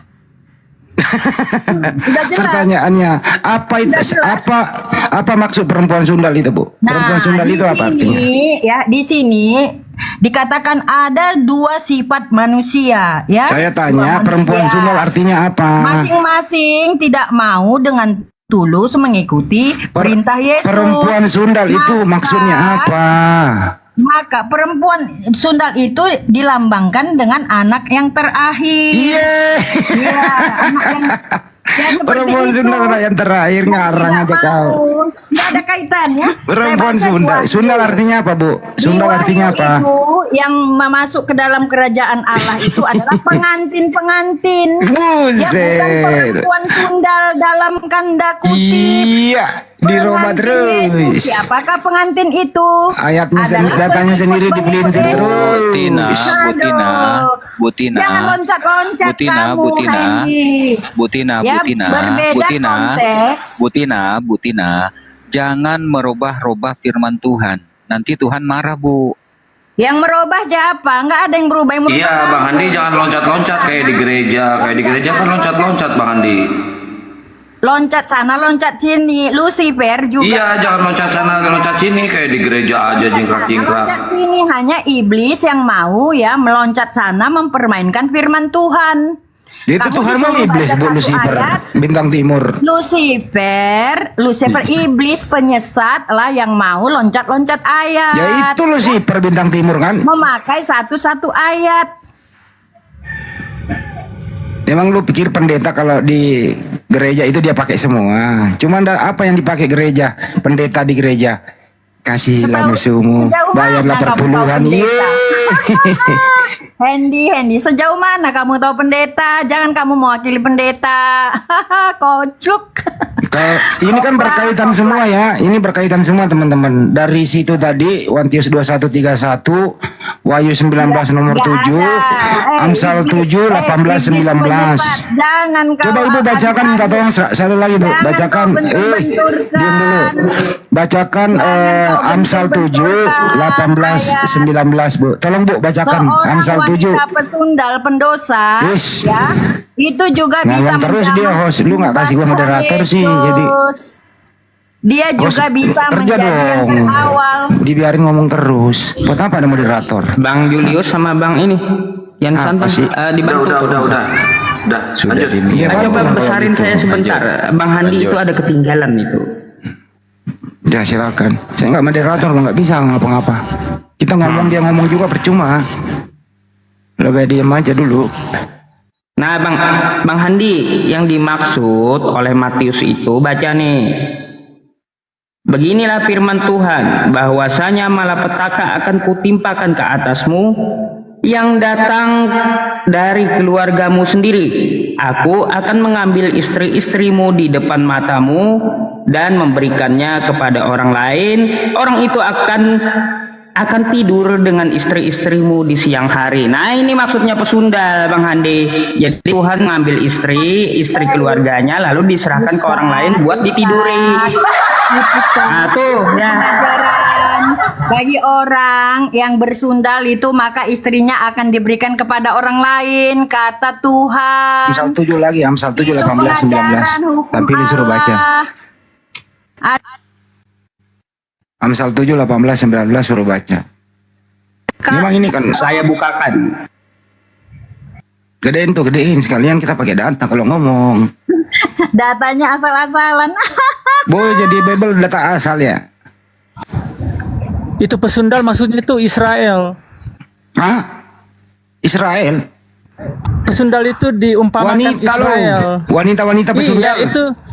Iya, wanita-wanita pesundal itu diumpamakan sebagai Israel. Ada Maksudnya Israel lagi data gini setiap ada umpama. Tunggu dulu, Israel akan diserahkan kepada bangsa-bangsa, maksudnya akan dijajah bangsa-bangsa. Itu maksudnya Bukan itu. Lu salah lu. Di sana itu yang mendahului kamu masuk kerajaan surga pemungut cukai dan wanita pesundal. Mana sih lo? Bang Handi, saya bacakan ya. Jangan, ibunya suruh baca. Jangan kita Oh, yang ibunya baca. suruh baca, silakan Bu. Ya kalian aja yang baca. Loh, nggak mau dia, malu dia baca Bible-nya, malu dia. Bukan, nggak malu. Jangan Ya, bacalah. gitu ya. Pesundal, wanita pelacur juga ya menjamah Tuhan Yesus, nggak masalah. Dia duluan. Pelacur menjamah Tuhannya. Maka dia sembuh. Ya, Wanita begitu menjamah Tuhan. Kepada orang yang berdosa, ya. Dia datang menyelamatkan orang berdosa. Makanya para pesundal-pesundal juga bisa duluan datang masuk kerajaan Tuhan kalau dia mau bertobat. Mana ada kata bertobat di situ. Jadi apa fungsi wanita sundal di surga? Fungsinya apa? Tidak ada wanita-wanita pesundal di surga. Itu udah kan ada. Pengantin wanita. Ulangi Matius 21:31. Tampilin dia. Tampilkan. Iya, wanita pesundal. Ini Tuhannya Kristen ini suka banget sama pesundal ya? Gimana sih? Yang hobinya begitu.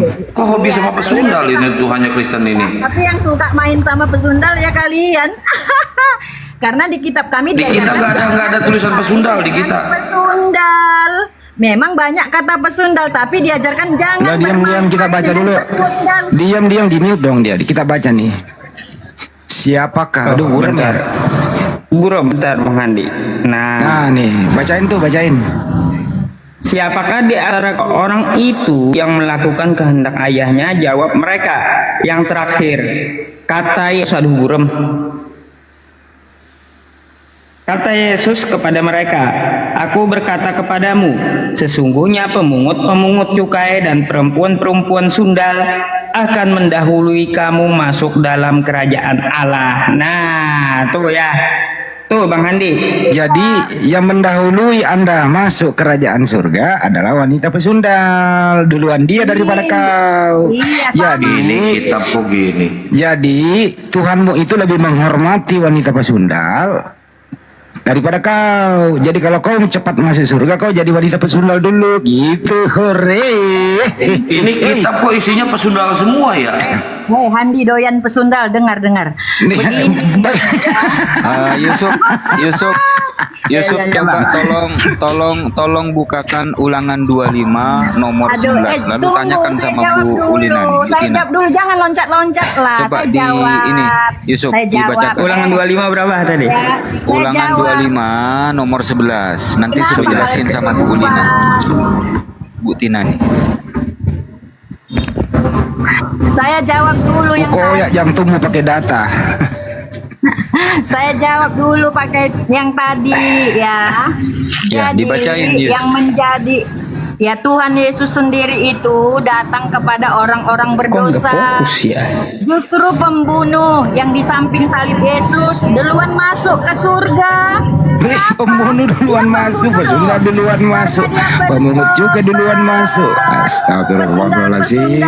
Pembunuh lebih duluan bertobat, ya nggak masalah dia masuk ke dalam kerajaan surga Udah daripada cukup, nanti yang di mute hostnya kok nggak aktif Itu banget sih. maksudnya. Moderatornya aktif dong. Saya nggak Ya, moderator. Jul, kasih moderator apa biar kita aktif gitu loh. Ih, kamu banyak belajar dulu Andy Iya, ajarin saya Bu. supaya tahu mengkaji. Belajar di pesantren.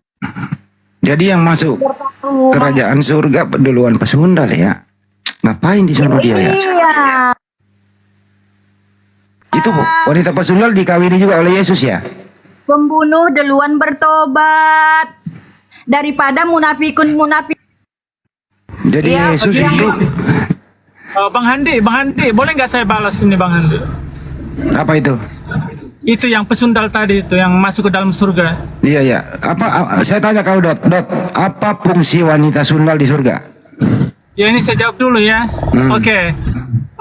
Kan Yesus bilang kayak begini, aku datang bukan mencari orang benar, tapi orang-orang berdosa. Bukan itu, Matius 21:31 lu baca dulu. Iya, aku tahu. Itu maksudnya pesundal itu yang orang berdosa yang disuruh bertobat. Aku datang untuk pesundal-pesundal yang untuk bertobat. Bukan itu pertanyaannya. Pertanyaannya adalah yang mendahului kamu masuk kerajaan surga siapa? Jawab. Sundal yang bertobat. Diam kau dulu. Yang Dot, bertobat. Dot, yang mendahului kamu masuk kerajaan surga siapa? Itu hanya perumpamaan. Nah, perumpamaan, baik. Kalau perumpamaan semua ya. Yesus duduk di sebelah kanan, perumpamaan juga. Perumpamaan. Yesus itu Wahyu 19:16 di jubahnya dan di pahanya tertulis Raja segala raja. Yohanes melihat ada tulisan di pahanya Yesus, Raja segala raja. Itu perumpamaan juga. Dot, jawab. Wahyu 19:16. Perumpamaan juga itu. Perumpamaan juga enggak? Tuh, jawab. Wahyu Poin kamu apa sih sebenarnya? Enggak tahu dia ini. Nah, kamu semua perumpamaan. Terus Wahyu 19:7. Perkawinan anak domba, pengantinnya sudah siap. Itu apa? Perumpamaan atau terjadi beneran? Jawab. Jawab. Itu jadi ya maksudnya bukan nikah kayak gimana gitu. Enggak, itu perkawinan anak domba itu perumpamaan atau tidak? Itu hanya simbolis. Perumpamaan atau terjadi beneran? Jadi kita ini kayak masuk dalam gereja Saya kayak mau tanya, apa, kayak mau kawin. Wahyu 19 nomor 7, perkawinan anak domba. Marilah kita bersorak-sorai menyambut perkawinan anak domba, pengantinnya sudah siap.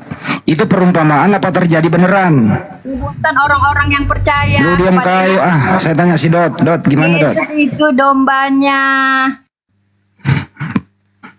Dot, itu perumpamaan apa terjadi beneran? Jawab aja. Itu maksudnya mempersatukan umat Tuhan dan Tuhan Yesus gitu. Yang bersatu antara siapa dan siapa? Umat Tuhan Yesus yang percaya. Melalui perkawinan. Bukan. Nanti Terus kan akan bertemu akhirnya. Terus Tapi itu pengantinnya siapa? disimboliskan- Pengantinnya siapa? Disimboliskan sebagai perkawinan anak domba kan. Pengantinnya siapa? Pengantinnya maksudnya siapa? Tampil dulu Pak Yusuf. Wahyu 19 nomor 7. Kami orang-orang Kristen itu pengantinnya, itu hanya simbolis saja. Bukan yang jadi kayak kau- pikiran kamu gitu. Oh, jadi kau nanti dikawini oleh Yesus. Iya, secara simbolis. Oke, Bukan dikawini secara- oleh Yesus, jujur. Jadi Yesus mengawini. Jadi Yesus kawini laki-laki juga. Oke. Gini, pikiranmu itu nggak kayak di surganya Islam yang 72 bidadari. Nah, itu kan gitu. tulis. Makanya tampilin dulu dong, bantuin apa? Biar dia baca. Bentar Bang Handi lagi buka. Gedein host tuh Pak Yusuf buka data. Nah, nih ya teman-teman semuanya kita baca. Nanti kita dibilang asumsi gitu. Nah, tuh. Marilah kita bersukacita dan bersorak-sorai dan memuliakan Dia. Karena hari perkawinan anak domba telah tiba dan pengantinnya telah siap sedia. Nah, tuh datanya tuh. Nah, pertanyaannya, pengantinnya siapa? Sekarang saya tanya anak domba itu. Jangan anak tanya, domba itu- jelaskan. Pengantinnya siapa? Ini saya jelaskan. Ya, Anak pengantinnya domba itu siapa? Anak domba beneran atau anak domba simbolis? Ya, lu jawablah, anak domba itu siapa? Lah, aku tanya kamu. Saya nggak Anak ngerti, domba itu saya anak domba ini bukan beneran. punya saya, lu nanya ke gua. Saya yang nanya, anak domba itu siapa? Anak domba itu ya Yesus, itu kan secara Yesus. simbolis. Diam, Yesus. Yesus itu kawin atau tidak di surga? Tidaklah. Tidak. Pengantinnya siapa? Pengantinnya kita orang Kristen. Diapain sama Yesus? Jangan pindah dulu. Wahyu 19:7 biar dia ketabok nih. Sepintar-pintarnya lu nyok. Sama data ini pusing kepala lu. Pertanyaan ini pertanyaan jebakan, jadi nggak Iya, penting. kok jebakan, orang tertulis kok. Tertulis loh itu.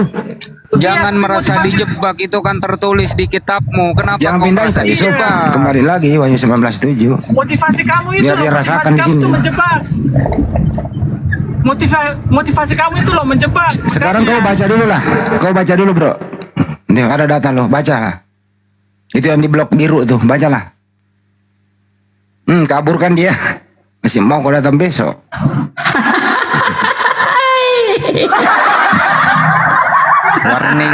Warning nih buat para Polikardos yang suka mengolok-olok akidahnya umat Islam, imannya umat Islam. Warning nih. Jadi anak domba itu Yesus akan menjalani perkawinan. Pengantennya sudah siap sedia. Siapakah pengantin itu? Ya, Ibu Tina menjawab, ya saya.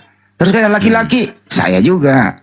Terus yang perempuan sundal sama pemungut cukai, pengantinnya semua.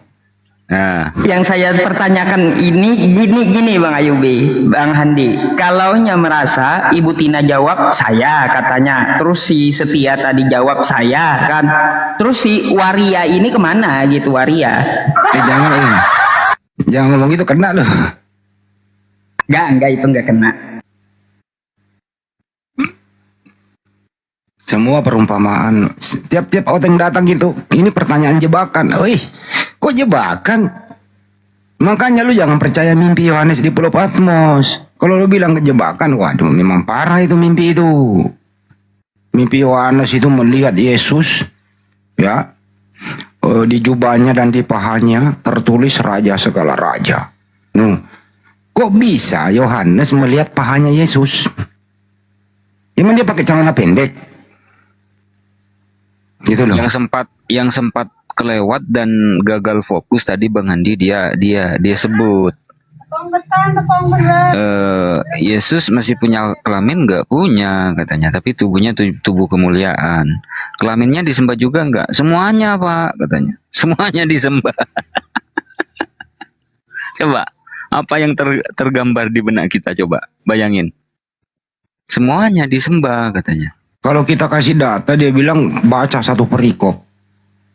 Memang lu pikir pendeta di gereja baca semua apa? Giliran dia baca satu perikop, tetap aja nggak bisa menghilangkan poin-poinnya di situ. Artinya apa? Poin-poin yang tertulis kalau dibaca satu perikop di gereja dihilangin substansinya, supaya karena memang ini otaknya udah sengklek. Udah dibodoh-bodohi gitu loh. Giliran di area publik, bingung dia menjawabnya. Ada yang bilang perumpamaan, ada yang bilang beneran. Pusing mereka ini. Makanya kitab kayak gitu loh, kalau percaya mimpi gitu loh. Siapa suruh lu tadi datang menghujat? Gua hero lo bilang BAB di sono. Coba aja kalau lo jangan kan di sono. Lu tinggal aja ke Israel, lu teriak-teriak Yesus Tuhan, lu diludahin di sono. Memang kalau untuk menghujat mereka number one, giliran ditabok pakai data di Bible, kelepak-kelepak lu. Makanya kalau mau diskusi santai aja. Kita kalau lu baik, kita juga baik kok. Tapi setiap kau menghujat, Bible-mu yang menjadi batu sandunganmu. Itu yang penting itu. Bible sendiri yang menjawab. Karena apa? Kata-kata kotor, ya, kata-kata kotor itu berjubel di Bible. Mulai dari kata sundel, susu di jama-jama, birahi, megang kemaluan laki-laki, bersinah di tempat umum, nabi dihinakan, nabi difitnah, mensinahi anaknya. Karena kacaunya di muka bumi ini, ya, Tuhan sudah mengutus beberapa nabi masih kacau. Tuhan sendiri turun menjadi manusia, ingin mendamaikan manusia. Tuhan sendiri yang dieksekusi. Jadi Tuhan gagal. Tuhan sendiri turun tangan menurut mereka, turun ke bumi. Malah Tuhan nggak bisa apa-apa, malah ditangkap. Tuhan datang ingin mendamaikan, malah yang ditangkap dia. Diolok-olok, diludahi, ditelanjangin, dibunuh secara terkutuk. Gimana coba mau percaya kayak gitu-gitu? Kadang gini Bang Haji, saya itu heran sama mereka. Mereka protes masjid pakai toa, setelah disuruh pakai toa banyak-banyak, mereka nggak mau gitu. Coba dibacakan pakai toa yang ini, karena ada di kitabnya. Ngapain protes toa umat Islam? Coba kau baca inilah pakai toa gitu ya. nggak apa-apa, dikasih izin aja gereja itu pakai toa, bacain aja kayak gini, habis semua. Kayak gini cocok nggak pakai toa? Dibaca anak-anak juga cocok nggak? Teman-teman cocok nggak? Apa ini? Ini apa? Kitab apa gitu? Kitab Kama Sutra atau apa gitu? Heran saya. Lanjut. Ya paling jawabnya itu perumpamaan katanya. Barusan ada yang WA saya, mohon maaf ya. Katanya, hai kak, tertarik menjual channelnya? Saya bilang iya. Dia bilang berapa? 50 miliar. Dia nggak jawab lagi. Ada yang nawarin channel aku, dia mau beli. Saya bilang ya udah silakan kalau mau 50 miliar cash.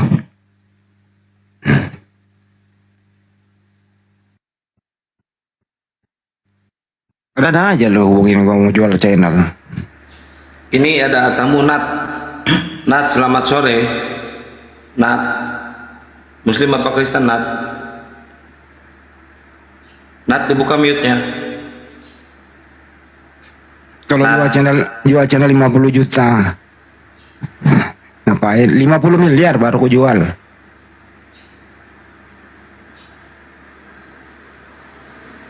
Bang Handi, Kang Kian Santang sama Bang Ayubi, Bang Julius sama Gurunda Zuma, saya izin turun dulu ya, mau asar dulu. Udah aja di tempat saya. Lanjut, nanti insya Allah naik lagi. Makasih semuanya. Bang Ayubi, Bang Handi. Kang, turun dulu ya. Assalamualaikum warahmatullahi wabarakatuh. Waalaikumsalam. Waalaikumsalam. Teman-teman tolong di follow ya akun ini nih, TikTok ini nih, Family Bang Juma. Ya, insya Allah nanti live-nya di sini untuk acara Bandung teman-teman ya. Jadi tolong di follow ya, yang Family Bang Juma yang ini ya teman-teman ya. Nanti kita live TikTok di sini ya, yang acara Bandung ya. Jadi biar nggak ketinggalan teman-teman ya. Oke, terima kasih yang sudah follow. Lanjut Bang Andi. Follow semua lah. Follow semua lah kita ya. Ini kok nanti kadang-kadang pelit follow doang gratis. Ya, yang Bang Andi juga tuh follow ya. Biar akun utama gue nggak bisa dipakai. Oh ini akun cadangan? Iya, banyak akun saya yang baru. Yang pertama kan banyak tuh, susah dipakai, tahu tuh emailnya sulit aman. Besok ini yang 800 orang tolong di follow ya. Tolong ya, yang Bang Handi juga tuh, yang Bang Ayubi juga. Besok kita ke Bandung jam berapa ini? Besok sore aja. Besok kita ke Bandung ya teman-teman. Kita mau survei tempat di Bandung untuk acara tanggal 16 September.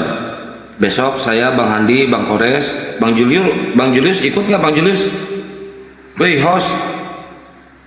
Nggak bisa dia, jangan dipaksa dia mah. Jadi update-nya di Family Bang Juma biar besok bisa langsung live. Tolong di follow ya. 500 orang aja yang follow di sini udah cukup. Soalnya udah 700 orang yang follow saya, jadi 500 aja cukup. Kang jangan kau sore yang berangkat. Itu weekend loh, orang pulang kantor arah timur ya macet ya. Enggak kan ngejar malam, kalau malam nggak bakal macet Bang Andi. Mau berangkat malam gitu ya? Kayak kemarin aja, kayak kemarin. Terlalu deh, gue bukan yang bawa mobil, gue tidur doang. saya yang bawa mobil, tenang, aman, insya Allah.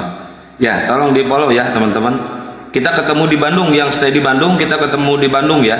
Sekalian besok saya mau survei ke daerah Lembang untuk acara lihat venue buat tanggal 16 September. Insya Allah Gurunda Juma nanti hadir di sana. Ya, akun baru. Silakan nanti update-nya di akun yang ini, Family Bang Juma live-nya. Dan Rita nelpon gue, kata dia, lu mana sih Ndi? Lu nggak ngomongin dua, lu butuh pendeta berapa gitu? Gratis kata dia. Terus? Ya deh, sekali. Ajak aja udah. Gua coba. Telepon aja sekarang coba. Rita suruh naik sini ya? Iya.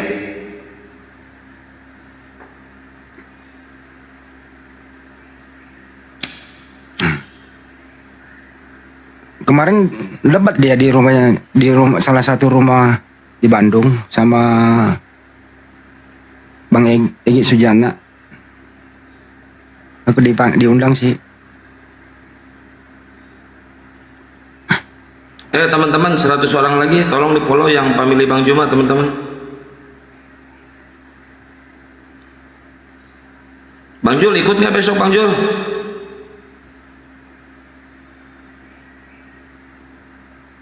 Wah tidur deh kayaknya host nih.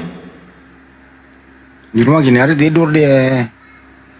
Kalau kita mau melek nih sampai pagi kalau jam segini mah.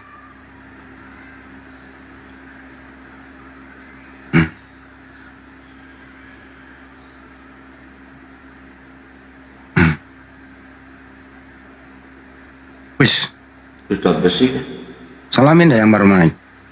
Selamat sore Ustadz Besi. Namanya kok Ustadz Besi? Assalamualaikum. Waalaikumsalam. Waalaikumsalam. Apa kabar semua?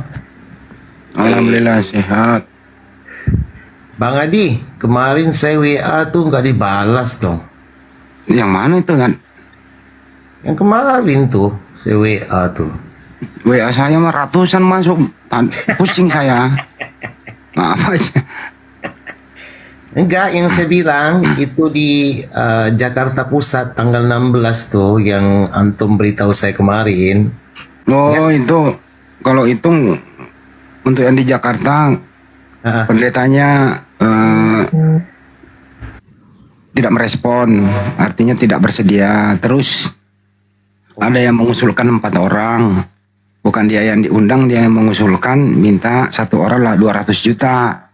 Jadi 4 orang 800 plus bodyguard plus transportasi pesawat kelas bisnis dan hotel kelas VIP. Nah, jadi ya mohon maaf, bukan kami nggak punya duit membayarnya, tapi kalau duit segitu lebih baik kita bangun-bangun, perbaiki musola, perbaiki masjid lah daripada memberikan mutiara kepada babi kan gitu. Itu jawaban kami kok kepada mereka. Oh ya, udah Bapak.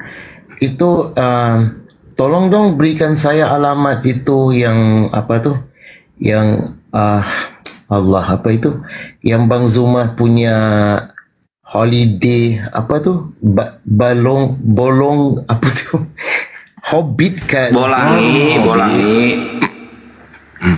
Saya kan tanggal 3 dari London ini mau pulang ke Singapura. Jadi kalau bisa sih tanggal 11 September saya mau ke sono, mau holiday sama keluarga saya tuh. Oke. Hubungi di HP saya aja nanti. Saya lupa nomornya yang mana. Nanti tak kasih nomornya Bang Juma lah. Atau saya kasih nomornya asistennya Bang Juma. Nanti ngomongin langsung aja. Iya, langsung ke adiknya Bang Juma aja, nanti tak kasih nomornya. Itu tempatnya di mana ya, Pak Andi? Di Sulawesi Selatan, dari bandara itu kurang lebih 1,5 jam nyampe. Insya Allah ke lokasi. Lokasi itu di rumah Hobbit, di atas gunung, di bawahnya danau. Bisa melihat kota Makassar dan sekitarnya di malam hari. Sejuk, banyak pohon-pepohonan. Di situ ada tempat bisa tidur kok. Ada penginapannya Bang. Enak banget. Enak Bang.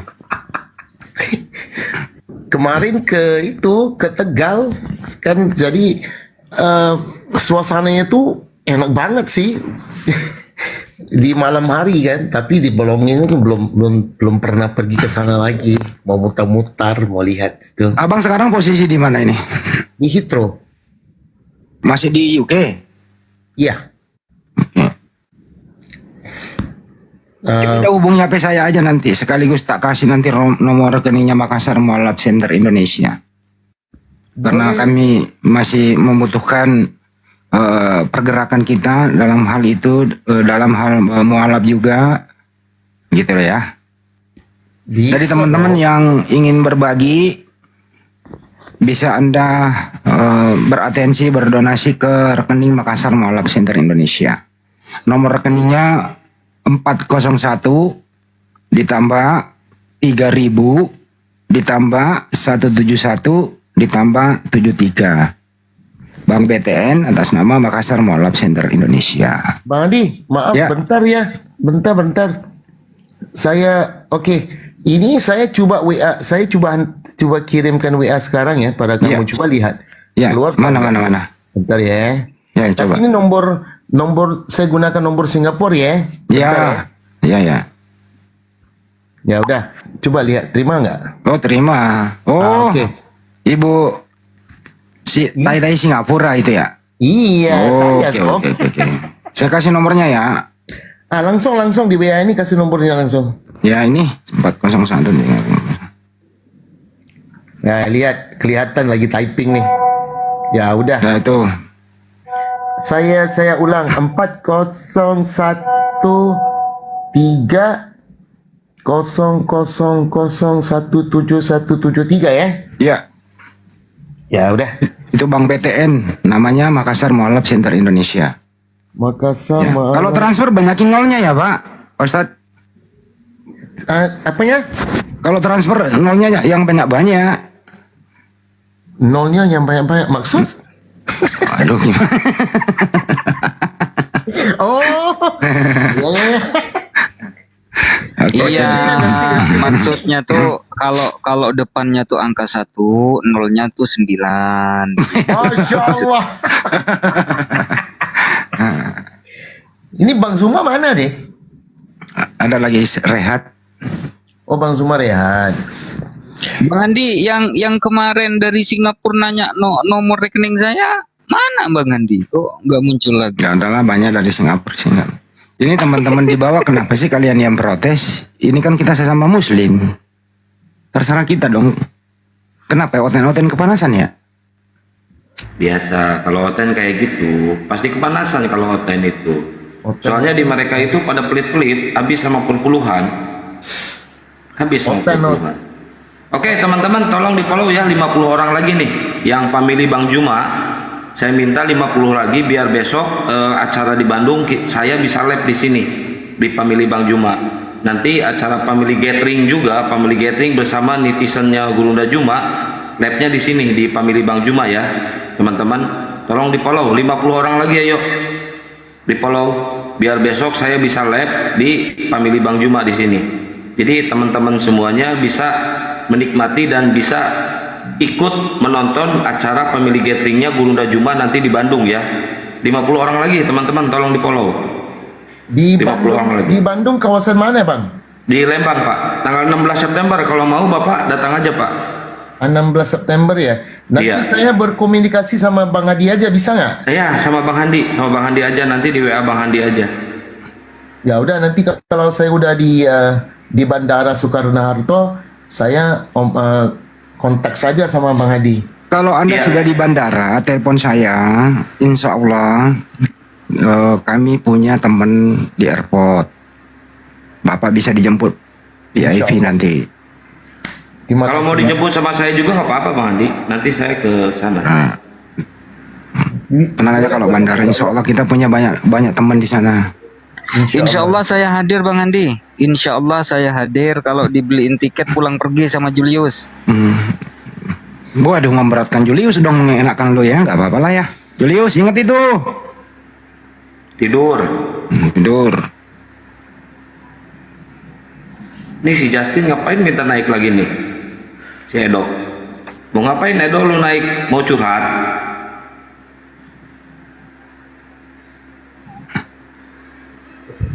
Oke, selamat sore teman-teman. Ya, si Abok lagi, Abok. Selamat sore, Abok. Berapa abad kita nggak ketemu, Pak Handi? Abok. Itu si domba kecil lagi apa ya sekarang ya? Domba kecil sedang ada di pangkuan. Sedang ada di neraka bersama iblis. Aku izin turun dulu di sini sudah masuk Bang Santang, Bang Andi. Aku turun dulu ya. Iya, iya. Tempat saya sudah masuk. Yuk, Ya, assalamualaikum. turun. Udah lah, lu lagi mabok ciu, Edo lu. Lo takut sama Malikil di-kick terus sama lo. Ah, nggak asik. Udah di bawah lu. Mabok, orang mabok ah. Lagi dinaikin sih orang kayak gitu. Banding kita koordinasi lah apa gitu. Ya teman-teman yang sudah follow makasih banyak ya. Besok saya langsung live di sini ya, di Family Bang Juma, acara di Bandung ya. Kita lihat venue di sana ya, biar teman-teman lihat juga suasana di sana ya.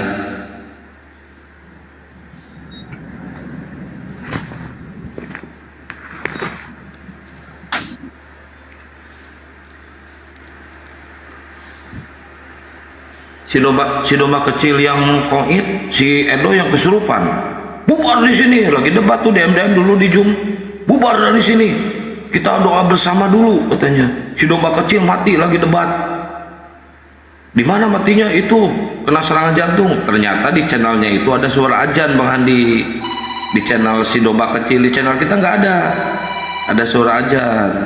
Halo. Abu mia cawa kau halo. Kamsa. Bantuan ya saya. Wis. Loh, ada apa ini? Kok ada orang bahasa Hokkien? Kepanasan itu si Justin melihat si domba kecil mati. Loh, iyalah kan teman baik dia itu. Iya, sahabatnya dia. Udahlah. Lagi debat langsung koit, wih, kasihan banget ya. Di tempat lain nggak ada suara aja, di tempat dia doang. Ya, itu bagi teman-teman yang nggak tahu ya, itu domba kecil dulu. Aduh, tragis teman-teman. Kasihan. Lagi debat sama kita. Iya, bukan masalah itu. Kan sebelumnya dia baru menantang tuh. Kalau memang aulanya umat muslim ada, ya silakan ajab saya. Wah, beneran mati. Itu kemarinnya dia baru menantang-nantang tuh. Beneran mati kawan-kawan. Kasihan. Si Uti habis nginjak Al-Quran ternyata dia memang sakit, tambah parah sakitnya. Iya, tambah parah. Nggak lama tewas juga. Mangapul komplain suara azan juga. Komplain ini toa di perapat kok makin besar ini ya. Harusnya dihentikan. Habis itu dia bilang masjidnya mencuri tanah polsek. Wah, mati juga. Oke, ada blessing. Dan ini Ustadz Bersih siapa sih? Ini Ustadz kita dari Malaysia, tapi sekarang di UK. Oh, pantesan bahasa Hokkien dia. Malaysia atau di Penang? Malaysia dia asli. Chinese ya? Iya. Oh. Coba aja ngomong sama dia. Cuma namanya nggak bagus, nama Indonesia. Tai dia, nggak tahu. Nggak, kalau Indonesia begitu, nggak enak, tapi nggak apa-apa. Nggak. Ya, Bang Jur udah monitor, saya izin mandi dulu ya Bang Jur. Oke, gantian. Halo Ustaz Besi. Lu kasih gua moderator biar gua lihat di bawah. Kok dari tadi ini nggak bener lu. Duh, si ada Akang kok dari tadi.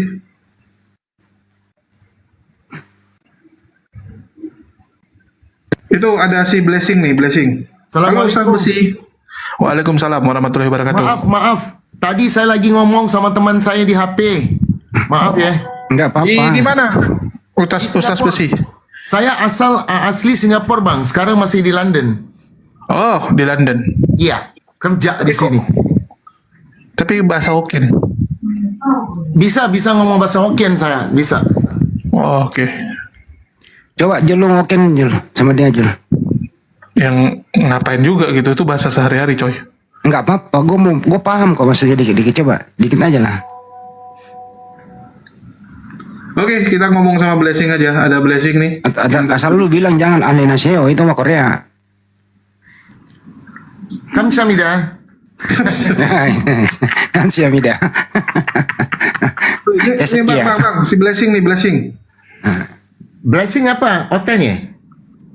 Muslim dia itu. Oh, Muslim. Kok Muslim? Blessing namanya? Ya coba aja ya panggil dia, sering WA saya kok. Bang Blessing kenapa ya Bang? Mic-nya tuh di off-tin tuh. Oke, terima kasih Ibu siapa tadi nih? Ibu Liawati atas atensinya ya. Masalah. Masuk ke MMCI. Ini saya adminkan dulu ya. Ibu Liawati.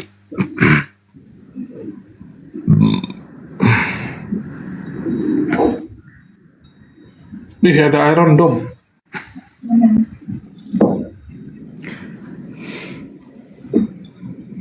Ini jam-jamnya domba makan rumput, Bang. Tunggu lu, ini Blessing Oten, woy. Tadi dia di live chat komen-komen soalnya. Gak mungkin dia Islam dong, kan Blessing tuh. Nggak tahu nih Bang Andi ini. Bang Andi, ya dulu dong, Bang. Ya kan kita chat terus. Oh dari kemarin. Oh ya kemarin. Ini siapa ini abang yang di video ini? Halo Blessing, kok jadi berhala? Menambah jumlah berhala. Oh sama dulu sama Habib Umar ya. Iya benar. Habib Umar di Condet, Habib Umar bin Ahmad bin Abdullah Hasan Al-Atas. Kemarin di Tegal sama rombongannya Habib Umar di ada itu Majlis Asma di Kiai Hamid.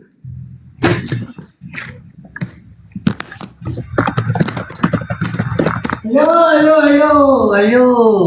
Ya, dia udah mari, udah datang dia Blessing, udah mari. Macam mana? Sama sore. Selamat sore Blessing. Ini mas. Si Agung, kenapa Gung? Lu parsuin suara lu juga mau kemana-mana lo. Ini si Agung ini oten sepsial menginjili binatang. Dia praktekkan di Markus 16, 15 sampai 18. Pergilah ke seluruh dunia, beritakanlah Injil ke segala makhluk. Nah, makhluk ini kan mau manusia maupun binatang. Jadi si Agung ini spesial menginjili binatang. Yang paling sulit diinjilin dia adalah tikus curut. Karena curut susah ditangkap. Gimana Gung? Penginjilan kau terhadap binatang-binatang itu, Gul? Ya, bagi teman-teman yang itu kawan dia. Kau konsepsial, Gung. Gak bener lo, Gung.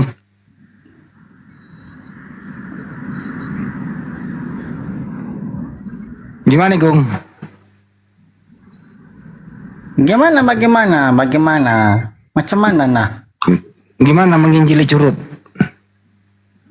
Mau cari rumput dulu nah. Oh, lu mau nginjili apa ini? Injilin kamu. Buset dah.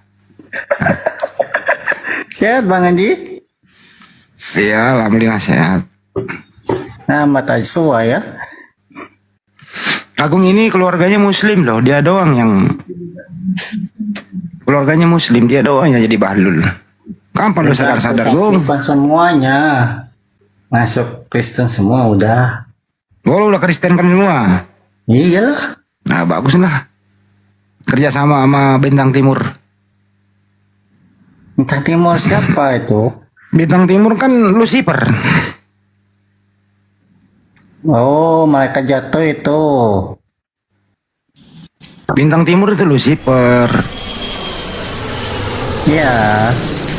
Terus kenapa Bang Andi? Terus di Wahyu 22, Yesus adalah Bintang Timur.